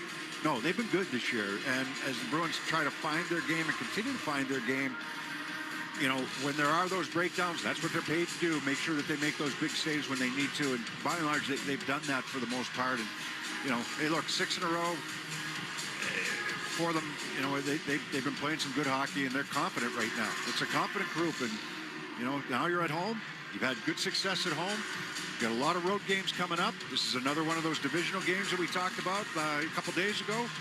you know, you continue to look at the standings. All of a sudden, the Bruins are in second place. I know that they played more games than everybody, but they're in second place in the Atlantic. Continue to win, especially these divisional games. In that win on Saturday, Mason Lohrei got back in the lineup after he had been a healthy scratch for 5 straight games. Responded with assists on 2 of the Bruins' goals and posted a +2 in 14 minutes of ice time. I think just trying to get back to playing the game the way I know how to. You know, obviously sticking to the systems. But yeah, just kind of get back to playing free, playing confident, and you never want to be out, so it sucks no matter what. Credit where credit's due. He played a very good game against Toronto. He's shown glimpses of offensive ability and everything. It's just competing in his D zone. It's as simple as that. He has to compete in the D zone. He has to care about his D zone and be better in that area. You know, the offense will come. He can put up no points, but if he cares in that D zone, the offense will come because he's gifted. He's a good player that way. And he stood up in the neutral zone. He took away time and space in the neutral zone. He was, when I say physical, he did what he needed to physically in the D zone to make sure guys couldn't get to the net, or he pinned guys against the boards. I've said it all along, and I'll say it again. It's not about running guys through the glass for Mason Lohrei. It's not in his temperament. He's not Zadorov. Zadorov's going to run guys over. That's not his game. That's fine. Just care about that D zone and really take pride in your defensive zone. And if you do that, he's going to be a player here every night for them. So he did a nice job of it the other day against Toronto. Now it's consistency. Can you do it again and again and again? You know, not just one and out. And that's something that we'll be watching here today. He got back in the lineup in part because Charlie McAvoy was out of the lineup dealing with a family issue the other night. McAvoy is back tonight. Lohrei expected to remain in the lineup. Jonathan Aspero will sit. Goalie Jeremy Swayman talked about it after the game, though. Without McAvoy, without Casey Middlestad, who's still out tonight, it doesn't matter who's in the lineup. The team's mindset doesn't change. It's really awesome to see. I mean, obviously the guys that aren't here, we miss them a lot, and they're a big piece to our team, but it's next man up mentality. It's always been like that since I've been here at the Bruins, and to see guys come in and do a job to a T, it's really rewarding, and it just goes to show the attention to detail that we have, and guys are bought in, and that's really good to see at this stage in the season. Guys are bought in. That's the key. You have to buy in, you have to believe, and you know, you get results here recently, you believe. You know, when they're going through a 6-game losing streak, there was a lot of soul searching. There was a lot of looking in the mirror. There was a lot of team meetings behind the scenes trying to say, all right, what do we need to do here to get out of this thing? What are we doing wrong? What do we need to do better? And, now you've got this win streak going on, and it's just a team that competes every night. And I think other than the Ottawa game, every night they have competed and given themselves a chance. You know, a couple points here and there in some of those losses, a couple extra points, get into overtime. You know, their point totals look a lot better than even what they are right now. Right. And they're pretty solid right now, and they like the way they're playing. But it's very easy to take a step back. This is you want to continue to move forward and continue to accumulate these points at this time of the year. So with the exception of McAvoy being back in the lineup, shouldn't see any lineup changes tonight for Marco Sturm. Jeremy Swayman will get the start for the second game in a row. Counting you down to puck drop, here's what's on deck. Brought to you by TimberTech Decking and Railing, #1 in premium decking. Order free samples at timbertech.com. We'll go around the NHL, including Joel Quenneville and the Ducks on a roll. We wanted to get out to a great start, and I think we accomplished a good start. I'll chat with Bruins head coach Marco Sturm. Our mindset, it shouldn't change anything. It's going to be a hard game. They're a great team. They will be pissed, and we just got to be ready right from the start. And up next, we'll preview tonight's opponent, the Toronto Maple Leafs, here on the 98.5 The Sports Hub Bruins Radio Network, driven by the versatile Honda CR-V at your local Honda dealers. The Honda Ridgeline is designed to adapt to every part of your life. Going camping? Its in-bed trunk fits all the gear for your outdoor adventures. The Honda Ridgeline, a truck for everything that makes you, you. Hey, it's Big Jim. Are you stuck in traffic going to the game? Next time, do what I do. Just take the train to North Station. With Commuter Rail, kids 11 and under always ride free. And if the game's on a weekend, you ride with $10 weekends. So next game, don't be late battling traffic and parking. Ugh. Get tickets with the M-Ticket app and take the train straight to the game. He roofs it top shelf. When the Bruins go top shelf, they go Tito's Handmade Vodka. Award-winning and distilled till it's just right. Tito's is crafted in Austin and made for Boston. Every sip has a smooth finish that's always good on ice, just like the Bruins. Realize your top shelf goals and win the pregame and the rest of the game with Tito's, the official vodka of the Boston Bruins. Boston pregames with Tito's. Distilled and bottled by 5th Generation Inc., Austin, Texas. 40% alcohol by volume. Savor responsibly. Hi, this is Andrew Peak. I'm excited to be teaming up with the Shaws and Star Market Foundation and 98.5 The Sports Hub for Feeding the Puck for Families. Every time me or one of my teammates feeds the puck this season and helps score a goal, the Shaws and Star Market Foundation Nourishing Neighbors Initiative will donate $100 to help end hunger here in our local communities. Since its inception, Nourishing Neighbors has raised more than $250 million across the country to ensure our neighbors have the nutrition needed to thrive locally.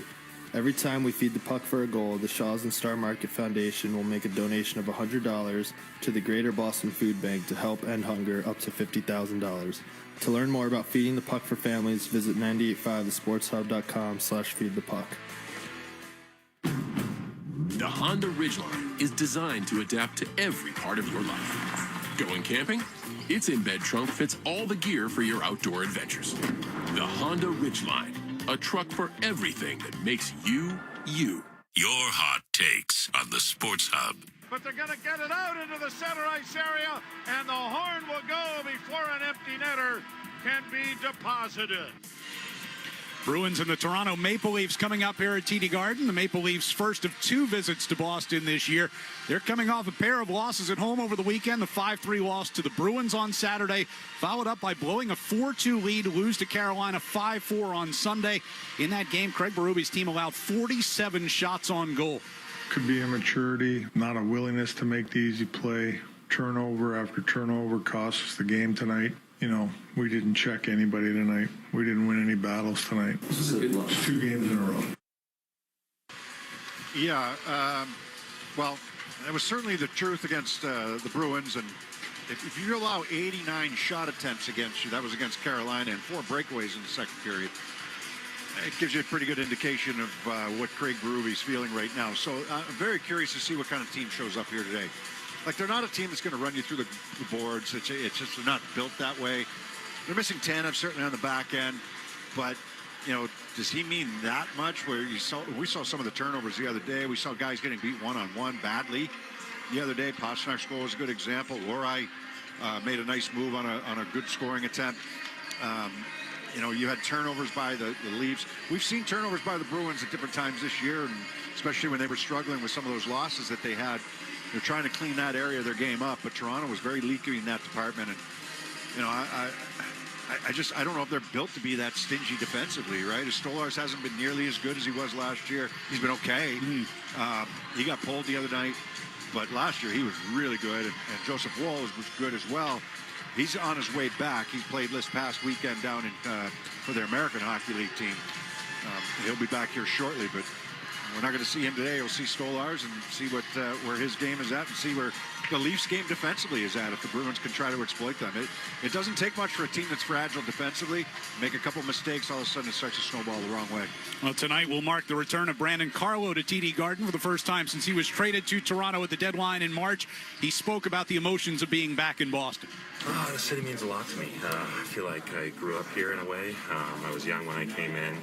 Met a lot of special people in this city, have some great friendships, but overall it was a big honor to be a part of this organization and to be a part of this city for sure. And I feel lucky for that chapter that I had in my life. Brandon Carlo is one of the nicest people you ever have to deal with. He's just, you know, he's a good person. Was sorry to see him leave. That's the business side of it. The Bruins get Fraser Minten in return and a first-round pick coming up in this coming draft in 2026.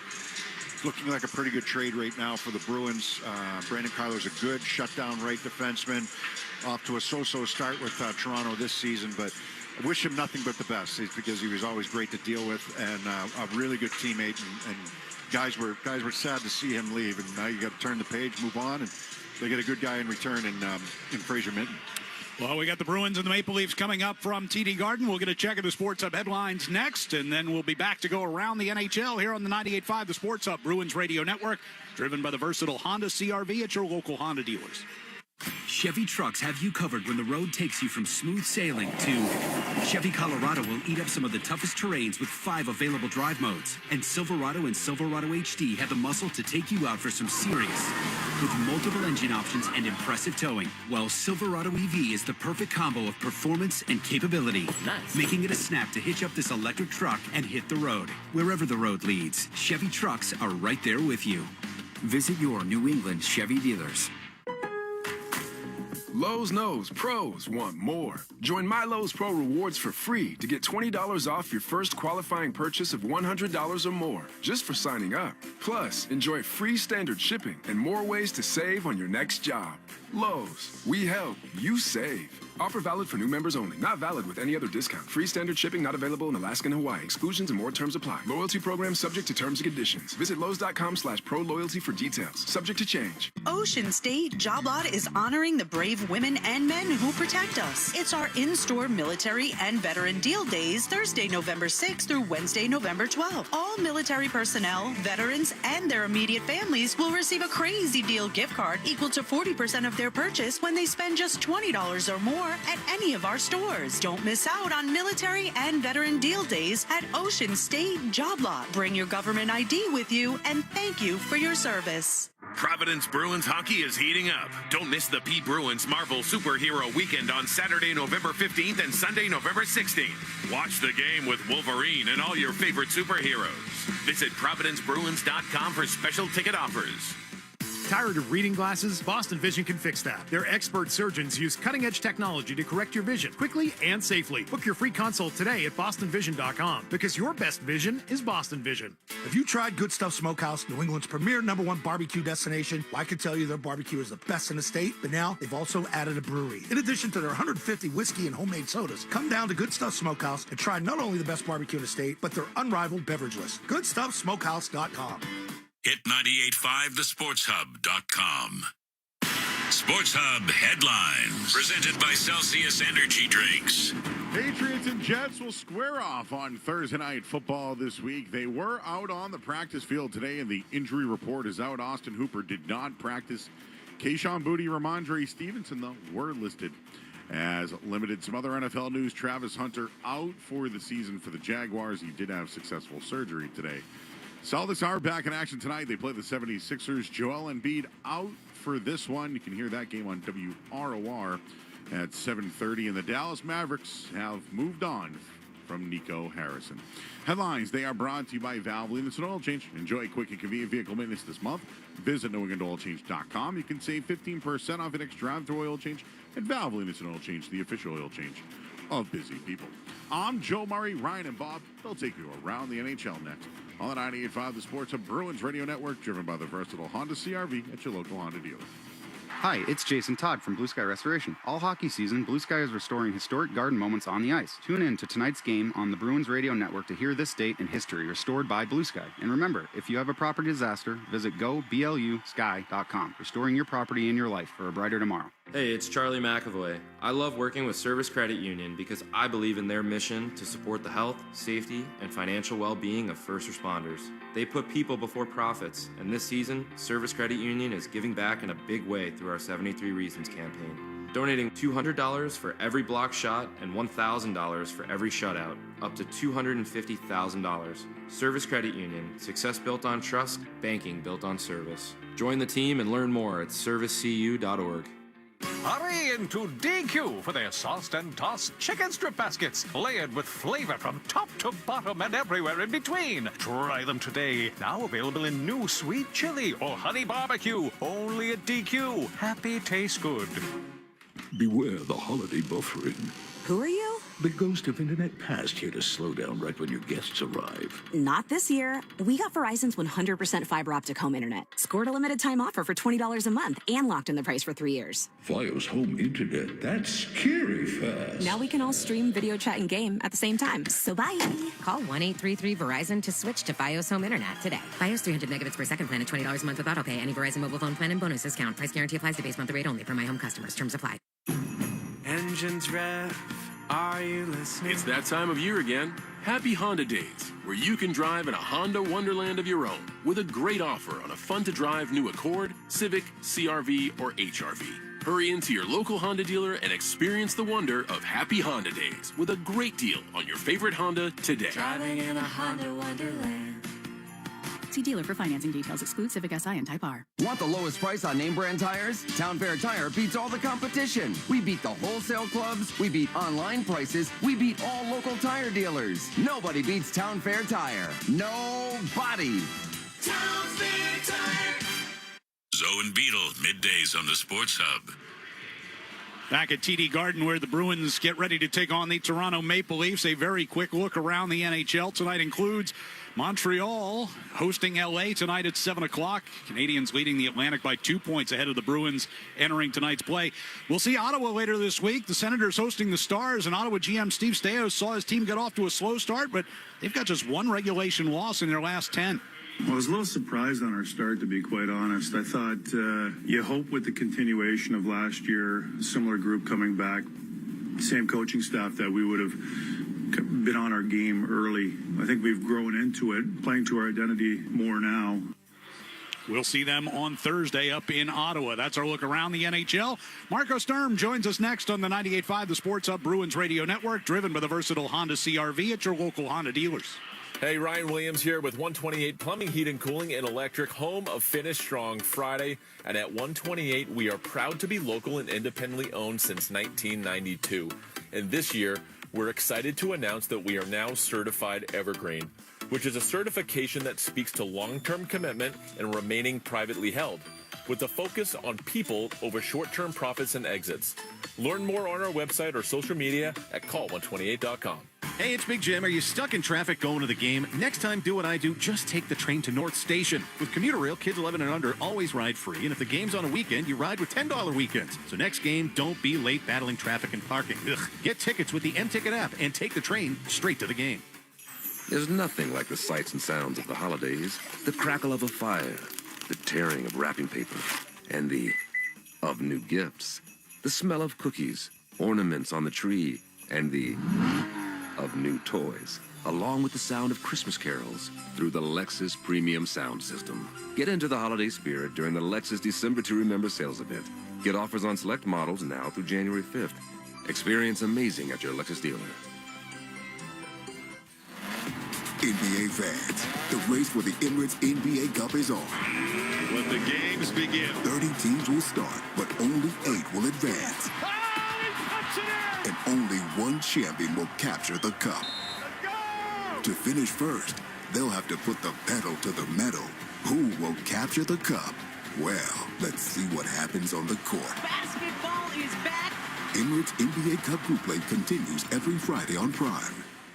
ClearPath for Veterans honors those who served. This Veterans Day, stand together in support of our heroes. Visit clearpathne.org and help veterans and their families find strength, hope, and community. ClearPath for Veterans. Together, we serve. At the 99 restaurant, $14.99 big deal meals start the week off right. Satisfy big appetites every Monday through Wednesday. Try our new grilled teriyaki chicken for flavor that's always kickin'. For big deal meals and a great time, you gotta love the Nines. Toucher and Hardy, mornings on the Sports Hub.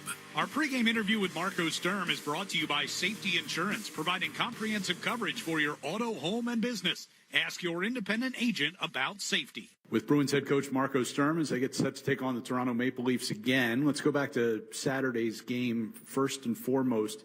You guys really, in the grand scheme of things, didn't even give up a 5-on-5 goal. The one even strength goal that they had was right at the tail end of a power play. You were without McAvoy in that game as well. So how did you manage to keep a lid on one of the higher scoring teams in the league? No, just by playing good, solid. I'm not saying defense, but just playing very smart all over the ice in all three zones. So a well executed and well structured game from us. And that's, again, if you're short a few really good players, that's really how you have to play. And we were lucky enough to come out with a big win on a Saturday night, hockey night in Canada in Toronto. So I was really happy about my team, but this is over. In the meantime, they lost another game, so they're going to be hungry for more. And and I think they didn't really forget about that we won in their building, so they want to respond, and we just got to be ready, and nothing should change. Mason Lohrei got back in the lineup on Saturday after sitting out for 5 games. Did you see what you hoped that you would see from him? Yeah, no, he's those are steps for me in the right direction, and then now we have to work on being more consistent. And yeah, no, end of the day, I want him to stay out of trouble. And when I look back to that game, going through the game and look at all the clips, for the most part, he did a good job, and that's all what I need. I'm not looking for him to be offensive threat right now. I don't want him to focus on power play. I don't want that.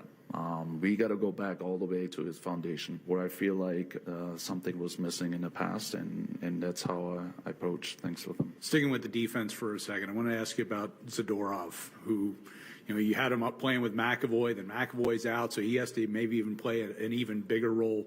We know how physical he can be, and we saw that against Toronto. What impact does he have for you on the back end, and especially the threat of that big body back there when you're an offensive player? Yeah, not just his size. I mean, obviously his size is very noticeable. I think it all started. I'm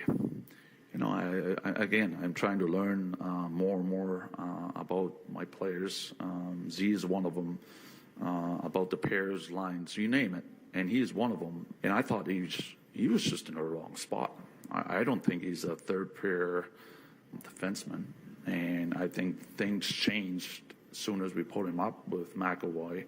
So now he's more present. He's more like the guy why we wanted to sign him here in Boston. And now he actually shows that. And before, yeah, he was okay, but it's almost like we didn't get not everything, but everything out of him. Let's put it that way. So I think right now he does it.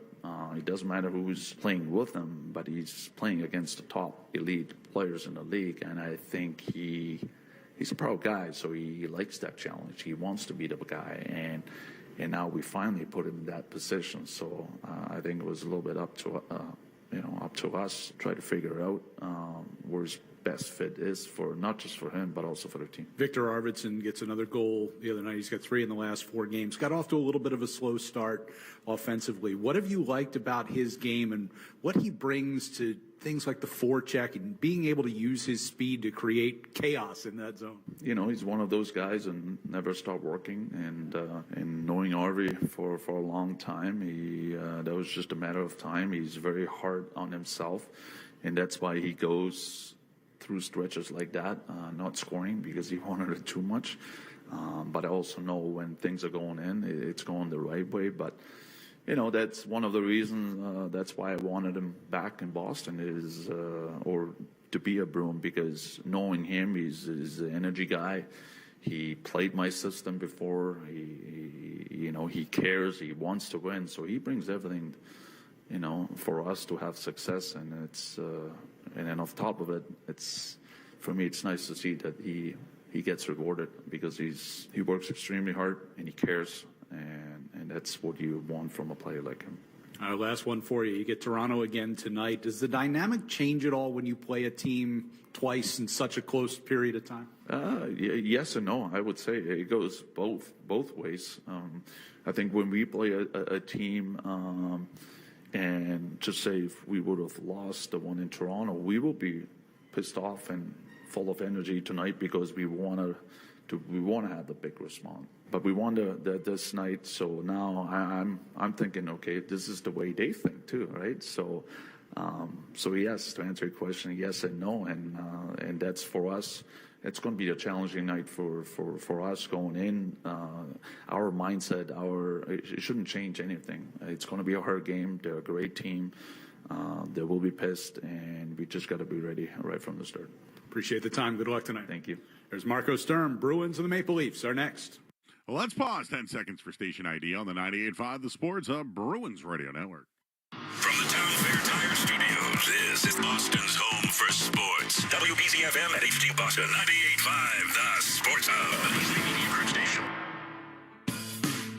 On Saturday in Toronto, the Bruins weren't able to land the first punch against the Maple Leafs, but Fraser Minton made sure he landed the last. Here's a steal by Kastelic inside the zone. Got it across. Minton scores! returns to Toronto and gives the Bruins a 5-3 lead with 3:02 to go. Tonight, they do it all over again against their age-old rival from Toronto. The Bruins and the Maple Leafs are coming up next. This is Boston Bruins hockey. Across to Esposito, a shot. Pierre Neely, wow. Nathan Horton wins Game 7 in overtime. Geeky scores. And there is point number 100 for Pasta and goal number 30 for Morgan Geeky. Boston Bruins hockey is brought to you by your local New England Honda dealers. Shaw's and Star Market, Safety Insurance, Town Fair Tire, Granite City Electric's GCE Night Train, your New England Ford dealers, Blue Sky Restoration Contractors, Service Credit Union, and by Catches Law.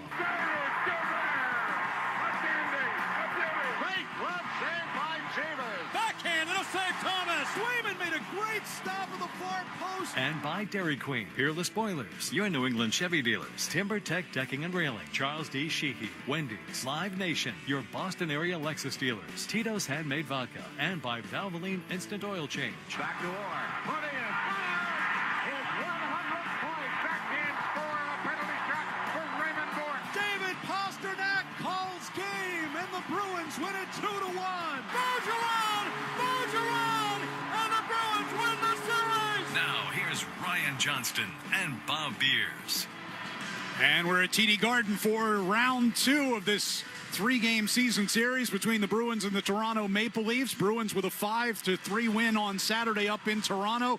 Maple Leafs have lost 2 in a row. What kind of pushback do you think we see from them tonight? Well, I expect to see some kind of pushback. When your coach calls you out, you've lost 2 games on home ice, and certainly their game against the Carolina Hurricanes, they got dominated in that game. You expect some pushback from the Leafs. So going into the game expecting that. If you're the Bruins, though, you know, they found their formula for success here. They've been winning games in a couple of different ways, but one constant. You know, they've been better defensively. They've been better as a team defensively. Like to stay out of the box a little bit more. They've gotten just it's a hard-working game. That's the way that they have to play in order to win games. And if it means winning battles along the boards and battles in front of the net and those types of things, that's something that they need to continue to do. They've done a great job of it here recently, and they're starting to believe in themselves. So hoping that that continues to roll downhill for them. Keys to the game brought to you by Town Fair Tire. For the guaranteed lowest prices on tires, go to Town Fair Tire, because nobody beats Town Fair Tire. Nobody. Opening face-off is next on the 98.5 The Sports Hub Bruins Radio Network, driven by the versatile Honda CR-V at your local Honda dealers. He roofs it top shelf. When the Bruins go top shelf, they go Tito's Handmade Vodka. Award-winning and distilled till it's just right. Tito's, the official vodka of the Boston Bruins. Boston Pregames with Tito's. Distilled and bottled by 5th Generation Inc. Austin, Texas. 40% alcohol by volume. Savor responsibly. With the NHL app, you can listen to every NHL game right from your phone. And with home and away broadcast feeds, you choose your way to listen. Whether you're at work, at the gym, or stuck in traffic, the NHL app puts you right in the action all season long. Every team, every game, everywhere you go. Download the NHL app and never miss a moment. Wendy's has new chicken tenders and new sauces. So whether you're a creamy ranch girly or a new Wendy's signature stand, you can dip to your heart's content. Now let's wrap this up, because I gotta dip. I want to try these new tenders. For tendies you're gonna know by name, gotta be Wendy's. At participating U.S. Wendy's.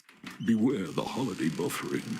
Who are you? The ghost of internet past, here to slow down right when your guests arrive. Not this year. We got Verizon's 100% fiber optic home internet. Scored a limited time offer for $20 a month and locked in the price for 3 years. Fios home internet, that's scary fast. Now we can all stream, video, chat, and game at the same time. So bye.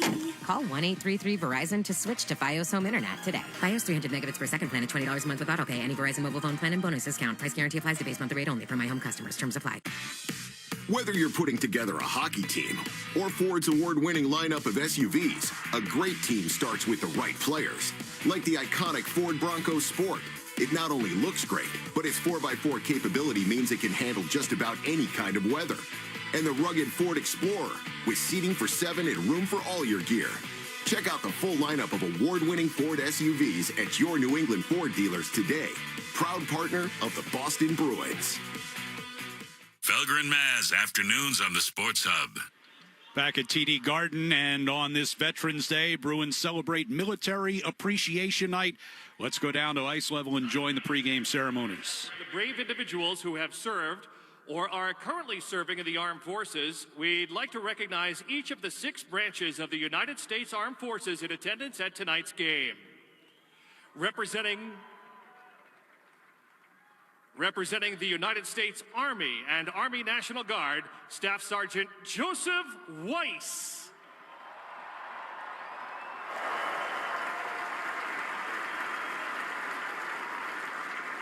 Representing the United States Marine Corps, Master Sergeant Cameron McNeil. Representing the United States Navy, Petty Officer Timothy Alamar.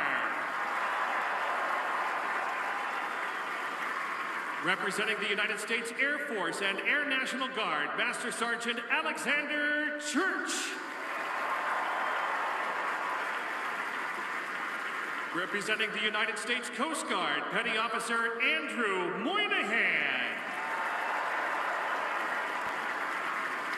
And fans, we'd like to welcome and recognize all the members of the United States Space Force joining us at tonight's game. With today being Veterans Day in the United States and Remembrance Day in Canada, please join us in thanking all those who are currently serving or have served in the armed forces. Thank you for your service.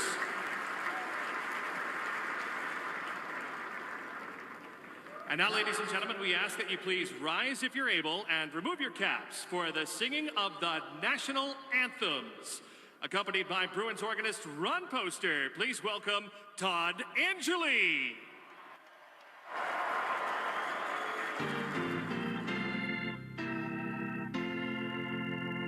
Oh, Canada, our home and native land, true patriot love in all of us.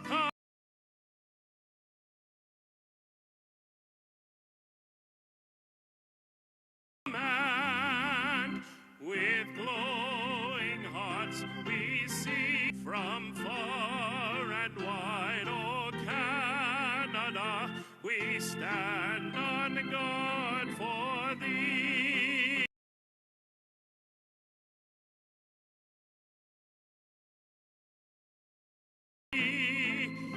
God keep our land, oh Canada, we stand on guard for thee. Oh Canada, we stand on guard for thee.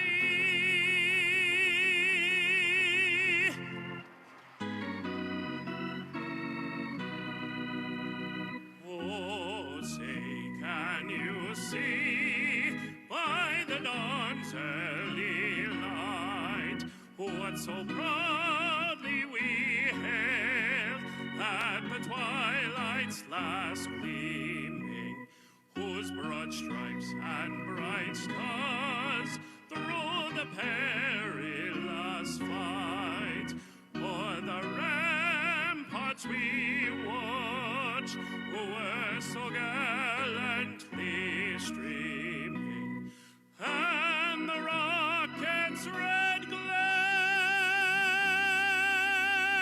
the bombs bursting in air, gave proof through the night that our flag was still there. Oh, say does that star-spangled banner yet wave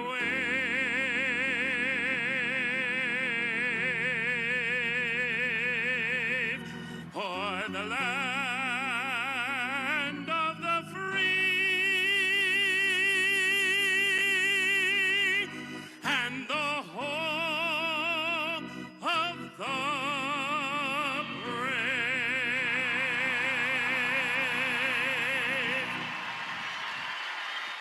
getting set for the opening face-off between the Bruins and the Maple Leafs. We'll take a look at our starting lineups here tonight. In goal for Toronto's Anthony Stolarz. On defense, the pairing of Morgan Riley and former Bruin Brandon Carlo. Up front, it's Matthew Nyes, Austin Matthews, and Nick Robertson. For the Bruins, Jeremy Swayman gets the start in goal. Nikita Zadorov and Charlie McAvoy, your defensemen. Up front, Morgan Geekie, Marat Husnudinov, and David Pastrnak. First 5 minutes of tonight's game presented by your New England Ford dealers. Tonight's New England Ford dealers first 5 contestant of the game is Caleb Hassan of Haverhill, Massachusetts. If the Bruins score in the first 5 minutes, Caleb will win a pair of tickets to a future Bruins game courtesy of the New England Ford dealers. Enter the contest at 985thesportshub.com. Bruins winners of 6 in a row and 7 of their last 8 back here on home ice. We'll go from left to right here in the first period. Wearing the home black sweaters, helmets, and pants. And they control the opening faceoff. Zadorov gets it to Pastrnak at center ice. McAvoy on to Husnudinov. Now McAvoy coming down the right wing circle. Throws one through the top of the crease wide of Stolarz. It'll wrap back around toward the near side. Pastrnak from the hash marks. Walks into the corner and throws one towards Stolarz. Hit him off the shoulder. Kept alive at the far point by Zadorov. Pastrnak wheels with it along the far side circle, brought it all the way back to the blue line, and then sent one just wide of the net. McAvoy in the near corner. He wanted to use Zadorov there. He had 2 guys chasing Pastrnak up high. Zadorov was open. McAvoy along the near wall. Husnudinov able to take one away out near the blue line, but bounced away from Pastrnak and cleared by Robertson. Zadorov from just inside his own blue line. Pass for Robertson in the neutral zone. Jumped away from him. Here's Tavares sending one back toward the front of the net. Looking for Nylander coming down that right wing side. Instead, the Bruins head the other way. Arvidsson on the right wing. Gets around Benoit. Goes around behind the net and sent one right through the crease. That is taken by Nylander and backhanded out of the zone. Yeah, make them defend. I mean, they've been under some pressure here recently. Toronto has. Missing the top defenseman and Tanev and defensive defenseman anyhow. And they've come under some fire from their coach. So make them play where they're uncomfortable. Alex Steeves dropping one back to Peak. Up the right side, here's Zaka driving it around the boards to the far side. Steeves couldn't get a handle on it. Wah will bring the Maple Leafs forward across the red line and then chips it deep. Peak goes to get it. Tried to backhand it back toward that far corner, and it got cut off. Michelli now along the near side circle, tried to center. Kastelik gets a stick in there. Hampus Lindholm angled it up the far boards out into the neutral ice. Here the red line, it'll be lifted back into the Bruins zone by Myers. Peak circles back behind Jeremy Swayman as we approach 2 minutes into this first period. Peak will leave it behind the net. Jokiharju comes and gets it. Bruins are changing up ice here. Jokiharju to Lohrei up the left side for Viel. Tangled up with Carlo. Puck goes behind Stolarz. He comes out of the net and plays it around the near side glass. Lay tried to get it out across the blue line. It was gloved down, and that'll be a hand pass. Yeah, but it hit a Leaf player. I thought so, too. It did.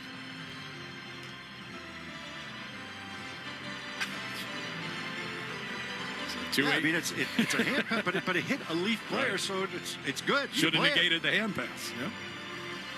Face off just outside the Toronto blue line. Domi wins that. Carlo coming back in front of the Toronto net. Up the right side for Blais, and he gets trucked by Viel just as he got rid of that puck. Blais' a good-sized guy. He didn't play last game up in Toronto.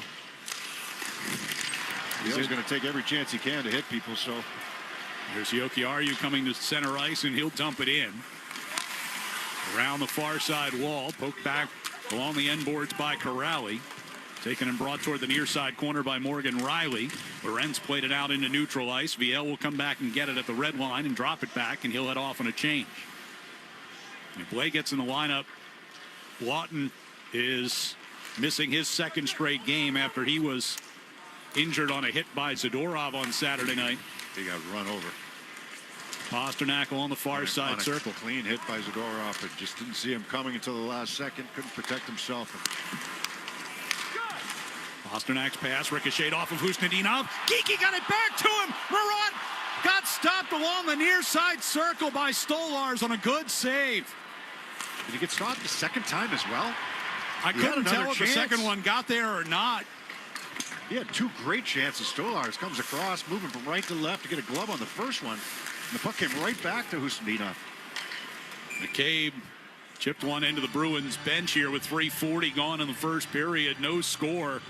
But Murat Husnadinov nearly got Boston an early lead. Pass from Geekie, wide open. First save was made. I think he made the second save as well. I think he did. McCabe kind of laid out in front of him trying to help him out, but I think he got to. Huge block against Geekie the other night in Toronto. He was half out of his net that time, Stolarz was. Puck played into the Bruins zone. Zacha will come and get it and bring it behind the net. From between the circles, pass up the right side for Arvidsson. Arvidsson trying to keep away from Ekman Larsson. Goes down the circle, goes around behind the net, tried to stuff it far post. Slipped off the end of his stick. Arvidsson kept it loose for Zacha. Finally coming to Toronto. Loose puck around toward the near corner. Arvidsson gets to it first. Brought back along the wall by Steves. And it'll be touched up by Ekman Larsson. That'll draw the whistle for the penalty with 15:47 to go in the first. Bruins will get an early chance with a man advantage. I know it's early. We're not even, 4 minutes into this game. But this is just over 4 minutes into this game. Boy, Toronto does not look good so far here in this one. The Bruins can really do whatever they want in that offensive zone. At least starting rate, They were called out by their coach. Not happy about the way they're playing on the defensive side of things. Philip Myers to the box. Advantage. The Bruins power play will go to work. They scored on their only opportunity up in Toronto on Saturday. Face-off win by Zacha. Back to McAvoy, who brings it toward the center of the blue line. Now Geekie plays it down off the end boards to Arvidsson. Around the boards back to Geekie. Center blue line McAvoy. Top of the right circle. Pasternak threw one in front and they score! It ricocheted off Zacha from between the circles. And the Bruins grab a 1-0 lead on the power play goal. Ricocheted off of Zacha because it's a pass for him. It's a nice pass by Pasternak, who comes up all the way up to the blue line. He arcs up to the blue line so he has more time and space on the right wing side to make a play. Zacha's the guy in the middle. Usually that's Arvidsson, but this time it's Zacha, and it's a pass for Zacha. It goes off of his left skate, but the pass was for him. If it wasn't going to go to him, it was going to go to Geekie in the left wing circle, but off of Zacha's left skate and in. And the good pressure, the good forecheck pauses the power play, and the Bruins get rewarded with a power play goal. So this is a start that the Bruins wanted. This is something that you pile on when a team's struggling. That's the 5th goal of the season for Zacha, 3rd in the last 4 games. And a 1-0 lead, less than 5 minutes in. Here the red line, Corrali lifting one toward the Toronto zone, knocked out of the air by Viel, who's near the blue line, and Yoki Harju couldn't quite get there in time to keep it in. He'll drop it back now to Mason Loride. Loride on the near side for Asamont, directed into the Toronto zone, chasing into the corner against Domi. They get tangled up. Domi able to kick the puck behind the net to Carlo from the far circle. He'll play it up the far wall. See where Loride is right there. He's right at the red line to make that play. Why back off if you don't have to? You've got support in the middle. Take away the gap that the forwards would normally have coming up the ice and make that play there. That's confidence, and that's what he can do because of that skating ability. I like that play. I mean, you stop in the rush at the red line before it even gets going. Bruins get whistled for an icing here as Peak tried to feed one ahead for Kastelik and missed. So they'll get a face-off in the defensive zone. Zacha from Pasternak and McAvoy have a power play goal at 4:27. McAvoy continues to put up the points, huh? Yeah, that's 7 assists in his last 6 games. 13 assists on the year. This last game against Toronto. Face-off win by Waugh. Back to the point. Shot attempt by McCabe. Ricochets back out of the zone. McCabe plays it along that far wall. Waugh, Hampus Lindholm. Shoved backward by Joshua, but the Bruins get it cleared. Dumped right back in. It'll ricochet around behind Swayman. Peak from the near corner. Sends it back behind the net. Waugh chased it to the far side. Hash marks. Joshua behind the net finds Michelli coming to the near circle. He backhanded toward the blue line, picked off by Kastelik, who gets it out toward the red. He and Michelli collide along the near boards. Loose puck to Hampus Lindholm at center ice. And he'll dump it down into the left wing corner. 6 minutes gone here in the first period. Bruins with a 1-0 lead. Zadorov will play it down the far wall behind the net. Skip past Kastelik, but Jeannot comes to get it. And he gets the stick slashed out of his hands, and another penalty coming here against the Leafs. McCabe. So I think he had the stick broken in two. If it was just slashed out of his hands, I would have said, but it's broken. It's going to be called. So 13:51 to go here in the first period. Bruins with a 1-0 lead and another power play coming up here on the 98.5, the Sports Hub Bruins Radio Network, driven by the versatile Honda CR-V at your local Honda dealers. The Shoresy Fall Classic returns. Join the cast of the hit TV show Shoresy as they take on NHL alumni from the Boston Bruins. December 7th, 3 p.m. at TD Garden. On sale now at Ticketmaster.com. Tired of reading glasses? Boston Vision can fix that. Their expert surgeons use cutting-edge technology to correct your vision quickly and safely. Book your free consult today at bostonvision.com, because your best vision is Boston Vision. No time of the year sounds better than the holidays. We look forward to the opening of new presents, heading out with family to see holiday lights, then racing back home to enjoy a traditional family meal. Or sometimes running back out to grab the last-minute gift. Get into the holiday spirit during the Lexus December to Remember sales event. Get offers on select models now through January 5th. Experience amazing at your Lexus dealer. ClearPath for Veterans honors those who served. This Veterans Day, stand together in support of our heroes. Visit clearpathne.org and help veterans and their families find strength, hope, and community. ClearPath for Veterans. Together, we serve. There are many maybes associated with weight loss. Safe, maybe. Effective, maybe. Long-term results, maybe. Cut the maybes. Awaken180weightloss.com. Check out new fall savings at Ira Mazda. Make every drive unstoppable with incredible offers on our entire collection of new and pre-owned vehicles. So hurry into Ira Mazda today, because like the season itself, these offers are beautifully temporary. The Pats play on the Sports Hub. A huge welcome from the TD Garden crowd for one of the newest members of the Hockey Hall of Fame, Zdeno Chara. They had a quick tribute video for him here between our timeouts, and Chara up here on the 9th floor acknowledging the crowd. We will hear some of his induction speech coming up here during our first intermission tonight. Bruins with a 1-0 lead, 13:51 to go in the first period, and another power play chance after they just scored on one as McCabe sent off for slashing. Bruins will have to chase it all the way back into their own zone to get it started here as McAvoy comes to get it from behind Jeremy Swayman. Pastrnak from his own blue line deals it back here to Zacha. Crisscrossing with Arvidsson coming through the neutral ice. Right wing pass to Pastrnak. Deflected pass comes to Matt.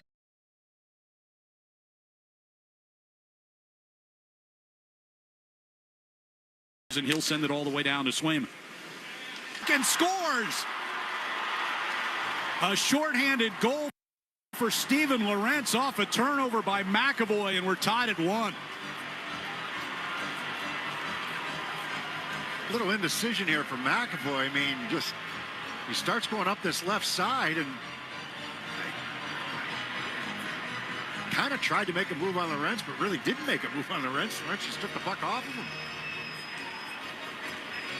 Yeah, he wants to drop that puck back for, you know, the late coming forwards so that they can make their play, but he doesn't even get that far. Lorentz just strips him the puck and right above the hash marks rips this puck blocker side.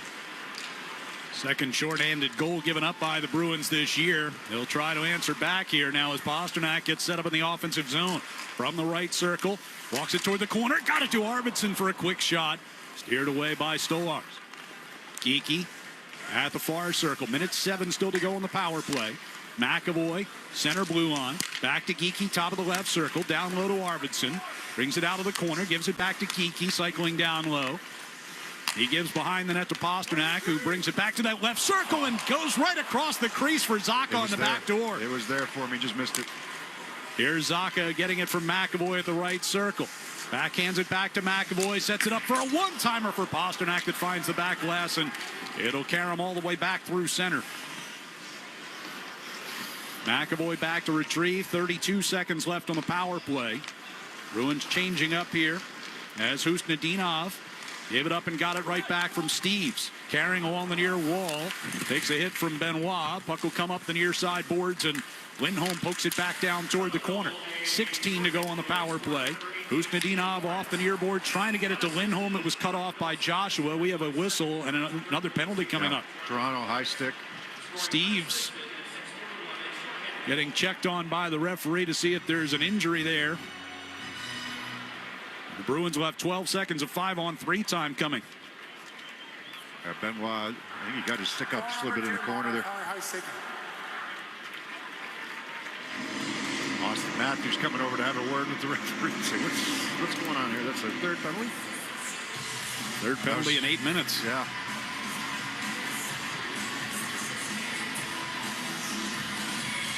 The first power play unit will come back out here for Boston. Two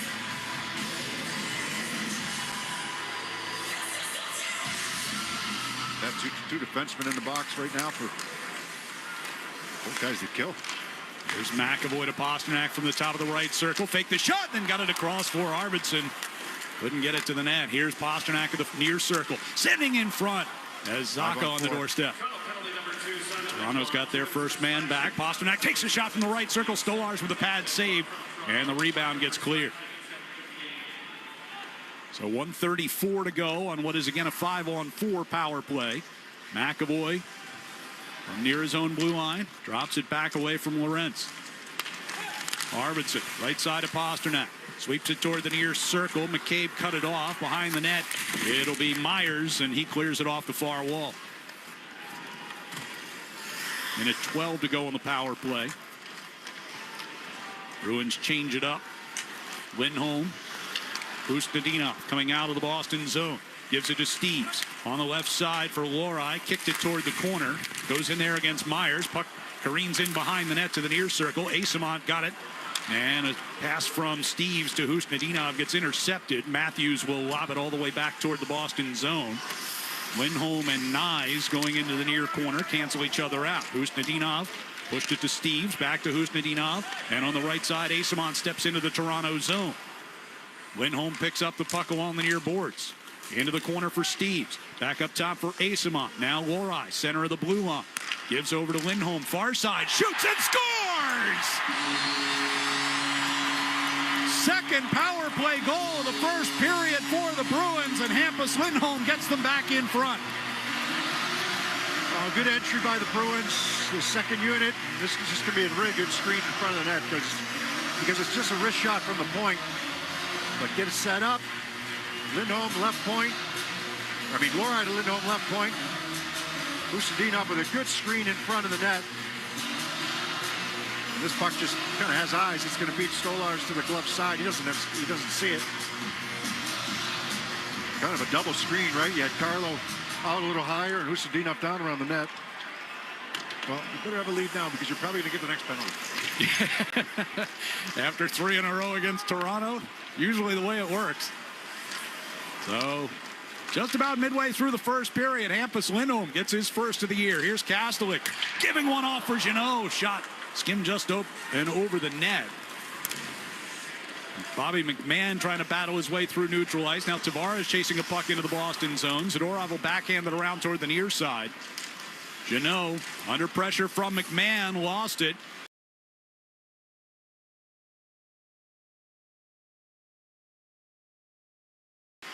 Nylander turns off the near boards, gets corner. McMahon takes a hit from Jeannot. Bruins get the puck out. Riley just inside his own blue line. Both teams getting some changes on with 9.5 to go here in the period. Riley will dump it in from the red line. Around the far side, Lohrei. He's tried to send it behind the net. Took a funny hop off the glass. Bruins will have it with Asimont playing it into the middle. Got picked off. Domi trying to walk it down between the circles. Ran into Jokiharju instead. Yeah, Bruins with a couple of turnovers here. One led to a goal. Rally leading the charge through the neutral zone. Dump in off the backboards and off the side of the net. Asimont got it out in front. Leafs will play it away. Lohrei on the far side circle against Blais. Plays behind the net. Jokiharju Corrali, and up the right side comes Pasternak now. Trying to carry into the zone. Lost the puck along the near boards. Nyes will bring the Leafs back toward the Boston line, but his pass is picked off by Viel. Carlo chipped it off the near boards, but it comes right to McAvoy. Zadorov coming out toward the red line. Plays ahead. Directed into the near corner of the Toronto zone. Taken off the near wall by Husnadina. Behind the net, he's got Pasternak coming toward the near side. Pasta goes down. No call that time. McAvoy with a drive from the near point. It's knocked down in front of Stolarz. Pasta's going to come on the bus again and say, well, I can't drop penalties. Austin Matthews gives to Nyes coming across the Boston line, trying to cut down the slot, and McAvoy stayed with him. Puck trickles in towards Swayman, and he covers it up. We'll take a break with 8:05 to go here in the first period. It's the Bruins 2 and the Maple Leafs 1 on the 98.5 The Sports Hub Bruins Radio Network, driven by the versatile Honda CR-V at your local Honda dealers. Sports don't get any tougher than hockey, and trucks don't get any tougher than Ford F-Series, F-150, and Super Duty. The trucks that move mountains also move parade float automobiles. With that versatility, it's no wonder Ford F-Series is the #1 selling pickup for 48 years straight. Visit buyfordnow.com for great offers. Your New England Ford dealers, a proud partner of your Boston Bruins. Sales claim based on 1977 to 2024 calendar year total sales. TD Bank cardholders score special benefits at TD Garden, from pro shop discounts and free tours to free popcorn and more. These benefits were made for game time. Card eligibility restrictions and terms apply. Learn more at td.com/TD Garden Perks. TD Bank, Bank of the Boston Bruins and the Boston Celtics. We've all seen them. Drivers who are looking at their phones. Is there anything more crazy? It's like they're asking to be in an accident. And why are they even on their phones? To find better car insurance? That's easy. Just pull over and talk with an independent agent about safety insurance. They'll make sure you benefit from great coverage and great value. Ask an independent agent about safety insurance. We'll help you manage life's storms. Hurry into DQ for their sauced and tossed chicken strip baskets, layered with flavor from top to bottom and everywhere in between. Try them today. Now available in new sweet chili or honey barbecue. Only at DQ. Happy tastes good.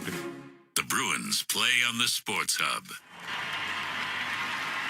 8:05 to go here in the first period. Bruins with a 2-1 lead, and as we come back, the Bruins just played a tribute video for the returning Brandon Carlo, who skates out in front of the Toronto bench, tapping his glove over his heart and saying thank you to the Bruins faithful who cheered him on for 9 seasons in black and gold. Yeah, classy guy. You know, got a chance to see him every day, and very popular teammate. As you said, just one of the nicer people that you'll meet. Yeah, you know, good player, obviously, for the Bruins for several years, because they're doing some repairs to some of the glass here as we come back from commercial. But, you know, a right shot guy that can skate, and that's something that Carlo can do. He can close on you quick. He can recover quickly. Sometimes with Brandon, when things started to go south for him a little bit, he had a hard time pulling himself. He was hard on himself, and he had a hard time pulling himself out of it. But when he was on, he was a valuable player for this team.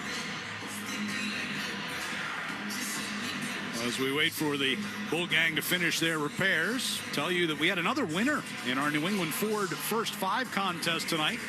Caleb Hassan of Haverhill winning a pair of tickets to a future Bruins game courtesy of the New England Ford dealers, and that is because the Bruins scored in the first 5 minutes once again tonight. Pavel Zacha, power play goal from Pasternak and McAvoy at 4:27.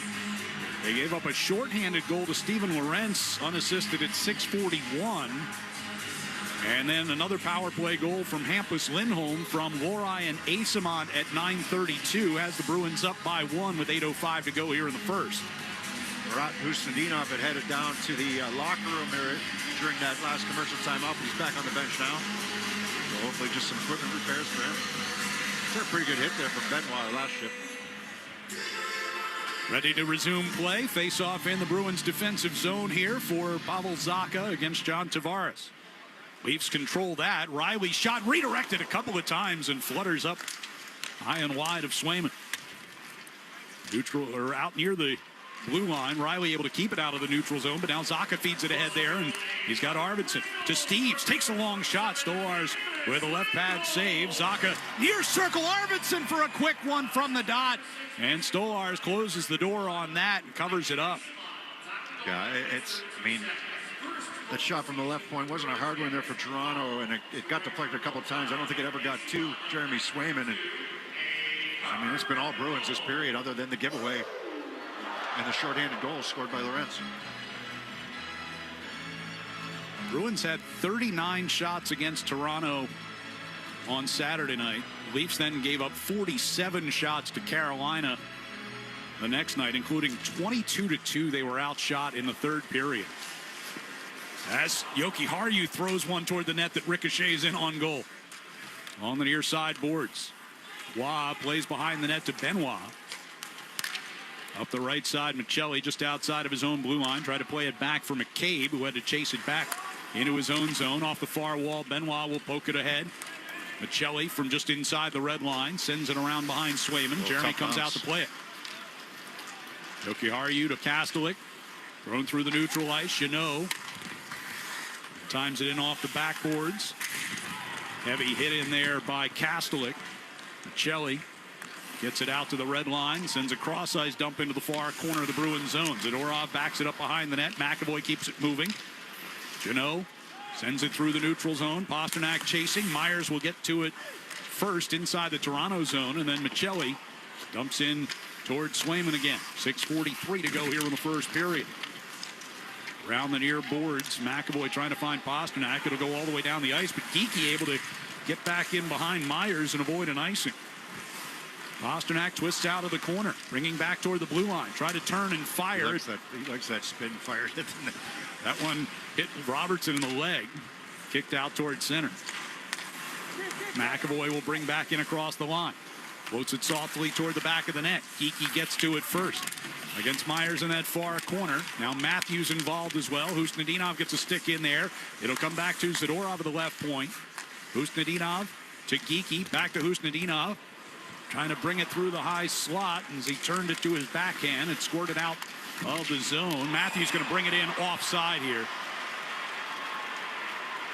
And Zadorov and Ekman-Larsson come together. And Ekman-Larsson again. We said it on Saturday. He does not want any He's doing what he has to do, Zadorov. We'll take a timeout here with 5:54 to go in the first period. It's the Bruins 2 and the Maple Leafs 1 on the 98.5 The Sports Hub Bruins Radio Network, driven by the versatile Honda CR-V at your local Honda dealers. The Honda Ridgeline is designed to adapt to every part of your life. Going camping? Its in-bed trunk fits all the gear for your outdoor adventures. The Honda Ridgeline, a truck for everything that makes you, you. Feeding the Puck for Families is proudly presented by the Shaw's and Star Market Foundation. With every assist, the Shaw's and Star Market Foundation Nourishing Neighbors Initiative will donate funds to the Greater Boston Food Bank to end hunger here in our local communities. Up to $50,000. Learn more at 985thesportshub.com/feedthepuck.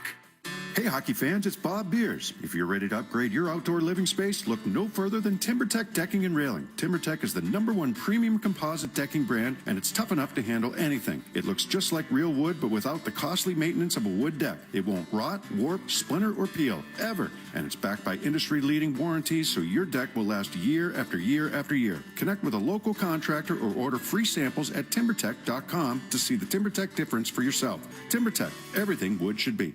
Hey, it's Charlie McAvoy, and I'm proud to partner with Service Credit Union because I believe in their mission to support first responders. This season, our 73 Reasons campaign is giving back over $250,000 to protect those who protect us. Join the thousands making a difference today at servicecu.org. The Honda Ridgeline is designed to adapt to every part of your life. Going camping? Its in-bed trunk fits all the gear for your outdoor adventures. The Honda Ridgeline, a truck for everything that makes you, you. The Revolution play on the Sports Hub. Hampus Lindholm's power play goal has the Bruins in the lead, 2-1. Mason Lohrei, Mikey Asimon assisting at 9:32 with those feeds. Shaw's and Star Market Foundation donates another $200 to the Greater Boston Food Bank to help fight food insecurity. Learn more about Feeding the Puck for families at 985thesportshub.com/feedthepuck.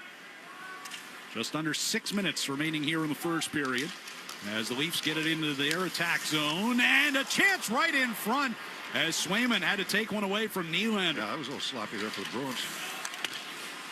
Riley helps avoid a Bruins entry. Here's Nylander back up the left wing side.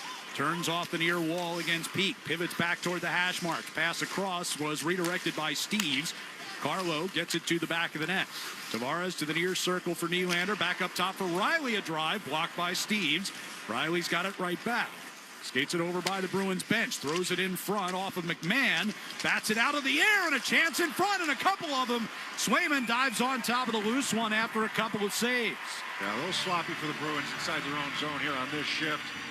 Leads to at least 2 good chances for the Maple Leafs deep inside the zone.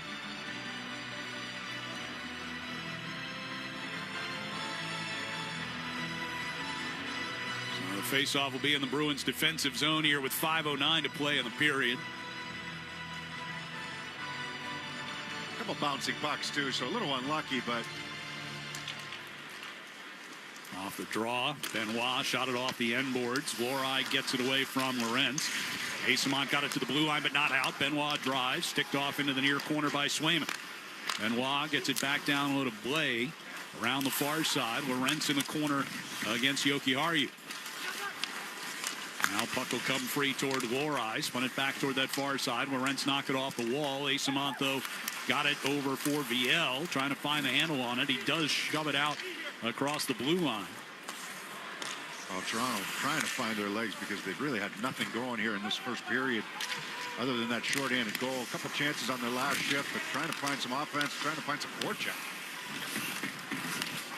McAvoy and Robertson are locked up in the far corner of the Bruins zone. Now here's Asamont to carry out. Gains the red line and dumps one towards Stolarz. It'll angle in behind the Toronto net. Bruins changing up here with 4:08 to go in the period. Riley's pass redirected deep by Nance. That would have been icing, no? Swayman not come out? No, the linesman indicated it was tipped in the neutral zone. Here's McAvoy down the right circle. Shot caught a piece of Stolarz in the outside of the net. Nice into the middle here for Matthews. Toward the red line, and he'll play it in. Usnadinov coming back to get it.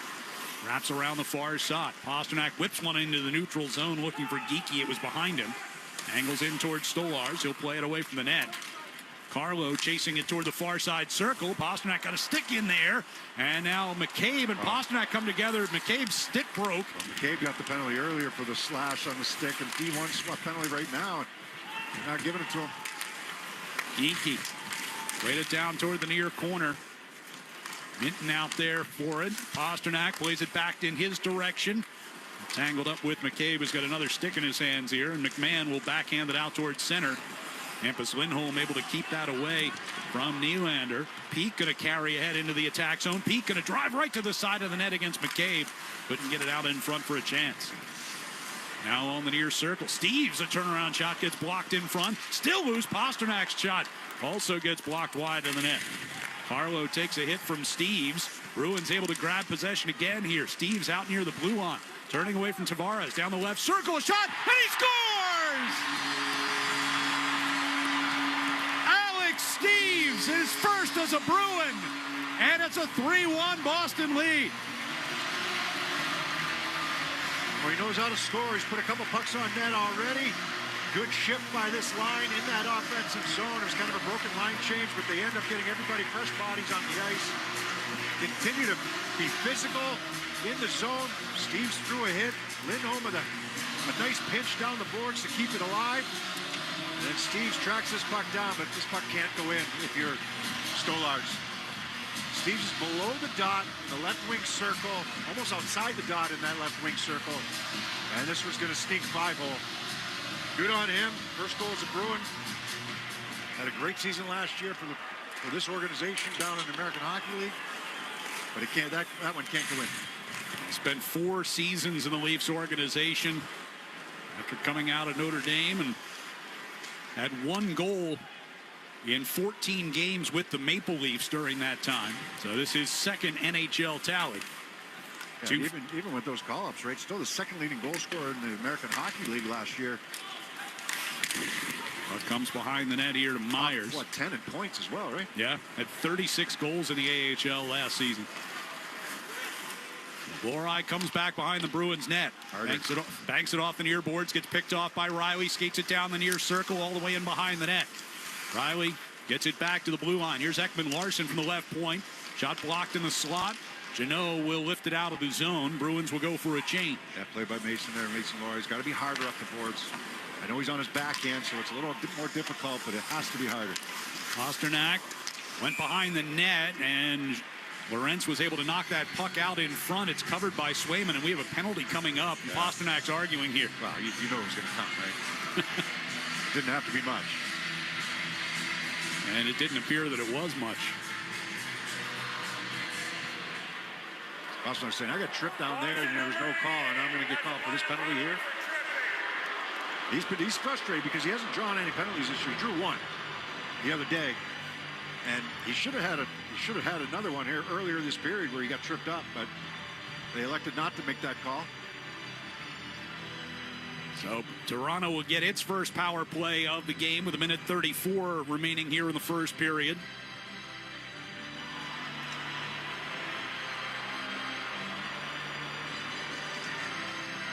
Face-off controlled by Boston. McAvoy sends it behind the net. Corrali trying to shoot it out of the zone. It ricocheted off the official, I believe, and goes into the bench out of play. I got to be a little quicker with that. I mean, the play's there to get you chip that puck behind the net. You can get that puck 200 feet if you're ready for it.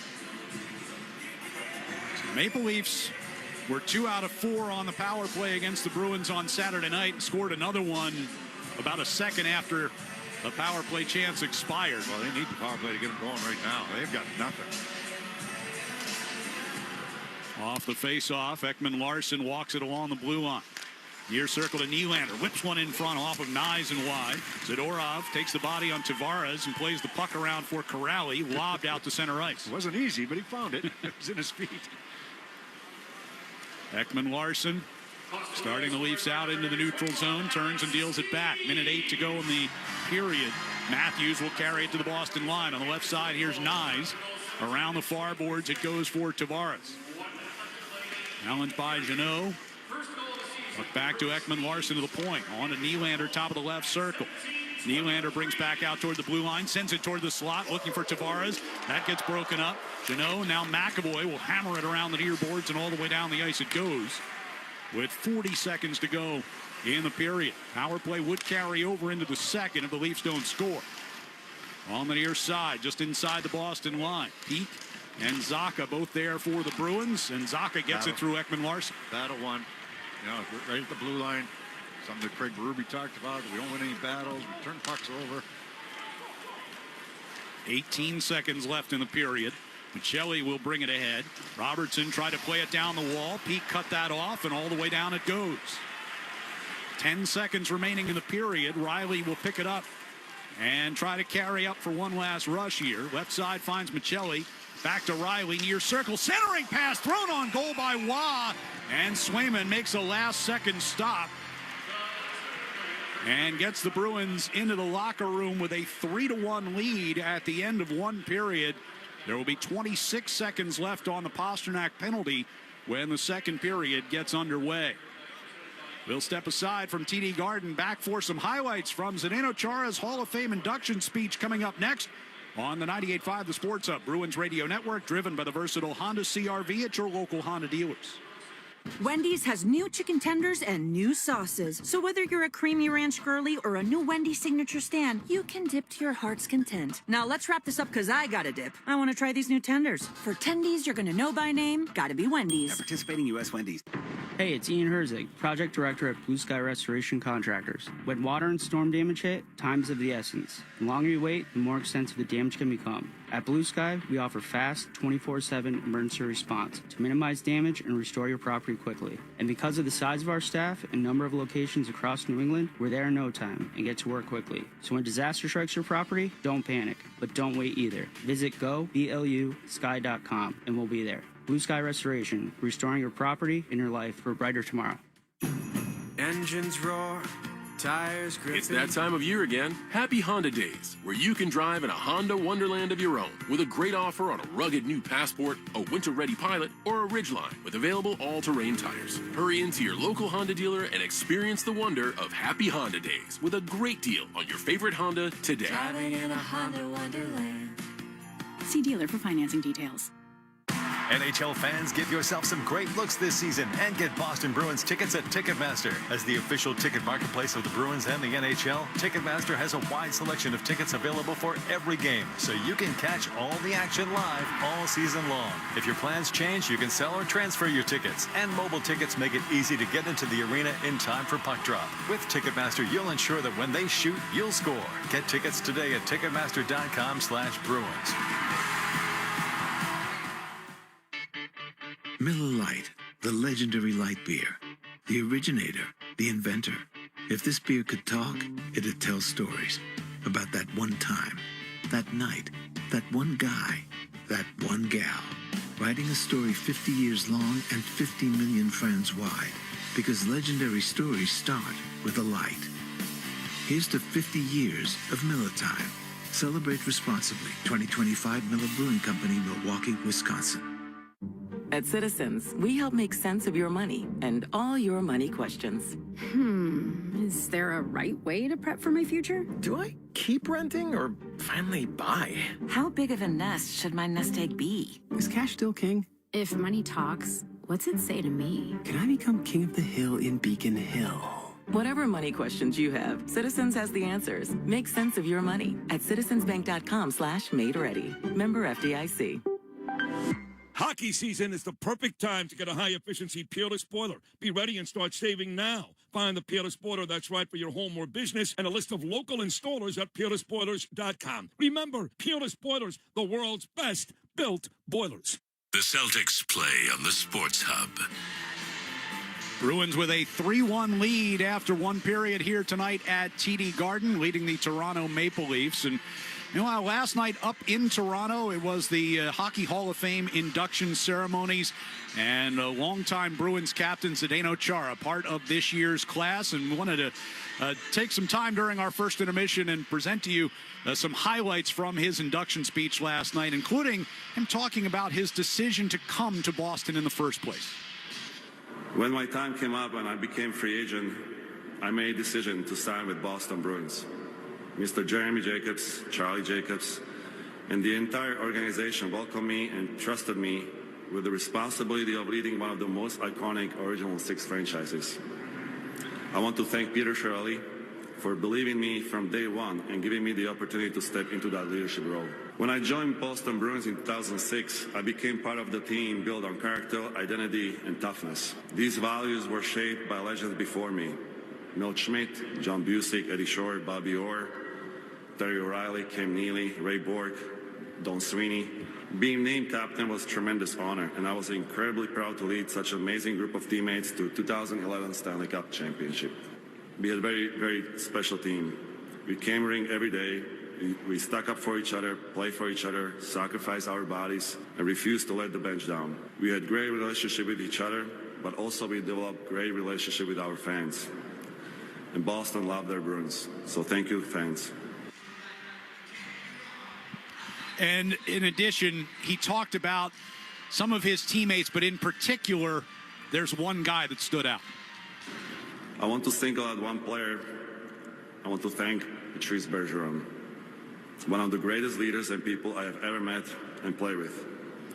My longest teammate, my co-captain, Bergie, I can always count on you. You show me and help me to become a better leader, a player, but more importantly, a better person. Rex, Scratch, Luch, Fairside, Skelly, Torty, Supi, and many others. We create something special in Boston, a culture. That 2011 Stanley Cup with Claude Julien and his staff, I will never forget how you guys made me better every single day. You pushed me, you trusted me, and sometimes, yes, you tripped me, especially you, Marshy. Hey, Z was a special player, obviously, and well-deserving going into the Hall. He'll have his number retired here as well. I think it's in January that they've announced that. Yeah. You know, for Zdeno Chara, he talks about becoming a leader. When he first came here, he was going to be captain here.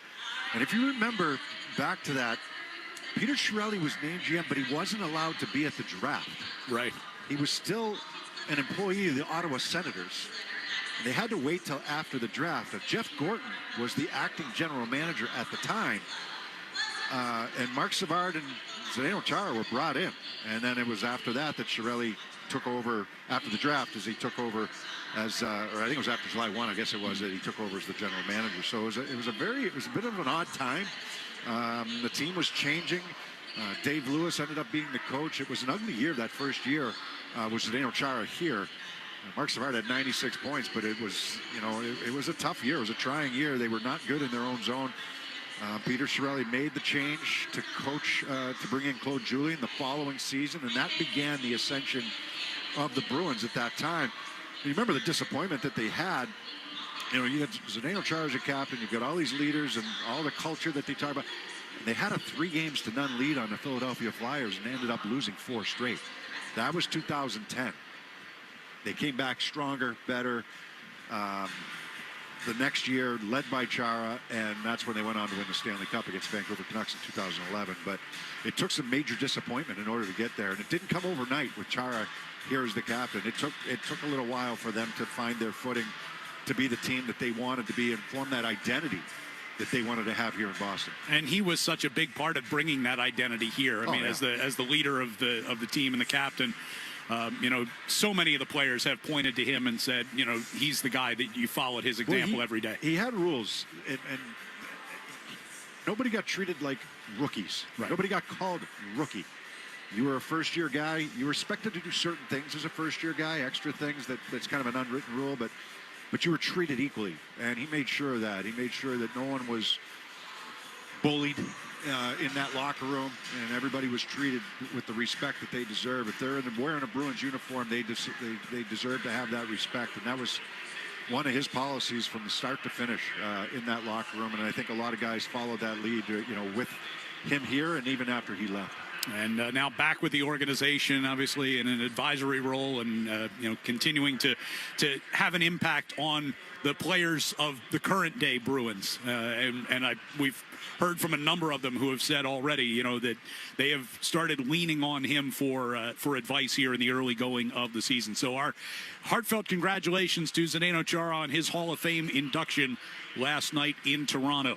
Meanwhile, at the end of one period, the Bruins have a 3-1 lead thanks to goals by Pavel Zacha and Hampus Lindholm, both on the power play, and then Alex Steeves getting one as well at the 17:23 mark to build themselves a 3-1 lead at the end of one over the Toronto Maple Leafs. Shots in the first period were 10-4 in favor of Boston. Coming up next, we'll get a check of the Sports Hub headlines with Joe Murray, and then we'll be back to get the second period underway here on the 98.5, the Sports Hub Bruins Radio Network, driven by the versatile Honda CR-V at your local Honda dealers. At the 99 restaurant, $14.99 big deal meals start the week off right. Satisfy big appetites every Monday through Wednesday. Try our new grilled teriyaki chicken for flavor that's always kickin'. For big deal meals and a great time, you gotta love the Nines.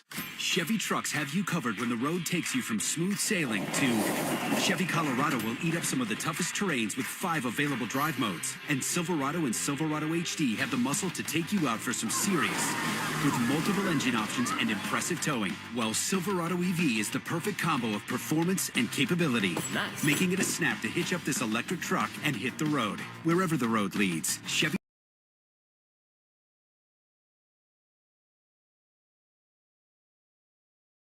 are right there with you. Visit your New England Chevy dealers. Contractor or homeowner, we pride ourselves on being the most affordable electrical heating and cooling solution.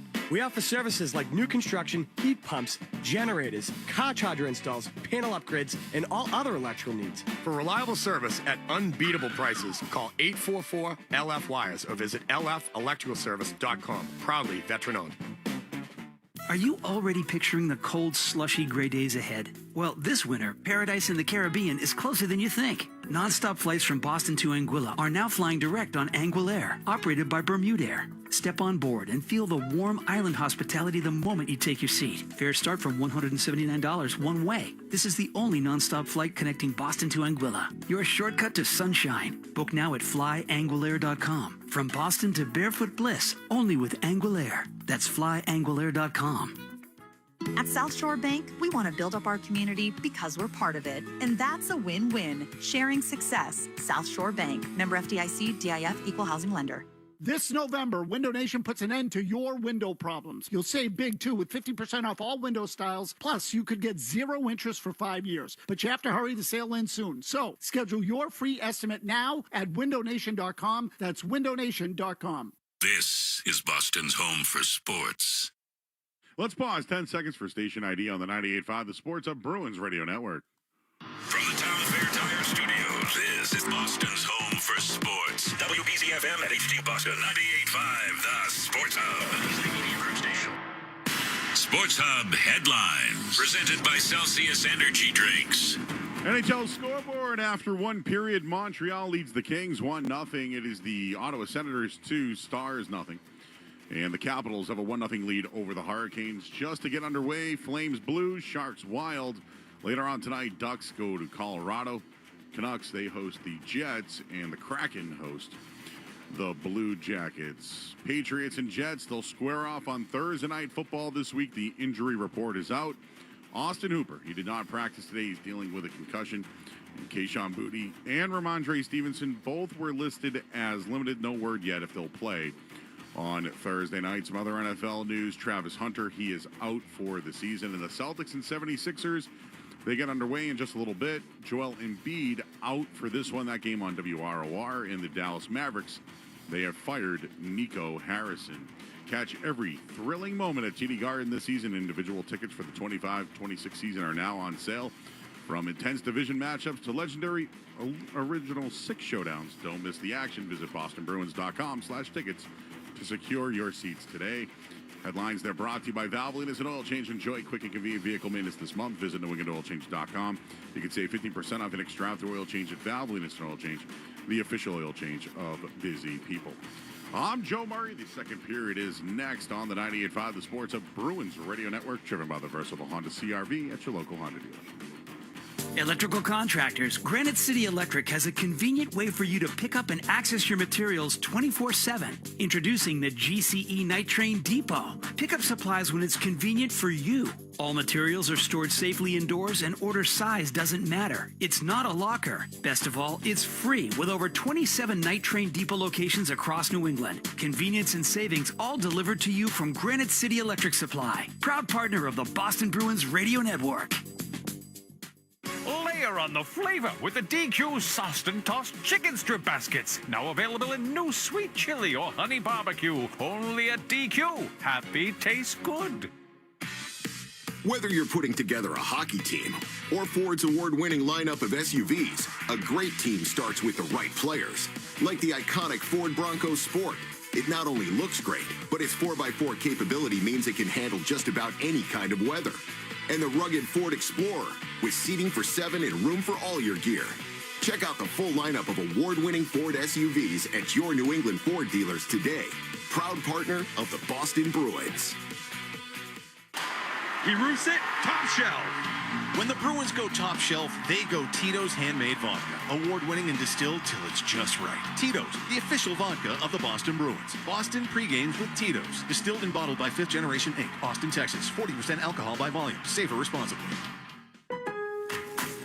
Lowe's knows pros want more. Join My Lowe's Pro Rewards for free to get $20 off your first qualifying purchase of $100 or more just for signing up. Plus, enjoy free standard shipping and more ways to save on your next job. Lowe's, we help, you save. Offer valid for new members only. Not valid with any other discount. Free standard shipping not available in Alaska and Hawaii. Exclusions and more terms apply. Loyalty program subject to terms and conditions. Visit Lowe's.com/pro-loyalty for details. Subject to change. Beware the holiday buffering. Who are you? The ghost of internet past here to slow down right when your guests arrive. Not this year. We got Verizon's 100% fiber optic home internet. Scored a limited time offer for $20 a month and locked in the price for 3 years. Fios home internet, that's scary fast. Now we can all stream, video chat, and game at the same time. So bye.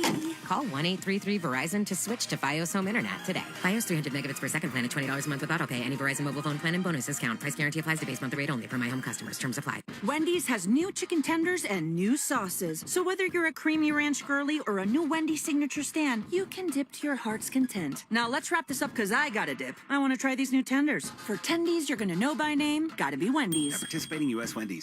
98.5 The Sports Hub and the Bruins Radio Network welcome the following new partners. Your Boston area Chevy dealers and the Chevy Silverado. TimberTech Decking and Railing, #1 in premium decking. Order free samples at timbertech.com. Blue Sky Restoration. Tune in to hear this date in history being restored by Blue Sky all season long. And remember, if you have a property disaster, visit goblusky.com. And your Boston area Lexus dealers. Experience amazing at your Lexus dealer today. From the home of the Bruins, thank you for joining our winning team. Boston Sports Talk, the Sports Hub. Bruins with a 3-1 lead over Toronto after one period of play. Joined downstairs by Mason Lohrei, who assisted on one of those goals. Mason, first off, playing a team back-to-back like this against Toronto, what kind of pushback were you expecting to start this game from the Maple Leafs? Yeah, I mean, obviously they're a good team, fast, skilled. They're going to make plays. So I think we just expected, them to come out and play hard and try and make plays like they do. So I think it's on us to, stick to playing defense and playing from the middle of the ice and shutting them down and then going the other way with it. You certainly made an impact in your first game back in the lineup on Saturday. How do you continue to carry that momentum forward here? Just playing with confidence and, starting in the D zone, starting from the middle, using my skating and, moving the puck and then moving my feet and jumping in the play. How do you and Henry Jokiharju match up as a pair, do you think? It's great. I love playing with Yokes. He's another puck mover, really smart. So I think just, us communicating and kind of reading off each other, it's been good so far, so let's keep it going here. Appreciate the time. Good luck in the second. Yeah, thank you. All right, thanks to Mason Lohrei for joining us. He and the Bruins with a 3-1 lead as we get ready for the start of the second period. That interview brought to you by TD Bank. TD card holders score special benefits here at TD Garden, from pro shop discounts and free tours to free popcorn and more. Learn more at the TD Garden website. TD Bank, bank of the Boston Celtics and Bruins. Still a little work to be done on the PK. 26 seconds ago on Pasternak's penalty. Pastrnak, after that period ended, he was having a long discussion with the referees and wasn't happy that I think he got tripped up, earlier in the period. He's been frustrated all year. It feels like he should have drawn. He should have been able to draw a number of penalties this season that, for whatever reason, have just not been called. And he get called for a hook that he got called for, I believe, right? So, but when you look at that period on the whole, I mean, Toronto did not do much. We'll see if they come out with some more pushback here in this second period. We were wondering what kind of pushback they would have. They made the change in net. Thought that might happen. And Dennis Hildeby comes on in relief of Stolarz after 20 minutes. Here's Corrali moving in right circle, and a rebound kicked out in front for McAvoy, and just missed wide. Back check there that just got a piece of his stick, didn't allow him to get that chance. That's a good shot by Corrali. I mean, that shot is with a purpose. It's on the pads. It's meant to create a rebound chance, and it was perfectly done. It was just a good back check there on McAvoy. And here's Pastrnak off a feed from Geekie, just onside, and he scores! Pastrnak going back and forth in front of Hildeby, and he gets number 400 in his career, and the Bruins have a 4-1 lead. And everybody off the bench right now to congratulate Pastrnak. Geekie went and grabbed the puck. What a move. You got to feel for, just out of the penalty. Got to feel for Hildeby, right? I mean, first chance that could have easily been a goal on the rebound. And then the second one he faces is a breakaway from a guy that's about to score his 400 goal on David Pastrnak. Pastrnak, forehand, backhand, back to the forehand to finish this off. What a move. They're making sure it was onside now. They're making sure it was onside. Well, It's the referees, though, looking. It's not the linesmen, so.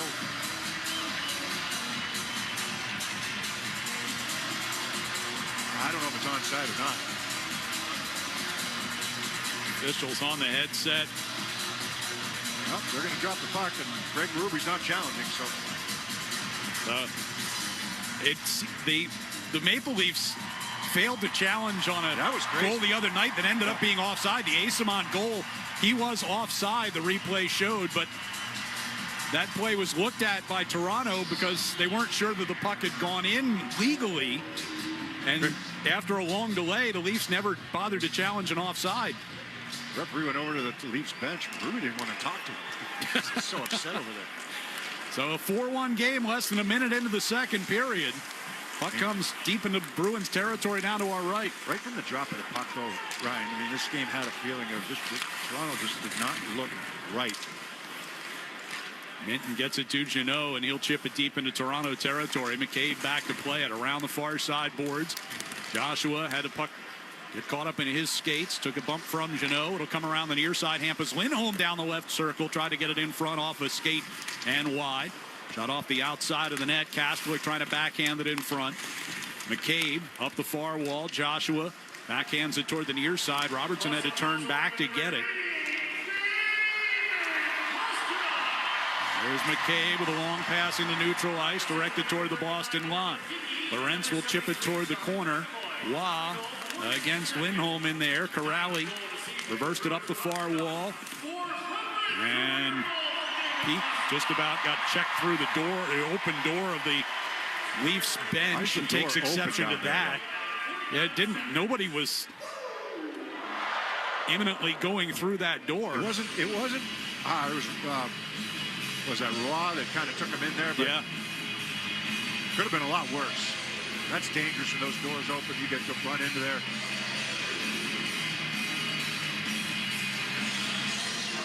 David Pastrnak with his 400th career goal. It's his 9th goal of the season. He now has 26 goals in 34 career games against the Maple Leafs. Just point total just continue to pile up for him against the Leafs. Face-off win here by Toronto, and Ekman Larson dumps it in. Swayman waiting for it to get into the trapezoid, send it around the near side. It'll come out towards center. Lorentz gloving it down. Got it to Myers, and back deep it comes. Swayman tried to backhand it toward the far side corner. Domi got in the way of that as he and Jokiharju collide. On the far circle, Blais winds up with the puck. He will spin it around the near side. Myers waiting at the right point. Back down deep for Blais.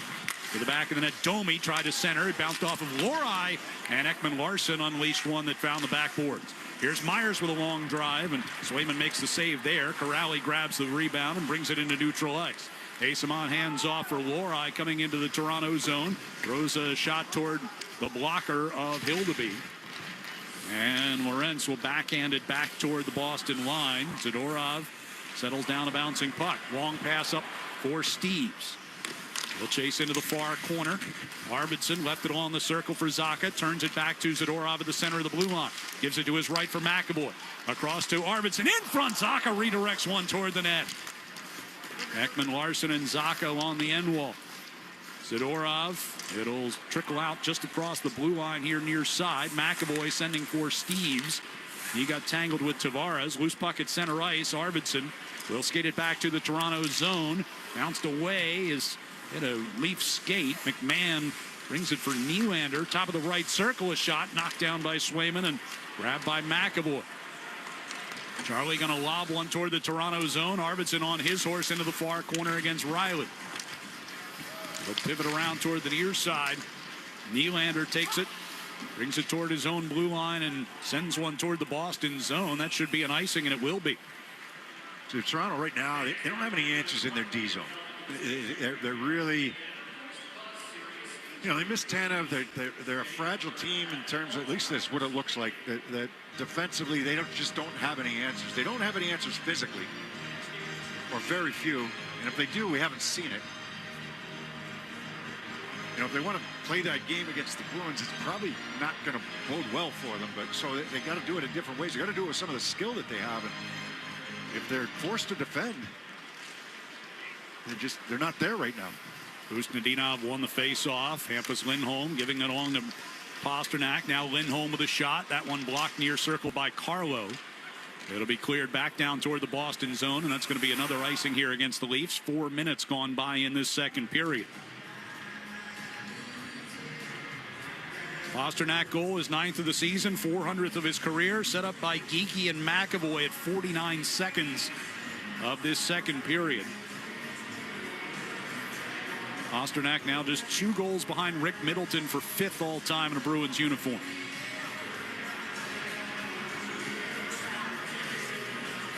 Off in the offensive zone here for Usnadinov against Matthews near circle. Matthews won it toward the corner. Carlo will lift it off the glass. Gloved down at the blue line by Lindholm. Matthews able to push it back out toward the red line. Pastrnak out there, harassed by Nylander. Tracking that puck over by the Toronto bench. Nylander will throw one toward Swayman. Peak out of the far corner, try to play it behind the net. It got taken away. Nyes try to stuff her along the near post. Carlo to Riley, far circle, throws one toward the slot. Matthews tried to turn around shot, but Peak was there. Shelley along the far wall, back in behind the net. Lindholm gets a stick in there on Matthews. Matthews comes away with the puck, tried to get it back out in front. It ricochets off toward the far side. Nyes on the end boards. Keep away from Lindholm. Behind the net, Matthews tried to force it in front. That was blocked. Riley to Carlo. High slot. His shot blocked off of Geekie. Peak in the near corner against Matthews and Nyes. Matthews comes behind the net. Backhands it to Michelli. Back up top for McCabe. Now Carlo with the right point. Lays it back down low. Matthews shoved by Usnadinov. Puck ripped around the near side by Lindholm. Helped out of the zone by Geekie. He and Carlo collide just outside the blue line, and Pastrnak brings it back into the Bruins zone. No harm, right? You're in your own zone, but 2 turnovers during that shift. Don't beat yourself right now. And they weren't really forced turnovers. There were other plays. There were plays there to be made. And Lorai will play it off the near boards. don't take your foot off the gas. In the neutral ice, Kastelik able to knock down Benoit's pass. Deep it goes, courtesy of Jeannot. McCabe goes back and protects it against the Jeannot check. Comes across toward the near side, and Lorentz played it to the Boston line. Domi gets it in for Blais. Blais centering pass, and Lorentz missed the net as Swayman was sliding to his right. Tap back out towards center. Here's Robertson. He'll drag it back into the Boston zone. Jeannot rides him toward the corner. Robertson turns it back toward the blue line. Meyer's shot redirected into the far corner. Blais to the back of the net for Waugh. Centering pass, and Swayman makes a stop on Robertson from in tight. Joshua plays back down toward the corner. Yoki Harju is there, and he'll lob one into the neutral zone. Tapped out of the air by Minton and forced into the Toronto zone. That gives the Bruins a chance to get some changes on. Robertson quickly back ahead to Waugh, who hit the post on the stick side of Swayman. Far circle. McAvoy able to protect the puck. Asamont clears out. Corrali coming to the Toronto line to the left circle. A shot. Blocker stop by Hildeby. On the near boards, Joshua and Viel get together. Asamont will play it back in deep. Funny hop off the backboards. Same thing happened in the first period. Swayman went back to play a puck. Robertson from the far circle. Leaves it behind to Riley. Rink wide pass got away from Carlo. Zadorov to McAvoy inside the Bruins zone. McAvoy with a pass up the middle. He's got Viel across the line. Left circle for Asamont. Didn't connect. He and Tavares get tangled around the far boards. And a race for possession. McMahon against Peak over there. Now Riley got it to the blue line but not out. Viel gloved it down. It'll come out of the zone now with 12:25 to play here in the second. Bruins leading 4-1. Jump in by Lindholm, goes all the way around the far board. Steves picks it off the wall. Toward Lindholm, batted toward the near circle. Arvidsson down deep for Steves. Steves to the far circle, got it back to Lorai at the center of the blue line. His shot attempt was blocked. Came bouncing into the slot. Arvidsson's got it now far circle. Saka tried to get it back toward Arvidsson. Knocked away, and Nylander's got it. Brings the Leafs to center ice. Dumps it in on Swayman, who will paddle it away from the front of his crease to Lorai. Saka to Peak around the far boards. Cut off by Nyes. Matthews inside the line will play it back around behind the net. Lorai brings it toward the near side. It bounced away from McCabe out near the blue line, out toward center. Steves to Arvidsson, and deep it goes toward Hildeby, who forced to make a save on a short hopper. Matthews gets knocked down by Zadorov near the Boston line. Matthews trying to return the favor against Zadorov, who holds his ground and plays the puck behind the net for McAvoy. Directed through the neutral zone. Geekie going to get to it first in the Leaf zone. He's got Pasternak going behind the net. Costa kicks it onto his stick. Centering pass. Bounced off of Hildeby's stick in the crease. Matthews off the near boards. Finds Michelli working his way through the neutral zone, but McAvoy relieves him of the puck. Turns back up ice with some speed. Gets tripped up coming into the neutral zone. Crowd wants a call. Won't get it. Lorentz drops it off to Ekman Larsson for Blay. Busnadinov on the back check, helping to try to break up that play. As along the near circle, Domi gets it back from Lorentz. Back to Myers for a one-timer, and Swayman loses his mask. After taking that one up high, that draws a whistle. 10:37 to go here in the second period. David Pasternak's 400th goal has the Bruins on top 4-1 over the Maple Leafs here on the 98.5 The Sports Hub Bruins Radio Network, driven by the versatile Honda CR-V at your local Honda dealers. This Thanksgiving, the rush is on, and so are the savings at Ira Mazda, New England's #1 Mazda new car volume dealer. Feast on affordable offers on our remaining 2025 models, like the 25 CX-5 for $269 a month for 33 months, or financing as low as 2.9%. Or make sweet autumn memories in the 25 CX-50, available for $239 monthly or 3.9% for 60 months. Every step of your journey deserves transparency, precision, and genuine care. That's Ira Mazda's promise. New England drives Ira. Includes NFS lease cash and lease bonus cash. $0 security deposit. Tax, title, license, and fees not included. Not everyone will qualify. See dealer for details. There are many maybes associated with weight loss. Safe, maybe. Effective, maybe. Long-term results, maybe. Cut the maybes. Awaken180weightloss.com. ClearPath for Veterans honors those who served. This Veterans Day, stand together in support of our heroes. Visit clearpathne.org and help veterans and their families find strength, hope, and community. ClearPath for Veterans. Together, we serve.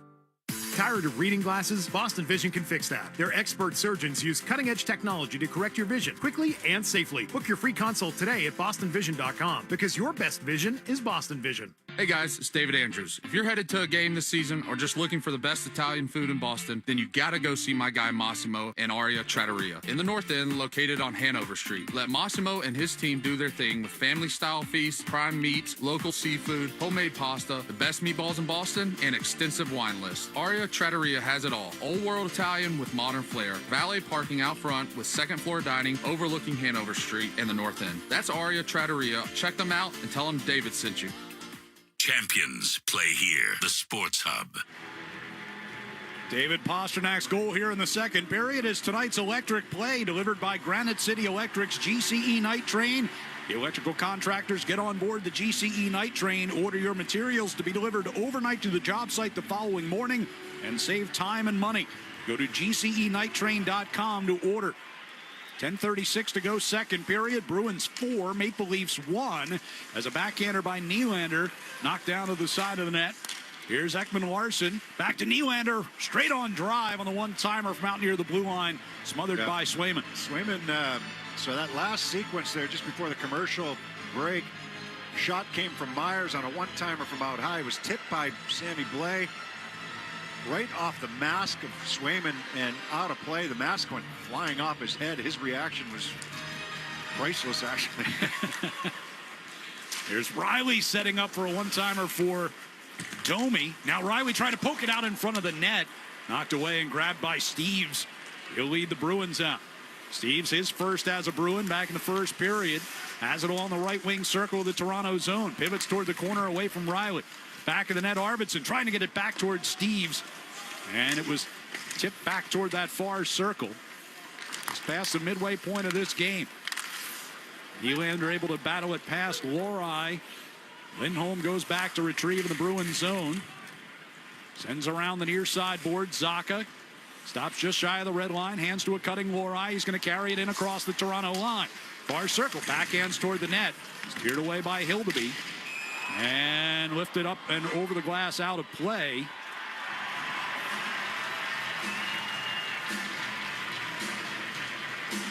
So with 9:34 to go here in the second, Bruins are going to get a power play out of this. I'm going to say that one went directly over the glass. And so Jeannot coming. So Boston will go back to the man advantage when we return. 9:34 to go in the second. It's 4-1 here on the 98.5 The Sports Hub Bruins Radio Network, driven by the versatile Honda CR-V at your local Honda dealers. The Honda Ridgeline is designed to adapt to every part of your life. Going camping? Its in-bed trunk fits all the gear for your outdoor adventures. The Honda Ridgeline, a truck for everything that makes you, you. Good news, homeowners. Over the last 5 years, home values have increased more than 40%. Bad news, homeowners. Some of you haven't adjusted your insurance to cover your home's increased value, which means a natural disaster could also be a financial disaster. Relax, people. Talk to an independent agent about safety insurance. They'll make sure you have the coverage you need today to ensure a happy tomorrow. Safety insurance will help you manage life storms. Hey, hockey fans, it's Bob Beers. If you're ready to upgrade your outdoor living space, look no further than TimberTech Decking and Railing. TimberTech is the #1 premium composite decking brand, and it's tough enough to handle anything. It looks just like real wood, but without the costly maintenance of a wood deck. It won't rot, warp, splinter, or peel, ever. And it's backed by industry-leading warranties, so your deck will last year after year after year. Connect with a local contractor or order free samples at TimberTech.com to see the TimberTech difference for yourself. TimberTech, everything wood should be. The Honda Ridgeline is designed to adapt to every part of your life. Going camping? Its in-bed trunk fits all the gear for your outdoor adventures. The Honda Ridgeline, a truck for everything that makes you, you. The game is on the Sports Hub. 9:34 to play here in the second period. Bruins leading 4-1 over Toronto and going to the power play as well. Boston's already 2 out of 3 on the man advantage tonight and 3 for 4 in the game and a half against Toronto here in the past few days. Yeah, the only blemish I would say on that is they gave up a short-handed goal. Yeah. That was the lone goal that Toronto's put on the board earlier tonight. Off the face-off, McAvoy will set it up for Geekie. Top of the left circle and a centering pass. Nearly tipped home by Pastrnak. Geekie to McAvoy. Plays it down the far circle to Zacha. Back to McAvoy for a one-timer. Save Hildeby. Rebound in front. Geekie nearly had a chance at it. And then Arvidsson got upended. Puck is lobbed back out through center. 25 seconds into the penalty to Joshua. McAvoy gives it to Arvidsson. Got Zacha behind the defense, and he shot it up over the net from between the circles. Puck is pushed back up ice here by Lorentz. And the Leafs will change up their penalty killers with 1:15 to go on the man advantage for Boston.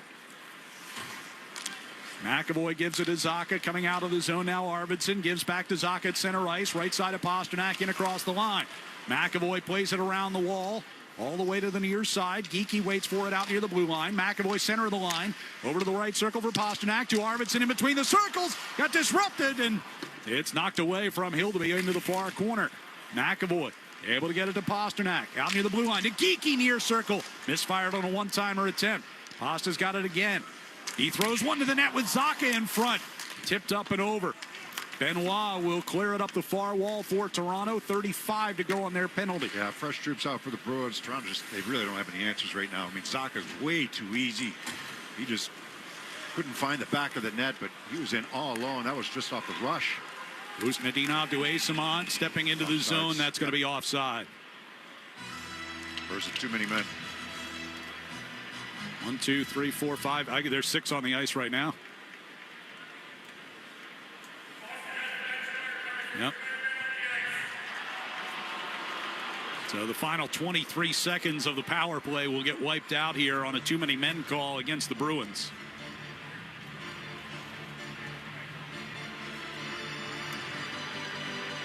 That'll give Toronto a slightly abbreviated power play, barring any more penalties here. I mean, Toronto talk about leaky with letting Zacha go right down the middle, get that pass. He walks in alone. the only way that the Leafs haven't done anything 5-on-5 in terms of scoring wise, even going back to last game, right? 2 power play goals and 1 goal that was might as right well when have been. Asamont was coming out of the box. And Today they have a shorty tonight. Off the face-off, Riley over to McCabe. One-timer blocked off of Jeannot. Looking around trying to find out where that puck went. Bruins will get it cleared here. Minton gives to Zadorov just inside the Boston blue line. Zadorov going to carry it through the red and across the Toronto blue. From the left circle, a shot that catch the crossbar. Go up and out of play. It's either off the crossbar or the mask of Hildeby. I think it's the mask. Hildeby's mask, based on the way he reacted.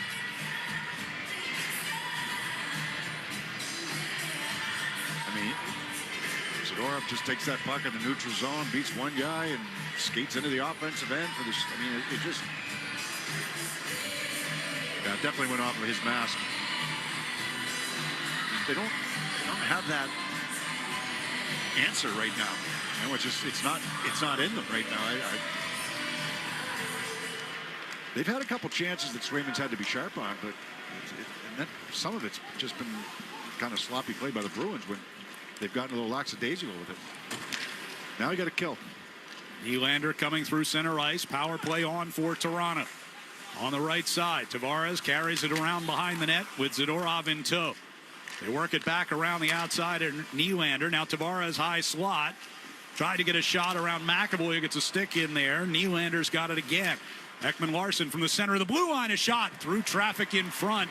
And Swayman able to get the glove on it and hang on. And it's hockey season. Is the perfect time to get a high-efficiency Peerless boiler. Be ready and start saving now. Find the Peerless boiler that's right for your home or business and a list of local installers at peerlessboilers.com. Remember, Peerless Boilers, the world's best built boilers. Toronto power play was almost at the bottom of the league when they started Saturday's game. They scored twice against the Bruins. They got another one on Sunday against Carolina. That has bumped them up the standings a bit. 7 power play goals on the season. As the Bruins get a clear here, courtesy of Hampus Lindholm. 55 seconds to go on the penalty, which is being served by Arvidsson. Dump in by Nyes. It'll come around the near side boards. Lindholm pokes it free right to Kastelik, who hands off for Corrali, and down it goes into the Toronto zone. Yeah, smartly using the middle of the ice that time. Ekman Larsson coming out from behind the net. Skates it out toward center ice. Turns and wheels it back here for Nylander. Coming to the red line. Pass disrupted by Jeannot. And the Leafs are going to wind up offside of the Boston line with 27 to go on the power play.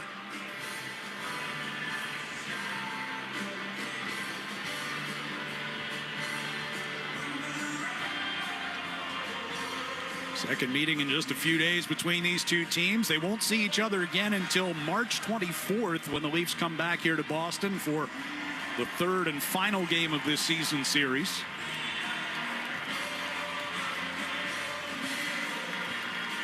Face off just outside the Boston line here for Fraser Minton. Asking for an explanation. They weren't happy with the linesman, and then right in front of the bench, the referee talking. Jay Leach, the assistant coach, wants an explanation why that was blown.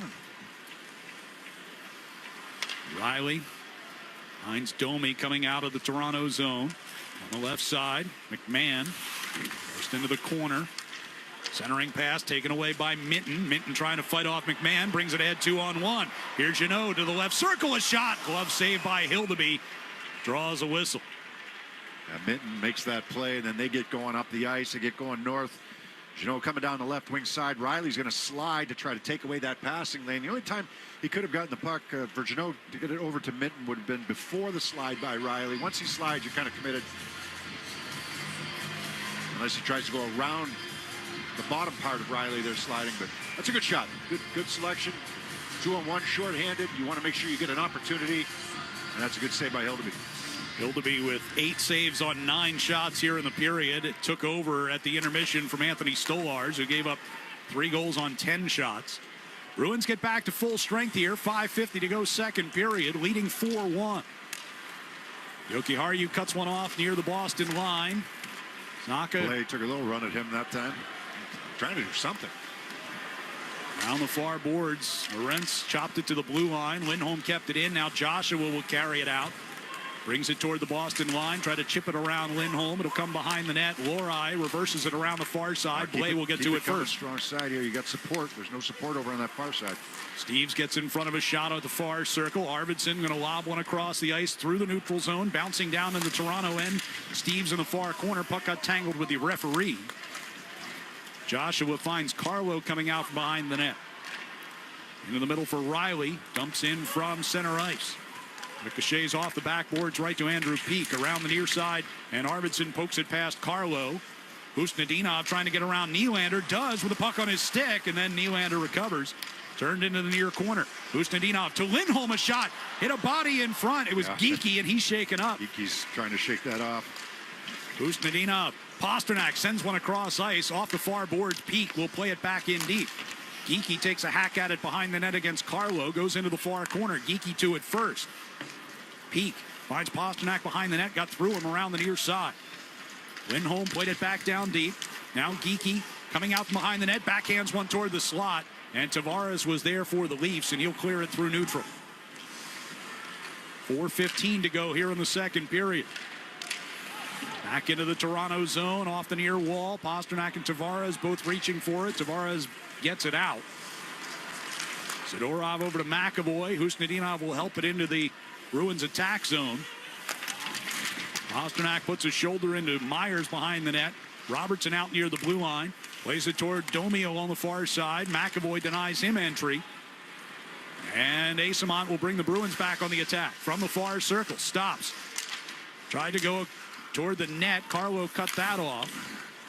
McAvoy sends it around behind. It'll come to Robertson near side.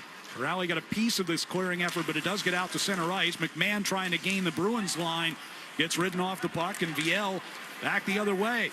Gets around Myers. Viel got it across, and Corrali shot just up over the net.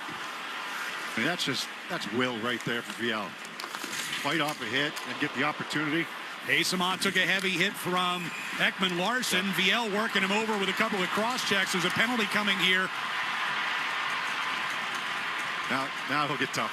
Yeah, with a linesman standing in between, Ekman Larson suddenly finds a little something extra. Viel not happy about Ekman Larson taking a shot in his direction there.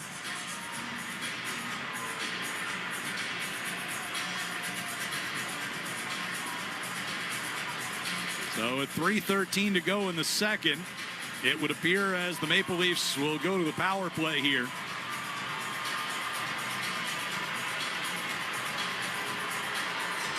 Viel sent to the Bruins penalty box, and the crowd not happy with this. Well, it's a hit on Asamont. Viel comes in. What's the penalty for, though? Cross-check. Cross-checking, but it wasn't much. It's just an attention getter. We'll step aside here with 3:13 to go in the second. Bruins 4, Maple Leafs 1 on the 98.5 The Sports Hub Bruins Radio Network, driven by the versatile Honda CR-V at your local Honda dealers. Sports don't get any tougher than hockey, and trucks don't get any tougher than Ford F-Series, F-150, and Super Duty. The trucks that move mountains also move parade floats and snowmobiles. With that versatility, it's no wonder Ford F-Series is the #1 selling pickup for 48 years straight. Visit buyfordnow.com for great offers. Your New England Ford dealers, a proud partner of your Boston Bruins. Sales claim based on 1977 to 2024 calendar year total sales. Hi, it's Jason Todd from Blue Sky Restoration. All hockey season, Blue Sky is restoring historic garden moments on the ice. Tune in to the Bruins Radio Network every home game to hear this date in history, restored by Blue Sky. And remember, if you have a property disaster, visit goblusky.com. Restoring your property and your life for a brighter tomorrow. Hi, this is Andrew Peak. I'm excited to be teaming up with the Shaws and Star Market Foundation this year for Feeding the Puck for Families. Every time me or one of my teammates feeds the puck to help score a goal, a donation of $100 will be made to the Greater Boston Food Bank, up to $50,000 to help end hunger. Learn more at 985thesportshub.com/feedthepuck. Shaw's and Star Market, proud partner of the Boston Bruins Radio Network. TD Bank's here for an assist with a special checking and savings account offer for new customers. Perfect for fans of the Bruins. Learn more at td.com/garden offer or stop by any TD Bank location in New England. Terms and eligibility apply. TD Bank, Bank of the Boston Bruins. Your hot takes on the Sports Hub. Fans, come on down to TD Garden next Monday as the Bruins will take on the Carolina Hurricanes at 7 p.m. Visit bostonbruins.com/tickets to secure your seat for the action. Jeffrey Viel sent to the penalty box for a cross-check. Just over 3 minutes to go here in the second. Bruins by 3. Toronto goes to the power play for the third time tonight. As Nyes tries to center, hits Swayman's stick and kicks all the way out to center ice. Leafs going from left to right on offense. Ekman Larson from the center circle. Finds Domi just across the line. Tavares now on the near circle. Domi. Pass picked off by Zadorov. And Nikita will scale one all the way down toward Dennis Hildeby. Minute 25 left on the Bruins penalty. Ekman Larson. Now Nyes and now Nylander. They bring out towards center ice. Nylander dumps one in off the back glass. Funny bounce. Takes another funny hop. We've seen plenty of those tonight. Swayman covers it at the side of the net as it came right toward his crease. Just had to be alert coming off that back wall. Looks like it should end up in the corner, but off the glass, right back towards the front. 1:14 remaining on the power play for Toronto.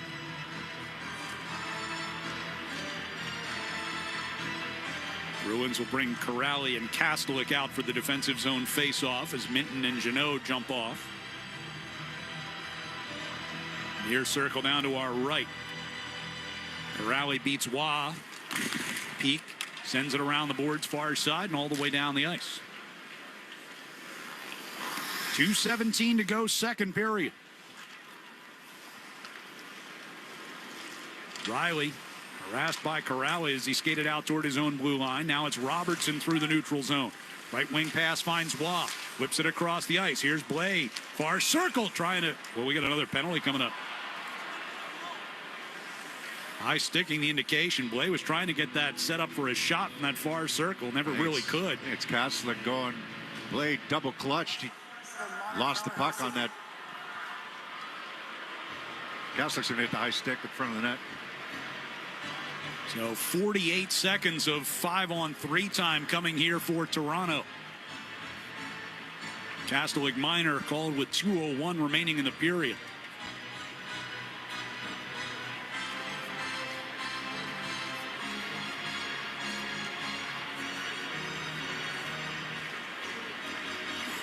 Face-off will be to the right of Jeremy Swayman.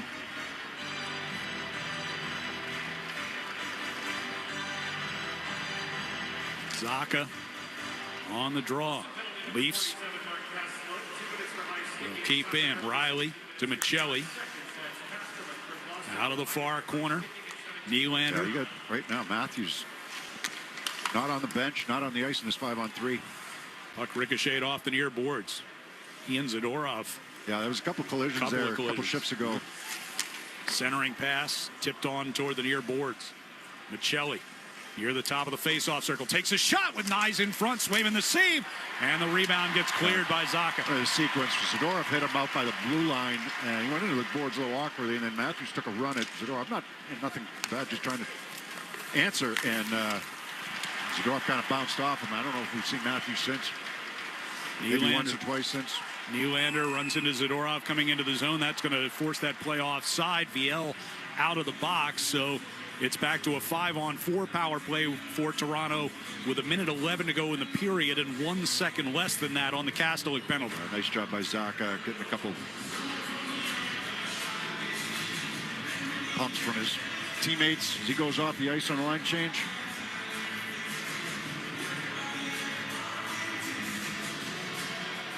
Maple Leafs now 0 for 3 on the stat sheet on the power play.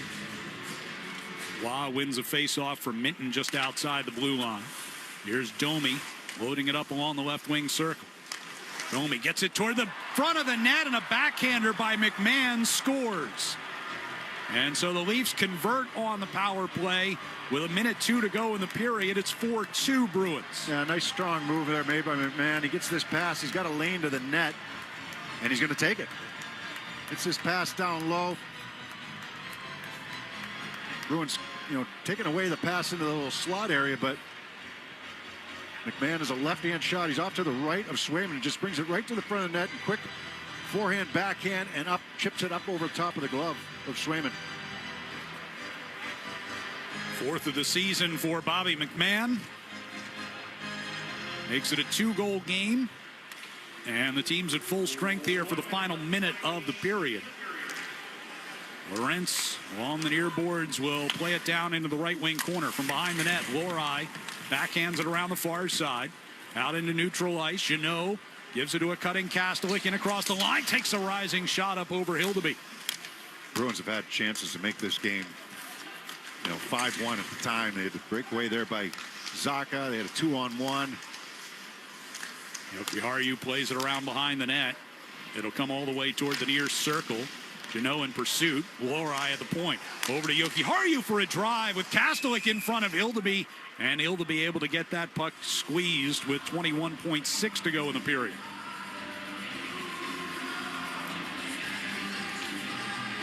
Well, good answer shift, though, right? You get the goal scored against you. You want to come out and finish this period strong.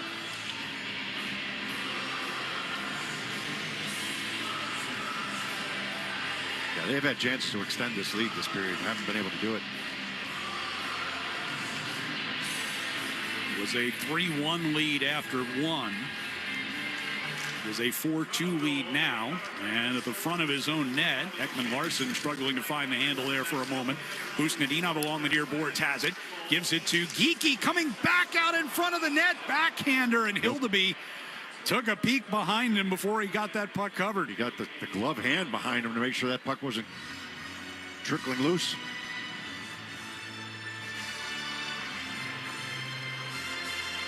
He wasn't sure. Yeah, that puck went in, dropped in between his legs there. He put the glove right behind to make sure it didn't just get over the goal line. Leafs get it cleared.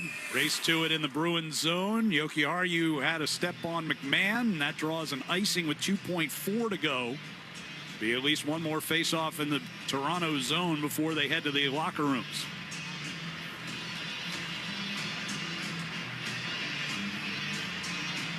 Zacha will take the face-off, near circle, down to our left. Geekie set up at the top of the face-off circle. He won it, but it got through Pastrnak and out of the zone, and that will do it for period number 2. So each team with 1 goal in the period. Pastrnak with his 9th of the season, 400th of his career, coming inside of the first minute of the period. And then with just over a minute to go, a power play goal from Bobby McMahon makes it a 4-2 Bruins lead through 40 minutes. We'll be back with our second intermission from TD Garden here on the 98.5 The Sports Hub Bruins Radio Network, driven by the versatile Honda CR-V at your local Honda dealers. Wendy's has new chicken tenders and new sauces. So whether you're a creamy ranch girly or a new Wendy's signature stand, you can dip to your heart's content. Now let's wrap this up because I gotta dip. I want to try these new tenders. For tendies you're gonna know by name, gotta be Wendy's. At participating U.S. Wendy's. Engines rev, are you listening? It's that time of year again. Happy Honda Days, where you can drive in a Honda wonderland of your own with a great offer on a fun-to-drive new Accord, Civic, CR-V, or HR-V. Hurry into your local Honda dealer and experience the wonder of Happy Honda Days with a great deal on your favorite Honda today. Driving in a Honda wonderland. See dealer for financing details. Exclude Civic Si and Type R. NHL fans, give yourself some great looks this season and get Boston Bruins tickets at Ticketmaster. As the official ticket marketplace of the Bruins and the NHL, Ticketmaster has a wide selection of tickets available for every game, so you can catch all the action live all season long. If your plans change, you can sell or transfer your tickets, and mobile tickets make it easy to get into the arena in time for puck drop. With Ticketmaster, you'll ensure that when they shoot, you'll score. Get tickets today at Ticketmaster.com/Bruins. Hey, it's Charlie McAvoy. I love working with Service Credit Union because I believe in their mission to support the health, safety, and financial well-being of first responders. They put people before profits, and this season, Service Credit Union is giving back in a big way through our 73 Reasons campaign. donating $200 for every block shot and $1,000 for every shutout, up to $250,000. Service Credit Union, success built on trust, banking built on service. Join the team and learn more at servicecu.org. Hi, everyone. Julie Stewart-Binks here, along with former NHLer Nate Thompson. Join us on Energy Line as we share our takes, stories, and surprise guests every week. Patrick Kane, 3-time Stanley Cup champion. Team USA head coach Mike Sullivan. 6-time Stanley Cup champion Mark Messier. With over 800 NHL games, I know a couple guys. Biz didn't have Twitter. No one knew who he was, so I called Whit, and I'm like, how is Biz? He was like, I'm telling you right now, you're going to hate him. Then he'll be your best friend. Listen on the iHeartRadio app, Apple Podcasts, or wherever you get your podcasts. Electrical contractors, do you travel to job sites every morning wondering when your materials will arrive? Granite City Electric Supply can change that feeling and have your crews working first thing every morning. Use the GCE Night Train. Overnight delivery guaranteed by 6 a.m. to most job sites throughout New England. Or pick up at one of 27 GCE Night Train depot locations, providing convenient 24/7 access to materials for pickup on your schedule. Granite City Electric, proud partner of the Boston Bruins Radio Network. Hey, it's Big Jim. Heading to a game at the Garden this season, just take the train to North Station. With commuter rail, kids 11 and under always ride free. And if the game's on a weekend, you can ride with $10 weekends. So don't be late battling traffic and parking. Yuck. Buy tickets from a conductor on board or with the M-Ticket app and take the train straight to the game. Hit 98.5thesportshub.com. And here's Pastrnak off a feed from Geeky, just onside, and he scores!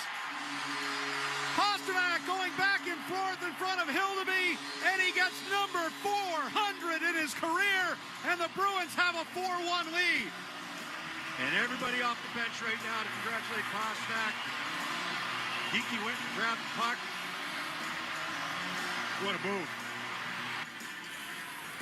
It's a 4-2 lead for the Bruins after 2 periods here at TD Garden. Back alongside Bob Beers, I'm Ryan Johnston. A little history there for David Pastrnak, 6th player in Bruins history to score 400 goals for this franchise. And fitting fashion, too, the way he finished that thing off. I mean, it's either going to be a one-time or a nice move like that. And he, you know, poor Hildeby getting in there beginning of the period in relief of Stolarz, and the second shot that he faces is David Pastrnak coming down on a breakaway.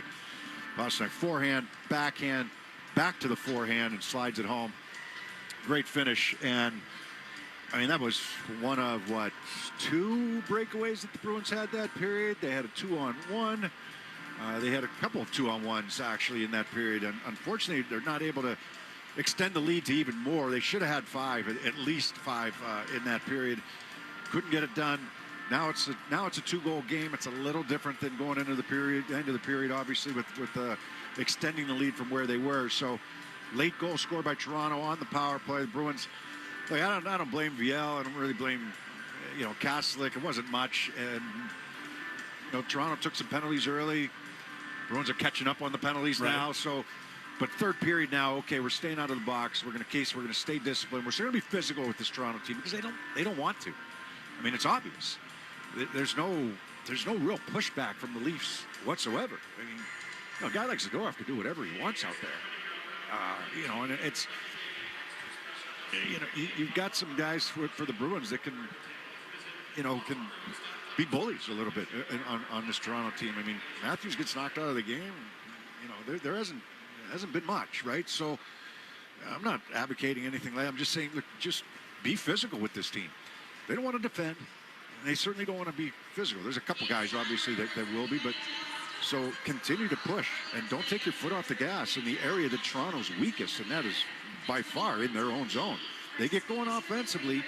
There's some skill up front for them. I mean, losing Matthews is huge. I don't know if he's going to be for the rest of the game or not, but that's big not having him out there. But they've got some guys that can get the job done offensively, so don't let them. Don't let them up off the mat right now in this third period. So 5 periods these teams have played against each other here inside of the last few days. And we talked about it earlier. Essentially, the Maple Leafs don't really have a 5-on-5 goal. Yeah. The power play goals and a shorthanded goal tonight. They've got one of each. Technically, they do have one. Right. And we know. We've talked about it. Eastmont was just getting out of the penalty box. It wasn't even to the blue line yet.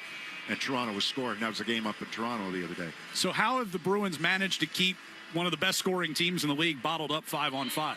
I think that their whole defensive scheme has been better. Swayman's had to make a couple of saves on some of those bouncing pucks in the first period. There was a chance or two in the second. They've let him see shots for the most part. They try to clear the front of the net. I think their defensive structure has been in sync, where it needs to be. And it has been recently for them, whether it's some of the switches out high, the communication down low. If you do have a defenseman chasing, there's coverage for him. It's not ideal, but if you've got a beat on a guy, then they don't mind that defenseman chasing. Then, quickly get yourself back to the front of the net. But so much different than what we've seen in the past. And it doesn't mean any system is correct and any system's wrong, but you've got a lot of new faces here, but you also have guys who have been here for a while, and it's ingrained in them how to play defensively. And now all of a sudden you're changing a lot of that. It's a system now that's starting to work and pay dividends for them. And then your goaltender is there when he needs to be to make saves. And I just think you haven't had that lockdown shutout game, or you've had a couple that have been close. Late goals to get to take the shutout away. But I think all in all, it's been much better. The structure's been much better in their zone, and I think the forecheck's been way better for the Bruins. I think when they're on their game, we've seen them forecheck, and now other teams, once they do get the puck out of the zone, what are they doing? They're going for a line change. They can't establish their forecheck.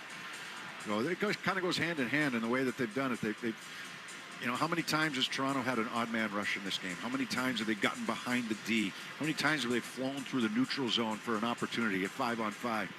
Hasn't happened a lot. So by the time you're getting to that offensive zone, you don't have that speed that you're looking for. And if the puck is dumped in, I think the Bruins, all in all, on the whole, have done a nice job going back on pucks and making the smart first pass, second pass, or wrap around, whatever it is, and getting the puck out. So the Bruins, with goals from Pavel Zacha, Hampus Lindholm, Alex Steeves, and David Pastrnak, have themselves a 4-2 lead after 2 here at TD Garden. Time for our Music of the Game, brought to you by Live Nation.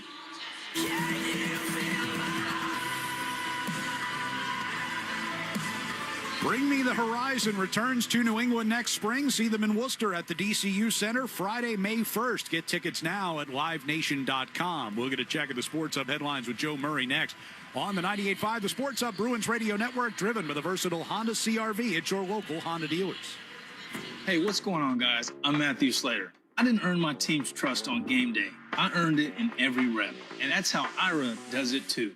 They show up for you every time with respect, honesty, and an expert team ready at every turn. No pressure, no runaround, just real help. Because Ira's playbook is about people, not plays. I love Ira because they've earned my trust mile after mile. Visit your local Ira dealership today or visit us online at iracars.com.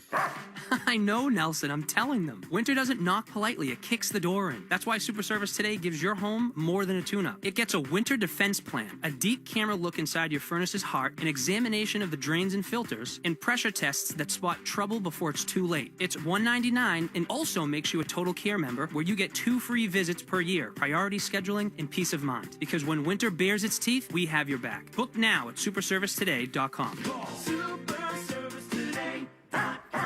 There are many maybes associated with weight loss. Safe, maybe. Effective, maybe. Long-term results, maybe. Cut the maybes. Awaken180weightloss.com. Apex Entertainment in Marlboro is 100,000 square feet of pure fun. Hey, this is New England kicker Andy Borgalis, and this season, with every field goal I kick, Apex will be donating $100 to support autism education and research at the New England Center for Children. So, be sure to come to Apex and enjoy attractions such as go-karts, bowling, laser tag, sports simulators, mini golf, arcade, and much more. Apex is also your best option for birthday parties, holiday parties, and team building events. For more information, check out Apex on social media or go to apexentertainment.com.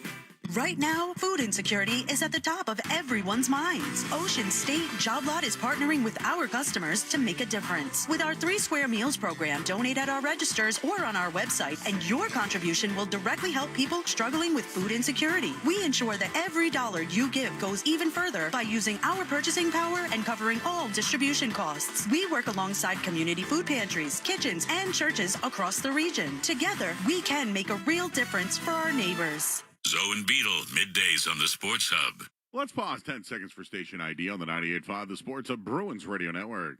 From the Town Fair Tire Studios, this is Boston's home for sports. WBZ-FM at HD Boston, 98.5, the Sports Hub. Sports Hub headlines, presented by Celsius Energy Drinks. NHL scoreboard after 2 periods. The Kings lead Montreal 3-1. Third period right now, Senators have a 2-1 lead over the Stars. It's the Capitals 2, Hurricanes 1, and just after 1 period, Blues have a 2-0 lead over Calgary. No score between the Sharks and the Wild. In some late night games, Colorado, they host the Ducks. Jets travel to Vancouver, and the Kraken, they host Columbus. Patriots getting ready for Thursday night football against the Jets. The injury report is out. Austin Hooper did not practice today for the Patriots, while Keyshawn Boutte and Ramondre Stevenson, they were listed as limited. No word yet if they will play. Some other NFL news. Travis Hunter out for the season. He had successful surgery today. And the Celtics and 76ers in action right now in the second quarter. Philly has a 41-33 lead. 4 minutes to go. Joel Embiid out for that one. Also, Nico Harrison, out as the Dallas GM. Step into Bruins history at Heritage Hall. Discover over 30 new artifacts, including Tim Thomas goalie mask and the stick from the Bruins' first Stanley Cup win in 1928.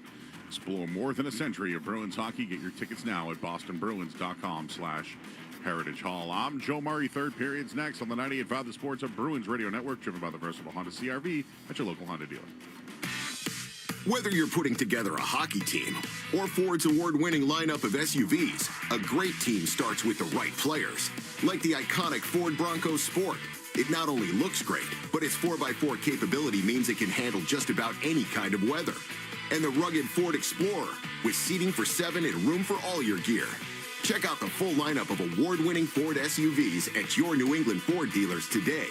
Proud partner of the Boston Bruins. Hurry into DQ for their sauced and tossed chicken strip baskets, layered with flavor from top to bottom and everywhere in between. Try them today. Now available in new sweet chili or honey barbecue. Only at DQ. Happy tastes good. And what a hit. That's what checking used to mean to me. I'm Patrice Bergeron, and since I partnered with Avidia Bank, checking means so much more. Avidia Bank offers a variety of checking accounts with something for everyone, from free checking to premier checking with added benefits. Not only does Avidia Bank provide the services you need, they also give back to their community. Learn more about them today at avidiabank.com/Team Bergeron. Avidia Bank, honest to goodness. Member FDIC, member DIF. Beware the holiday buffering. Who are you? The ghost of internet past here to slow down right when your guests arrive. Not this year. We got Verizon's 100% fiber optic home internet. Scored a limited time offer for $20 a month and locked in the price for 3 years. Fios home internet, that's scary fast. Now we can all stream, video chat, and game at the same time. So bye. Call 1-833-VERIZON to switch to Fios home internet today. Fios 300 megabits per second plan at $20 a month with autopay. Any Verizon mobile phone plan and bonus discount. Price guarantee applies to base monthly rate only for my home customers. Terms apply. Ladies and gentlemen, football fans of Foxborough, are you ready to tackle cyber threats? IntraSystems, New England's leader in cybersecurity solutions, presents the ultimate defensive front against malware, phishing, and cyber blitzes with Barracuda's XDR solution. Barracuda's XDR solution is relentless, fast, and always keeping threats in check. Contact IntraSystems today to protect your business with the champions of cybersecurity. Remember, a good defense wins championships and keeps your data safe. Access Security Trust. IntraSystems.com. Before every kickoff or first flash of the stage lights, there's The Build. At Gillette Stadium, unforgettable moments from Patriots football to world-class concerts begin with what's designed and made behind the scenes, and it starts with Autodesk. As the official design and make platform of Gillette Stadium and the New England Patriots, Autodesk helps the craft group reimagine how New England designs and builds for the future, because when it's built right, anything is possible. Autodesk. Make anything. Proud partner of the New England Patriots. Want the lowest price on name brand tires? Town Fair Tire beats all the competition. We beat the wholesale clubs. We beat online prices. We beat all local tire dealers. Nobody beats Town Fair Tire. Nobody. Town Fair Tire. Toucher and Hardy, mornings on the Sports Hub. It's time for This Date in Bruins History, being restored by Blue Sky Restoration Contractors. Rink wide, Krug far circle, up top Pasternak, right circle Marchand, looks in, rink wide fired, they score! That's the hat trick, throw him if you got him. The Boston Bruins with a 4-1 lead over the It's his 4th overall hat trick. And rather appropriate for our This Date in Bruins history tonight. David Pastrnak back in 2018 scoring a hat trick and added an assist in a 5-1 win over these Toronto Maple Leafs. He's got a goal and an assist tonight. His 26th goal in 34 career meetings during the regular season against the Leafs. This Date in Bruins history is being restored by Blue Sky. Remember, if you have a property disaster, visit gobluesky.com. That's go, B-L-U, sky.com. Blue Sky Restoration, restoring your property and your life for a brighter tomorrow. Bruins carrying a 4-2 lead into the third period here against the Maple Leafs.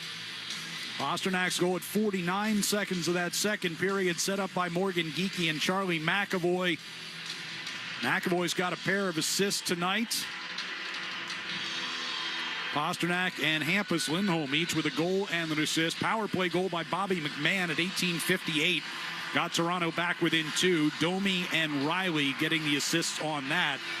Shots in that second period were 15-11 in favor of Toronto, each team with 21 through the first 40 minutes. Bruins with a 2-goal cushion to try to close out their 7th straight win if they can get one here tonight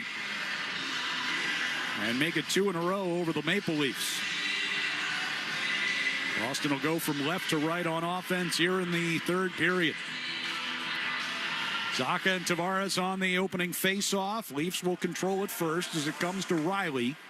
Played up the near left wing. Nyes helped it forward. McAvoy shoots it right back out of the Boston zone. Here's Arvidsson from the red line. Lifts one cross ice toward the far corner. Hildeby, who came on after the first period in relief of Anthony Stolarz, who surrendered the first 3 goals. Played it on into the far corner, and as the Leafs come up ice, they're going to lose it into the Bruins bench out of play. It was the third goal that you know, the goal by Steves that I think just sealed it for him, right? I mean, first couple weren't necessarily his doing, but he got pulled in Toronto and pulled again here today.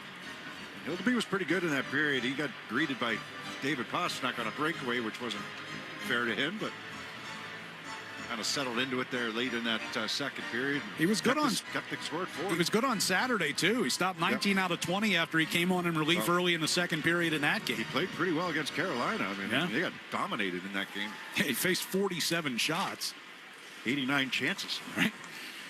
Here's Waugh turning it on the far side for Michelli.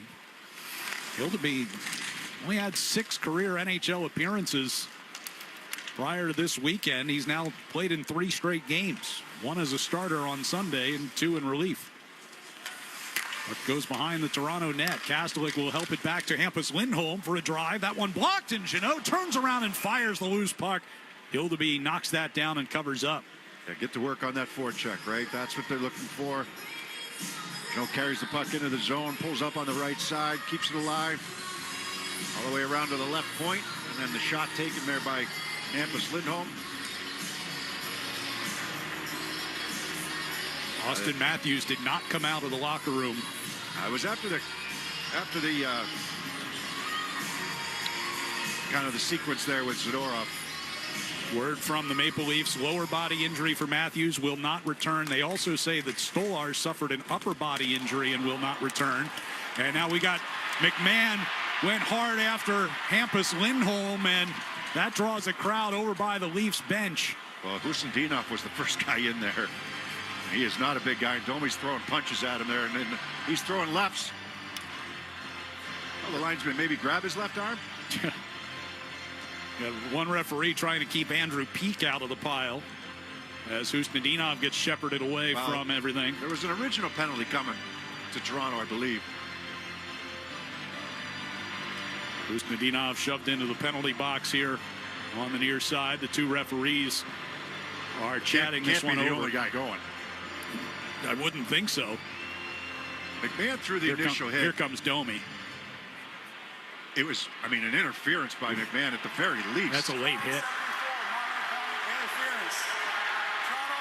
Domi should get an extra 2 if they call it the proper way, but doesn't look like it. No. So they'll get McMahon for interference. Domi gets nothing out of this? No, he's in the box too. Okay. Yeah. No, he got 2. Husnudinov gets 2, and McMahon's initial hit gives the Bruins a power play.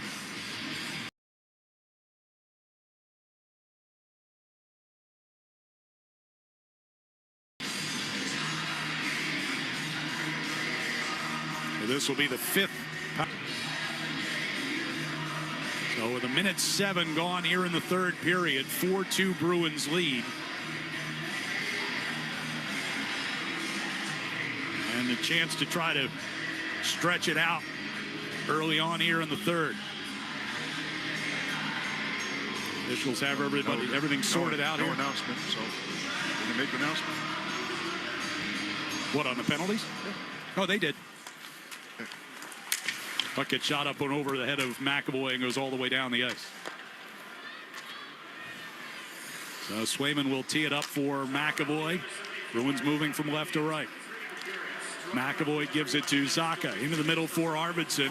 Able to drag it away from some traffic. Out of the far corner. Gets it to Geekie back at the blue line. Now McAvoy to the near circle for Pastrnak. Sent one toward the net. Zacha ran into McCabe. Arvidsson keeps alive. Back to McAvoy. Takes a shot. Hildeby saw it. Gloved it. Hangs on. McCabe gets in Zacha's face and some jousting breaks out. Yeah, Hildeby got a pretty good look at that. He's looking for a tip or a screen there from Zacha. But he sees it all the way in. Gets a glove save on it. 1:27 left on the power play. 18:20 to go in regulation. Geekie will take the face off in the near circle. And off the draw, puck sent toward the corner. Now it'll come free to Wah.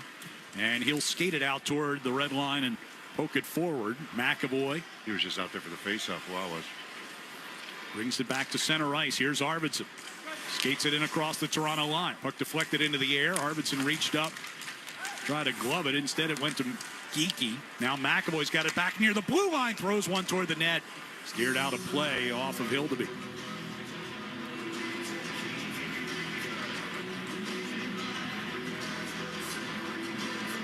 Let's stick with this power play unit. Still 1:01. A couple of whistles, though.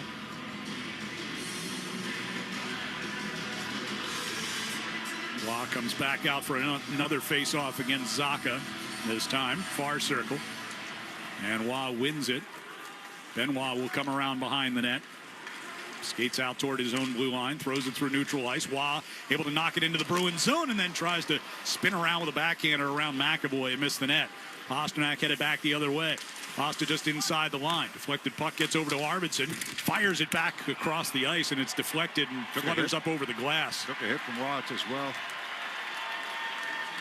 Now they'll make the change. Power play unit. 41 seconds to go on the man advantage. Comes over to have a little quick word with Roy after that hit.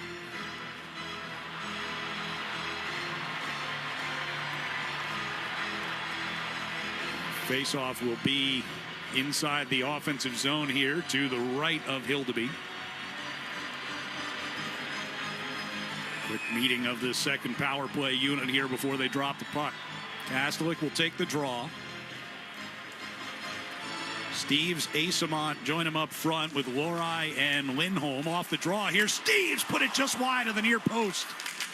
Bidding for his second against his former team. Steves out near the blue line. Sends over to Lohrei. Back to Lindholm for a one-timer, partially blocked and then cleared up the middle. Hampus has it back inside his own zone. 20 seconds to go on the power play. Pass into the neutral ice to Kastelik on the right side. Asamont. Ridden to the boards by McCabe. Stays with it. Lindholm moving through the high slot. Knocked off his stick by Nyes. Nyes lost the puck coming back through the neutral zone. Final 5 of the power play. As Lindholm gives it to Asamont. Steps into the Toronto end. Down the near circle and a centering pass taken away by Nylander. And Domi out of the box. Couldn't knock that down coming through the neutral zone, or he had a breakaway. Couple of Leafs collide. Domi and Nylander. Nylander wound up with a puck and from the near circle shot one up and over Swayman. In the far corner, Jeannot wiped out. Robertson gets it back to Ekman Larson for a drive and he scores. And the Maple Leafs cut it back to a one-goal game with 16:28 to go. Yeah, they're just hanging around. They get the big penalty kill. Wrist shot from the point by Ekman Larsson finds its way through. I'm not sure if it deflected off of somebody or not. The reaction by Swayman was a strange one. The Bruins can't get the puck up the ice, and then Jeannot loses his balance in the corner, and this wrist shot comes through, and it looked like it deflected off of somebody, right? Because it dipped. Maybe not. A moving screen, and puck has eyes and finds its way behind Swayman. Second of the season for Oliver Ekman Larsson. Just hanging around. And you mentioned it, second period, Bruins had chances to extend the lead further. Now just a one-goal game. Zadorov gets it to Steves, banks it off the far boards to Arvidsson. He backhands it through Benoit, deep into Toronto territory. Robertson in the far corner. Lifted it out toward the blue line, knocked down there by Arvidsson. Lost it out across the blue line, sent it back in on a delayed offside. Bruins will go for a change. Toronto will as well. 4 minutes into the third period. 4-3 Bruins lead. Domi coming through neutral ice. Down the left wing side. Tries a shot that goes up and over on the far wall. VL will lob it back out towards center. Knocked out of the air by McMahon. Peak to Lindholm, and now a right wing pass comes to Asimov. He'll send it deep. Got blocked off the linesman. Try again along the far side. Free puck just inside the Toronto zone. VL sends around the net all the way to the near side. Peak throws one in front. Ricocheted off of Corrali and got blocked before it got to the net. Backhanded deep again by Lindholm. Riley circles back behind the Toronto net. Reverses it back around the near side. Michelli racing over just ahead of Geekie. They'll play it out of the Toronto zone, but that's going to go for an icing with just about 5 minutes gone here in the third. I got some Leaf fans here. We got the Matthews t-shirts down and right across from us almost. Nothing to cheer for there though right now. Spelled out his name on their shirts. If you're going to go for it, you got to go shirtless and just paint it on the chest, though, don't you? That's more of a football thing, isn't it? Face off in the offensive zone here for Geekie with 4:58 gone here in the third period. Matching up against Domi. Riley pulls it away, gets it to Michelli.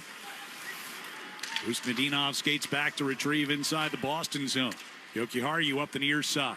Ekman Larsson got in the way of Geekie. Loose puck along the red line. Now carried in across the blue by Wah. Trying to get off a shot. Couldn't. Jokiharju off the near boards. Free puck Pasternak. Had it knocked away from him. Geekie's pass intended for Usnadinov. Picked off by Michelli. Right back into the Boston zone. Wheels along the far boards. Chased by Lohrei out near the blue line. Michelli brings it to the far circle. Now to Wah. Jokiharju staying with him all the way out to the blue line. Turns and sends it back deep. Lohrei cut in front of Michelli. Goes to go behind the net. Stumbled. Not sure if Michelli got a stick in on his skates. Now Carlo from the right point. Deflected off of Lohrei in the far circle. Thrown back in front by Joshua. But Pasternak will lead the Bruins out toward the Toronto line. Sends one in just wide of Hildeby. Back of the net. Pasternak tried to backhand. Stuffer in front. Geekie a chance. Got knocked off balance as he tried for his own rebound. There's a right pad save made by Hildeby. He was in too tight. McAvoy back inside the Boston zone. Nyes gloves one down just outside the blue line, but the Leafs can't get it cleanly back in. 13:40 to play. Tavares on the far side circle against McAvoy. Puck comes free toward Nylander. His pass broken up by Jeannot, and Karam's back out toward center. Benoit to Nyes on the left wing side. He turns it through the center ice circle. Sends it down toward the right wing corner and behind the net. Zadorov and McAvoy looked like a little indecision as to who was going to get that puck. McMahon instead gets it back to Riley. Here's McMahon from the top of the face-off circle. A shot in the glove saved by Swayman. Hangs on. Zadorov and Nyes exchange some shoves in front of the net. And we take a timeout with 13:09 to play. Bruins 4, Maple Leafs 3. Here on the 98.5 The Sports Hub Bruins Radio Network, driven by the versatile Honda CR-V at your local Honda dealers. Chevy trucks have you covered when the road takes you from smooth sailing to Chevy Colorado will eat up some of the toughest terrains with 5 available drive modes. And Silverado and Silverado HD have the muscle to take you out for some serious with multiple engine options and impressive towing. While Silverado EV is the perfect combo of performance and capability, making it a snap to hitch up this electric truck and hit the road. Wherever the road leads, Chevy trucks are right there with you. Visit your New England Chevy dealers. Tired of reading glasses? Boston Vision can fix that. Their expert surgeons use cutting-edge technology to correct your vision quickly and safely. Book your free consult today at bostonvision.com because your best vision is Boston Vision. ClearPath for Veterans honors those who served. This Veterans Day, stand together in support of our heroes. Visit clearpathne.org and help veterans and their families find strength, hope, and community. ClearPath for Veterans. Together, we serve. There are many maybes associated with weight loss. Safe, maybe. Effective, maybe. Long-term results, maybe. Cut the maybes. Awaken180weightloss.com. At Service Credit Union, trust isn't just a value, it's their promise. A promise to stand with those who serve our communities every day. I'm Charlie McAvoy, and I'm proud to partner with Service Credit Union to support the health, safety, and financial well-being of first responders. With competitive rates, easy online banking, and personal service, Service Credit Union puts people before profits. Service Credit Union. Success built on trust, banking built on service. Become a member today at servicecu.org/73reasons and join thousands making a difference. Felger and Maz, afternoons on the Sports Hub. Fans, the holidays are fast approaching. Need help with your holiday shopping? Look no further than the Pro Shop. With gifts for everyone on your list, shop now for black and gold merchandise. Visit bostonproshop.com or head down to the Pro Shop powered by 47 at the Hub on Causeway. 13:09 left in regulation. Toronto is drawn back within 1, 4-3 Bruins lead. Oliver Ekman-Larsson, second of the year from Nicholas Robertson, and William Nylander at .332. The lone goal of this third period so far. Face off inside the Bruins zone. Steves will push it up the far side out to neutral ice. See them make a few more plays coming up the ice, coming out of their own zone right now, and so that, you know. Here's Nyes with a long shot. Swayman able to cover that up. Tricky though. You flip pucks out when you don't. There's a time for it, but if you can get your feet moving and get moving up the ice and make plays coming out of your own zone.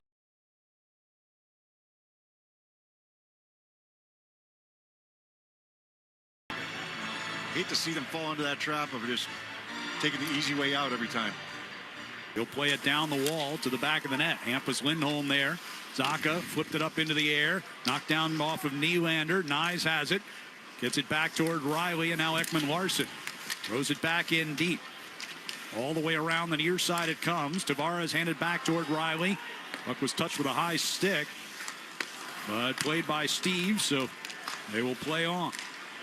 Long pass from Peak to Zaka, and deep it goes into the Toronto zone, but he was by himself. And the Leafs get the clear. Domi stops in front of the Bruins bench, sends it across ice into the near corner. Robertson peels out of there. Backhanded for Domi. Looking up by Zadorov. McMahon to the far circle, and McCabe threw one to the net. Swayman's Domi and Zadorov getting into it in front of Swayman, and then Swayman takes a poke at Domi. And Domi throwing right hands toward Zadorov as they go tumbling down in front of the crease. Well, Swayman got wiped out initially, so I didn't see how that happened. Then Domi took a couple of shots at Zadorov. Yeah, Swayman was laying down almost out by the far circle. Like Zadorov got the we're not taking penalties if we don't need to, right? But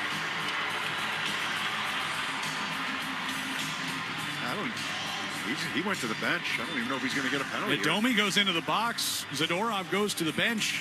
The officials go to have a conference. I mean, if it's anything, it's 4-2 with Domi, right? Domi gave him a couple of cross checks.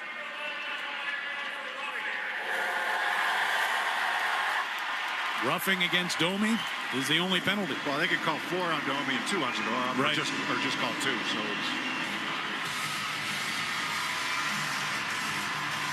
that will give Boston their 6th power play of the game. 2 out of 5 so far tonight. And it comes with 11:59 to go in a one-goal game. A little sense of urgency here on this power play. A little more so than the last one. Zaka, Arvidsson, Geekie, Pastrnak, and McAvoy. Zaka will face off against Waugh, far circle to our right. They drop it. Zaka wins it. McAvoy's got it back at the point. On to Pastrnak, near side. Took a shot off of McCabe. It went wide. McAvoy, far side, blue line, able to keep it alive, but then got away from Zaka, and they'll have to reset.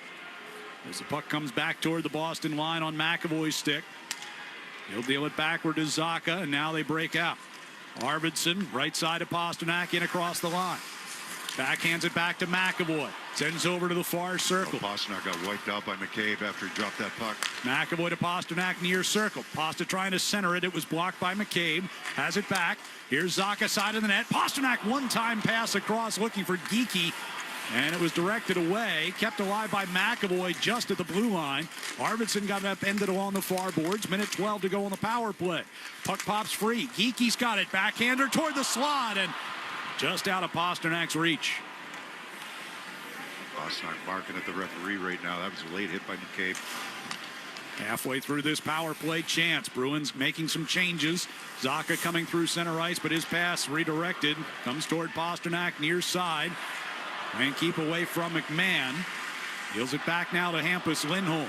Back to Pastrnak coming through the neutral zone. Cuts to the right side, just inside the line. Stops, gives it back to Lindholm. Back to Pastrnak along the hash marks, near side. Back again to Lindholm under pressure. Quickly over to the far side for Minton. Off the backboards, it'll come to Pastrnak, near side. Lindholm to Minton, top of the far circle, a shot that hits the back wall. And Benoit clears it up the near boards. Good keep by Lindholm along the near side. 18 seconds to go on the power play. Centering pass here for Kastelik on the back door. They score! It's Pasta! Power play goal! 5-3 Bruins. Number 401.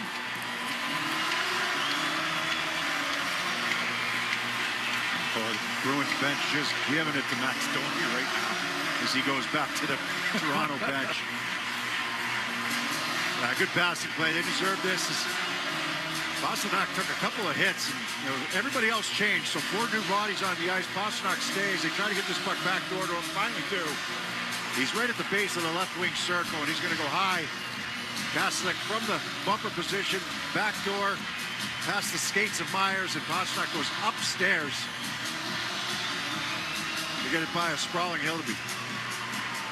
10th of the season for Pastrnak. 2nd of the night to go along with an assist.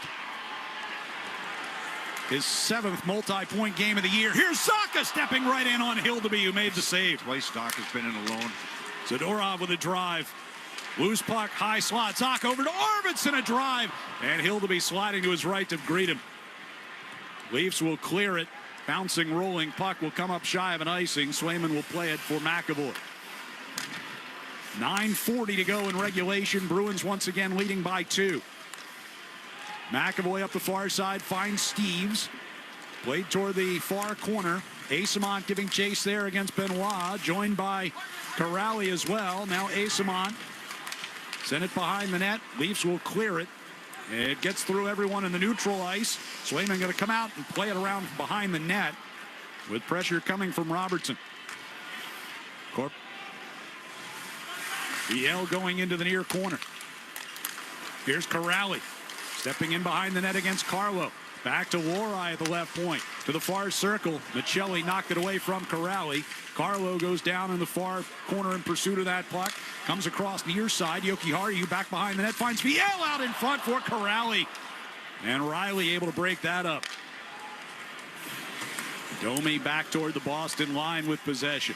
Robertson back to Domi at the near circle. Centering pass. Ricochets all the way back out to neutral ice. Geekie had just come on. He's got the puck in the Toronto zone.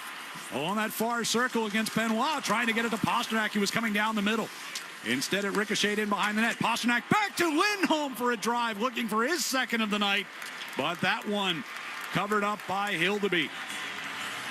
8:27 to go in regulation. It's the Bruins 5 and Toronto 3 on the 98.5, the Sports Hub Bruins Radio Network, driven by the versatile Honda CR-V at your local Honda dealers. The Honda Ridgeline is designed to adapt to every part of your life. Going camping? Its in-bed trunk fits all the gear for your outdoor adventures. The Honda Ridgeline, a truck for everything that makes you, you. TD Bank cardholders score special benefits at TD Garden, from pro shop discounts and free tours to free popcorn and more. These benefits were made for game time. Card eligibility restrictions and terms apply. Learn more at td.com/TD Garden Perks. TD Bank, Bank of the Boston Bruins and the Boston Celtics. When it's really cold, you'll feel it in your bones. And your house will feel it in its pipes. Of course, if your pipes burst, you're going to feel it in your wallet, too. That's why Safety Insurance offers discounts to Massachusetts and New Hampshire homeowners if you have water leak devices or freeze detection systems. It's smart to think safety first. Ask an independent agent about Safety Insurance. We'll help you manage life storms. Hockey season is the perfect time to get a high-efficiency Peerless boiler. Be ready and start saving now. Find the Peerless boiler that's right for your home or business and a list of local installers at peerlessboilers.com. Remember, Peerless Boilers, the world's best built boilers. The Honda Ridgeline is designed to adapt to every part of your life. Going camping? Its in-bed trunk fits all the gear for your outdoor adventures. The Honda Ridgeline, a truck for everything that makes you, you. The Pats play on the Sports Hub. 8:27 remaining in the third period. The Bruins back to a 2-goal lead, 5-3, thanks to David Pasternak's second of the night. Power play goal from Kastelik and Jeannot at 9:48. And a 3-point night for Pasta. And a face-off coming up in the attack zone to resume things here. Usnadinov will take the draw, far circle. Wah beats him on the face-off. Carlo sends it behind the net. Riley up the near side to Blais. Near the red line, Blais' pass disrupted by Pastrnak, but Wah's got it. Spins it down deep in the Bruins zone. Lindholm forced it back toward the near corner. Usnadinov able to pull it from a pile and goes behind the net with it. Off the far wall, just outside the line. Carlo tried to bat it forward, and the Bruins instead will get it deep into Toronto territory. Quick up near side, here's Joshua. Across the Boston line, stops along the left circle against McAvoy. Try to hand it off to Wah. McAvoy helping to poke that puck free. Collision knocks him down. And we got a penalty coming up. We got multiple penalties about to come up here. Zadorov went after someone to the bottom of the pile here. Well, it was Sammy Blais that took the run at McAvoy. That's why Zadorov went right after him. Kastelik's right on top of the pile here. McAvoy and Wah are separated from the pile with a referee trying to keep them apart. Well, just like we thought the Bruins would get the power play on the last one, I would expect Toronto to get the power play here. But Blais took that run at McAvoy.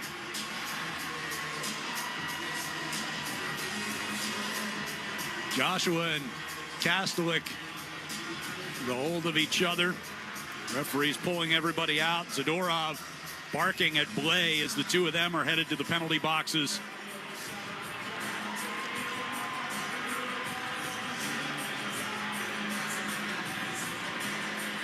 The two of them are standing in the penalty boxes right now and having a very animated conversation.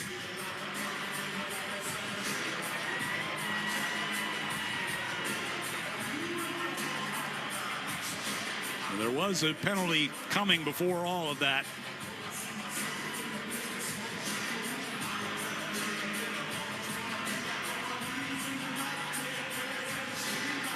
McAvoy now over by the penalty box barking at Blais as well.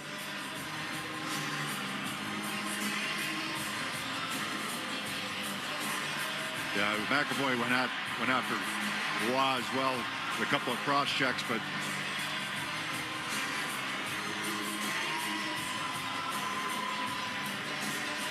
officials sorting all this out with 7:46 to go.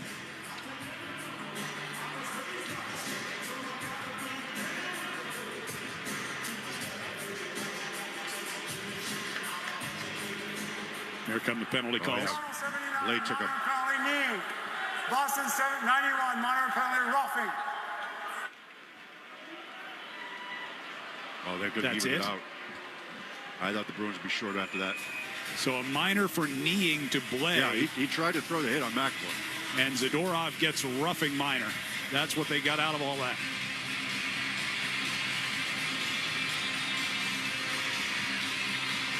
So it'll be 4-on-4 with 7:46 left. Bruins leading 5-3. And a lot of talking going on between the two benches. Yeah, I fully expect. I mean, the original penalty was going to Blais. And I thought that they would add another 2 on because Zadorov came right over and tackled him down to the ice. But even up, nobody else in there. A lot of chatting going on in between the benches. Janot and Joshua seem to be the... Shane Knighty, old friend, has a prime seat between the benches tonight on the national broadcast for TNT, getting a chance to hear all of that. 7:46 left, 4-on-4 for the next 2 minutes, barring any more penalties.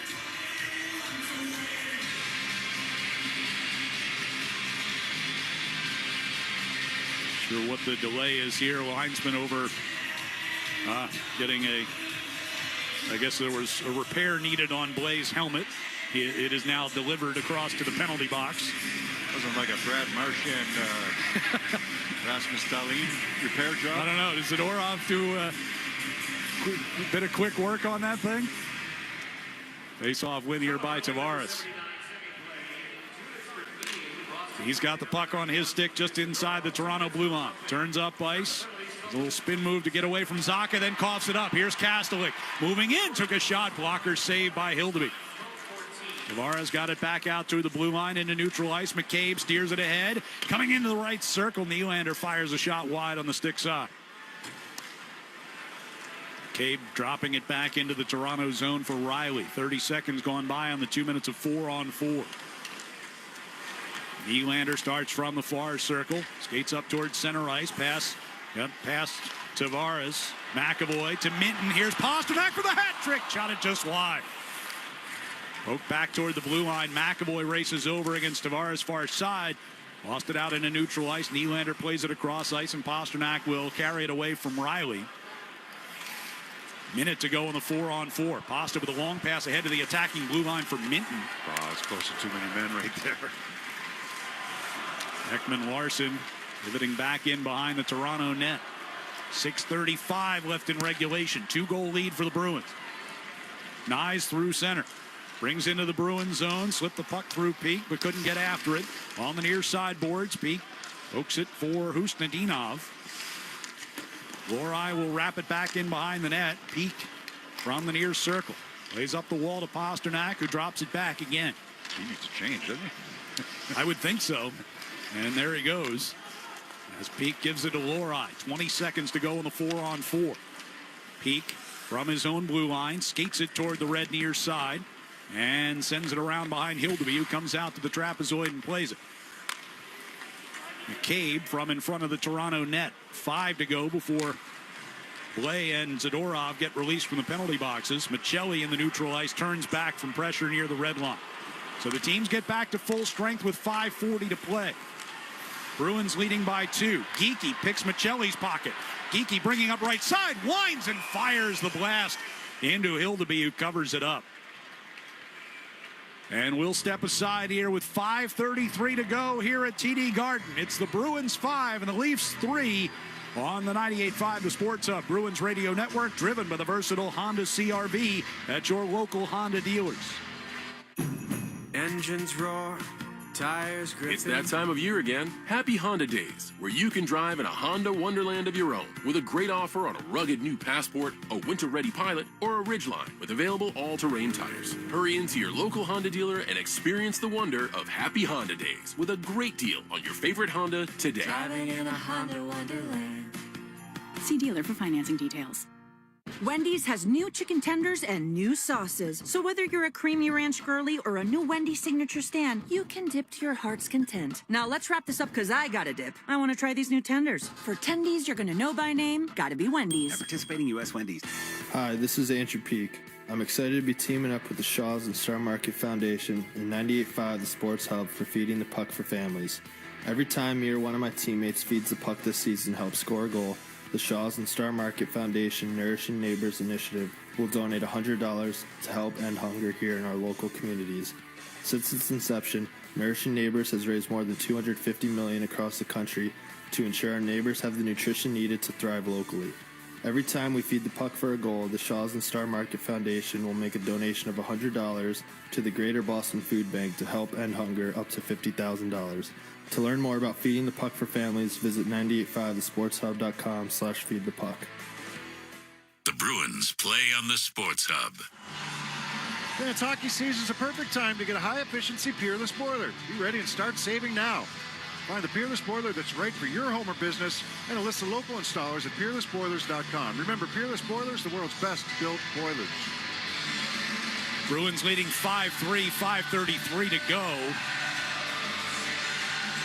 Just got a shot of Blay over on the Leafs bench. He actually was wearing Austin Matthews' helmet. He's got his back now. Yeah, but that was the one they gave him in the penalty box as his was getting repaired, as Minton puts a shot wide off a redirect. Matthews left the game in the second period with a lower body injury. Kastlick's going to get a cross-checking penalty on Benoit. They go around the Bruins zone. Over to McCabe, far side. Extra skater coming on here is Nylander. And the giveaway touched up by Peak draws the whistle with 5:09 left. And Toronto down 2 goals will get a power play chance here for the 5th time tonight. Cross-checking against Kastelik.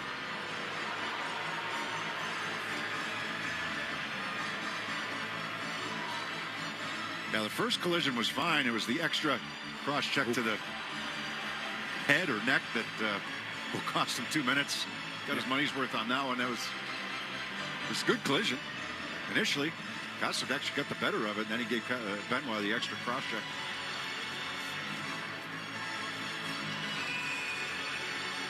Toronto 0 for 4 on the or 1 for 4 on the power play tonight. Mann's goal in the second period. Face off near circle. Corrali second effort. Here's Domi from the blue line with a shot, and the rebound forced into the near corner by Zadorov. Nylander gets it back. Domi fakes a shot, far circle, gets wrapped up by Zadorov, knocks to a knee, stays with it. Ekman-Larsson out near the point. Nylander to Tavares coming through the high slot, gives it back to Ekman-Larsson for a shot, saved by Swayman with Nyes in front. And Sway covers it up at the top of the crease with 1:35 to go in the Kastelik penalty. So dangerous, right? There's so time here. And Larson good at getting that shot through. He's got Nyes parked right in front. I'm not sure if Nyes got a piece of that or not.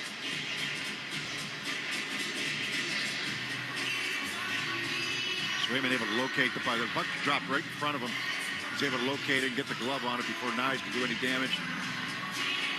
Corrali against Tavares, far circle to face off. Corrali wins it. McAvoy plays it behind the net. Brought toward the near side by Minton. Little extra move to play it around Nylander and down ice. 1:22 to go on the power play for Toronto. Ekman-Larsson skates it to center ice. Now it'll be Domi to bring it forward, and then he tried to leave it toward the far boards and gave it away. Minton will bring it to the Toronto line and chip it deep. Bruins change up some of the penalty killers here with 1:04 to go on the man advantage. Nylander, left side, finds Nyes. Down the circle, try to play it back toward Ekman-Larsson. Minton knocked that one away. Good read. Ekman-Larsson's pass blocked at the blue line by Jeannot. Center ice, Tavares turns it back toward the near side. Nyes just inside the Boston line. Peak takes the body on him. Ekman-Larsson picks up the puck, brings it along the near side circle for Nylander. Nylander, quick touch passing in front for Nyes, and Swayman the save and the rebound comes out of the zone. Best save of the game. 27 to go on the power play. Nylander to Nyes, and around the boards it goes to the far side. Tavares back to Riley at the right point. Moves it to the center of the blue line. Tavares tried to send it right in front. It ricocheted off someone and just wide of the near post. That one gets redirected off of Corrali and out of the zone. 6 seconds left on the Kastelik penalty. And the time will tick off on that. He's out of the box with 3:05 to go. Bruins lead is 5-3. Zadorov sent it behind the net. McAvoy hammers it around the near boards. Kastelik chips it up the right wing wall. Takes a bump from McCabe. Turns and heads for a change. Michelli starts the Leafs out. Right side pass for Wall. Hildeby headed to the bench for the extra attacker here for Toronto. McAvoy wraps it far side. Pastrnak at the hash marks. Got it to the blue line, but not out. McMahon shoots it back across toward the near side. McAvoy played it off the wall. Held by Robertson. Second effort, they do get it cleared. Riley back toward his own blue line for McCabe. Broken up in the neutral ice. Zadorov trying to get it toward Pastrnak, who's already got 2 tonight. Instead, now Geekie trying to play it for him. And it's broken up at the blue line. Ekman Larson got the play that time. 2:15 to go. McCabe hands off to Nylander. Off the far boards finds Nyes. In across the line. In the far corner, Zadorov. Around the near side, it'll come to Pastrnak from the near circle. Throws one into the air. Bouncing toward the empty net. Just missed the post near side. It'll be an icing against the Bruins. Yeah, had the lane. He had to go up and over top, but thought he could get it done. And don't mind that at all. What a save there made by Swayman at the tail end of that power play. Nyes was set up perfectly. Pass went half wall, down low. One-touch pass to Nyes, who's right base of the hash marks, right in the middle of everybody right there. And they find a little soft spot. Swayman makes that pad save. And a timeout here with 1:57 to go in this third period. And the Bruins up by 2 goals.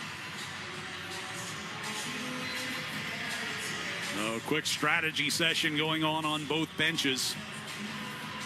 Boston looking to seal up what would be their 7th straight win before they head off on a 2-game road trip to Ottawa on Thursday night and Montreal on Saturday. 6 of the next 7 on the road. Is that right? I think that's right. Yep. This is the 3rd of 5 straight against Atlantic Division opponents.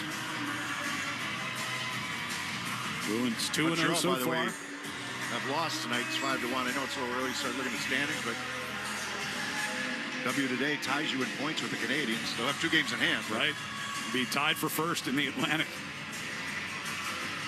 Face-off win by Tavares. Riley to Nylander along the near side circle. Challenged by Geekie. Puck rattles around the far wall. Ekman Larson backhands it down deep. Nyes turns and sends it out in front. Taken away. Cleared off the near wall by Pastrnak. Will go for another icing with 1:38 left on the clock.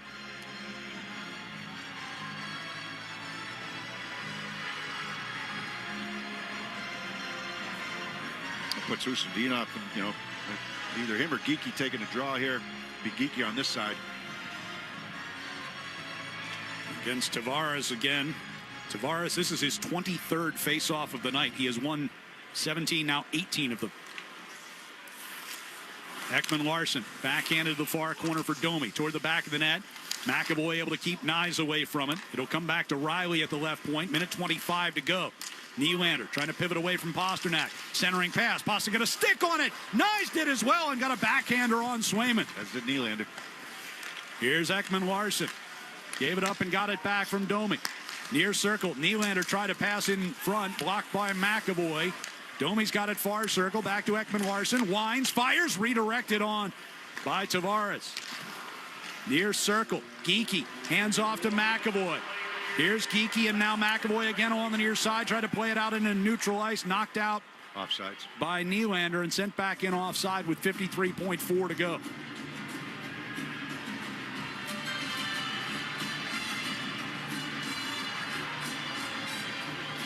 Bruins will get some fresh bodies out there. Both teams are making the change right now. Nylander's exhausted. There was a timeout in there. A few icings, but a long shift out there. They're going to keep Pastrnak on the ice, though. 2-goal lead. Off the face-off, here's Hampus Lindholm off the far wall for Arvidsson. Hildeby went back between the pipes here with the face-off in the neutral zone. Waugh will get it into the Bruins zone, and there he goes to the bench. Lindholm fires from his own circle all the way down ice. It'll ricochet out of the corner, and that'll be an icing as Pastrnak not quite fast enough to get around McCabe. McCabe was back there. Gave it a shot. Lindholm did. You almost feel bad. They're trying to get the puck to Pastrnak, but clearly. But he got his 400 today. He's got 2 goals. I know it's a hat trick, but if you've got the shot, take it. I mean, he does get another one. They're up 2, so it makes it a little different. You know, if they're up 1, then you're saying you can't be that unselfish. Right. Puck along the near side corner. Clock ticking under 30 seconds now. Here's Ekman Larsson. Throws one toward the slot. Ricocheted around in front, and a chance by Nyes. Taken away by Swayman. Had a couple of good saves to preserve this. Nyes got away with a little cross check in front on Hampus Lindholm, trying to carve out some space for himself. 20.9 left. Maybe not a cross check, but Pasternak's shift is over 2.5 minutes right now. Off the face-off, Ekman Larsson. Riley tried to shoot. That one blocked, and then a second chance opportunity, and Swayman gloves that with 13.9 left.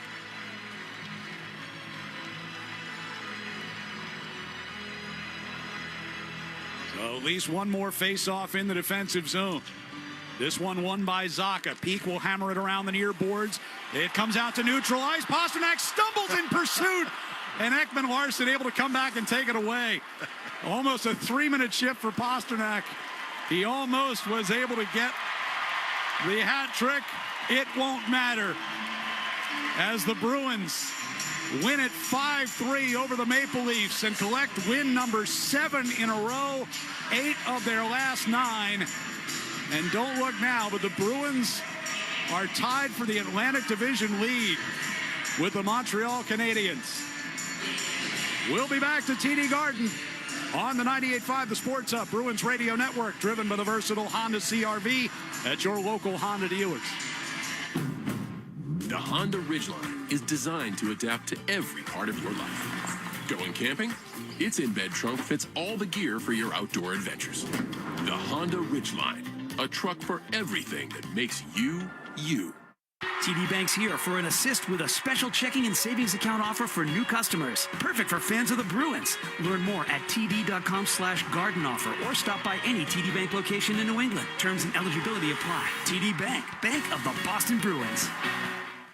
Hey hockey fans, it's Bob Beers. If you're ready to upgrade your outdoor living space, look no further than TimberTech Decking and Railing. TimberTech is the #1 premium composite decking brand, and it's tough enough to handle anything. It looks just like real wood, but without the costly maintenance of a wood deck. It won't rot, warp, splinter, or peel, ever. And it's backed by industry-leading warranties, so your deck will last year after year after year. Connect with a local contractor or order free samples at timbertech.com to see the TimberTech difference for yourself. TimberTech, everything wood should be.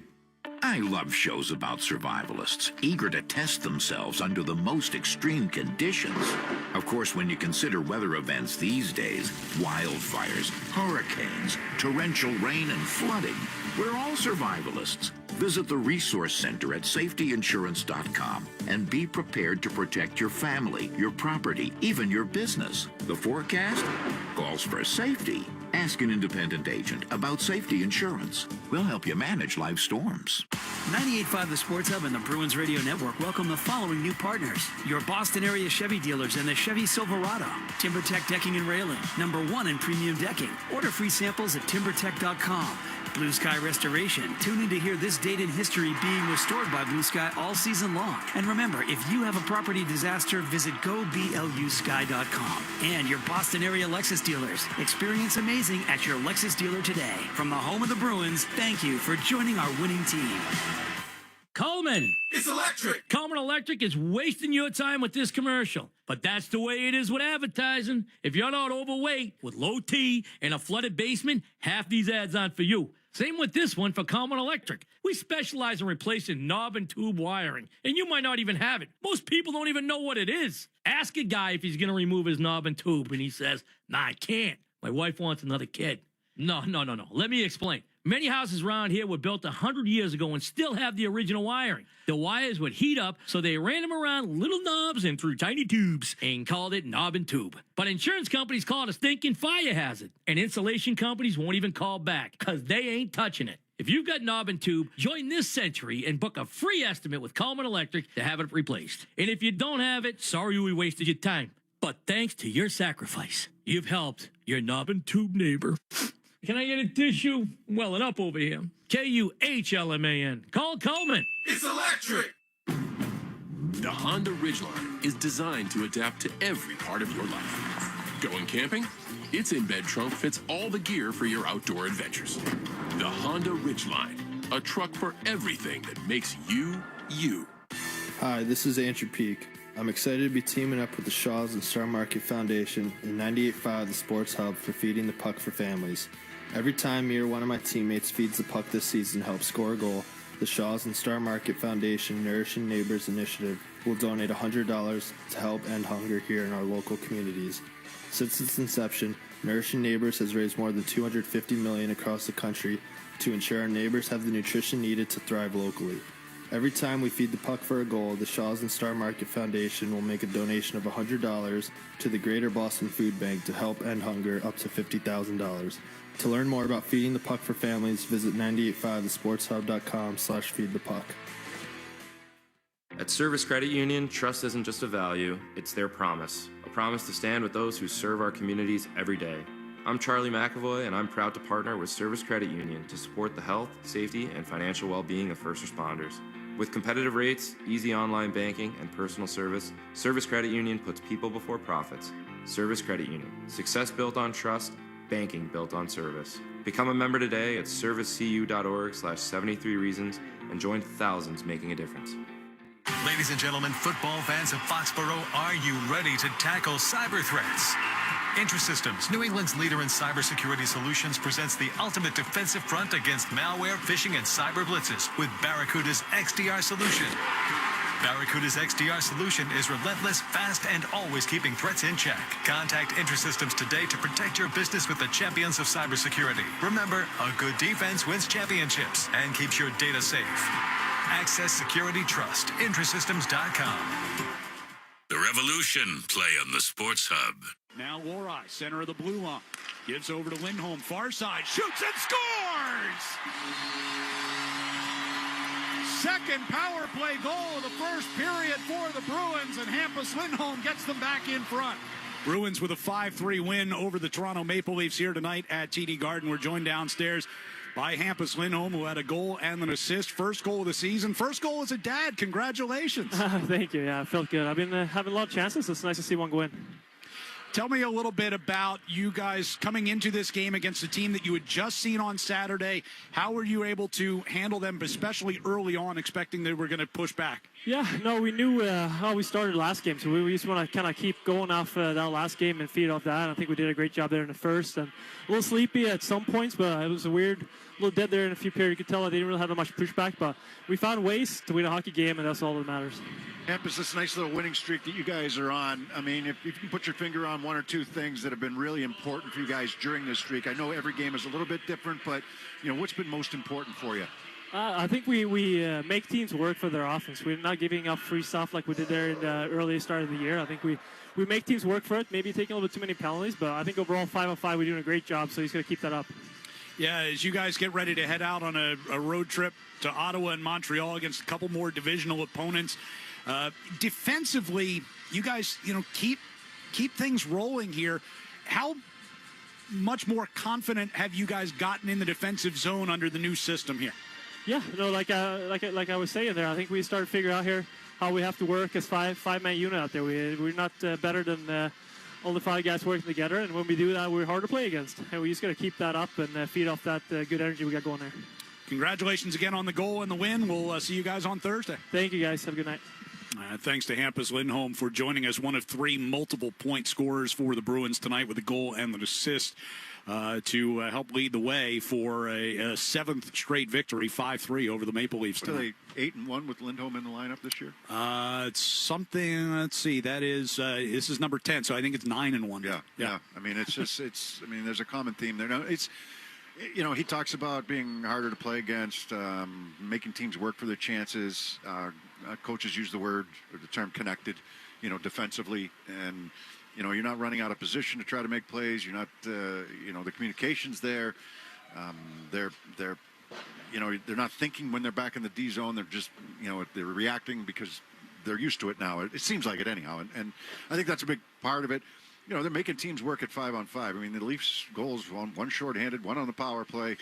They got one kind of a seeing eye shot there that got through by Ekman Larson on the wrist shot from the point in the third period. So, they've had a couple moments where they got a little, like he said, sleepy a little bit, but for the most part, they were on point from the drop of the puck. And I mean, we said it right from the drop of the puck that Toronto did not look interested early on in this game, and the Bruins, to their credit, got out to the 3-1 lead after one period. And they had chances in the second period to really extend the lead. Pastrnak scores, make it 4-1. They had chances to extend that lead a little bit more. Give Hildeby some credit for what he did and coming in, and Bruins maybe misfiring on a couple as well. But that's, it's 5-on-5 against Toronto. The last 2 games have been really good, in terms of goals, 4 goals against. And they get a couple power play goals here today. I still think, they take a few too many penalties, and that's something that Hampus Lindholm just said to us there as well. You got to give a guy like Zadorov some credit as well. He takes some heat for taking too many penalties. Today, he didn't. He didn't put his team shorthanded, yet he played physical. He knocked we're assuming that's the hit that knocked Austin Matthews out of the game. They showed it a couple times on TV. Don't know if that's actually true or not, but he's physical on the guys that you need to be physical on, and not taking penalties with. He took one, but it was a matching penalty in the third period. He put Domi in the box.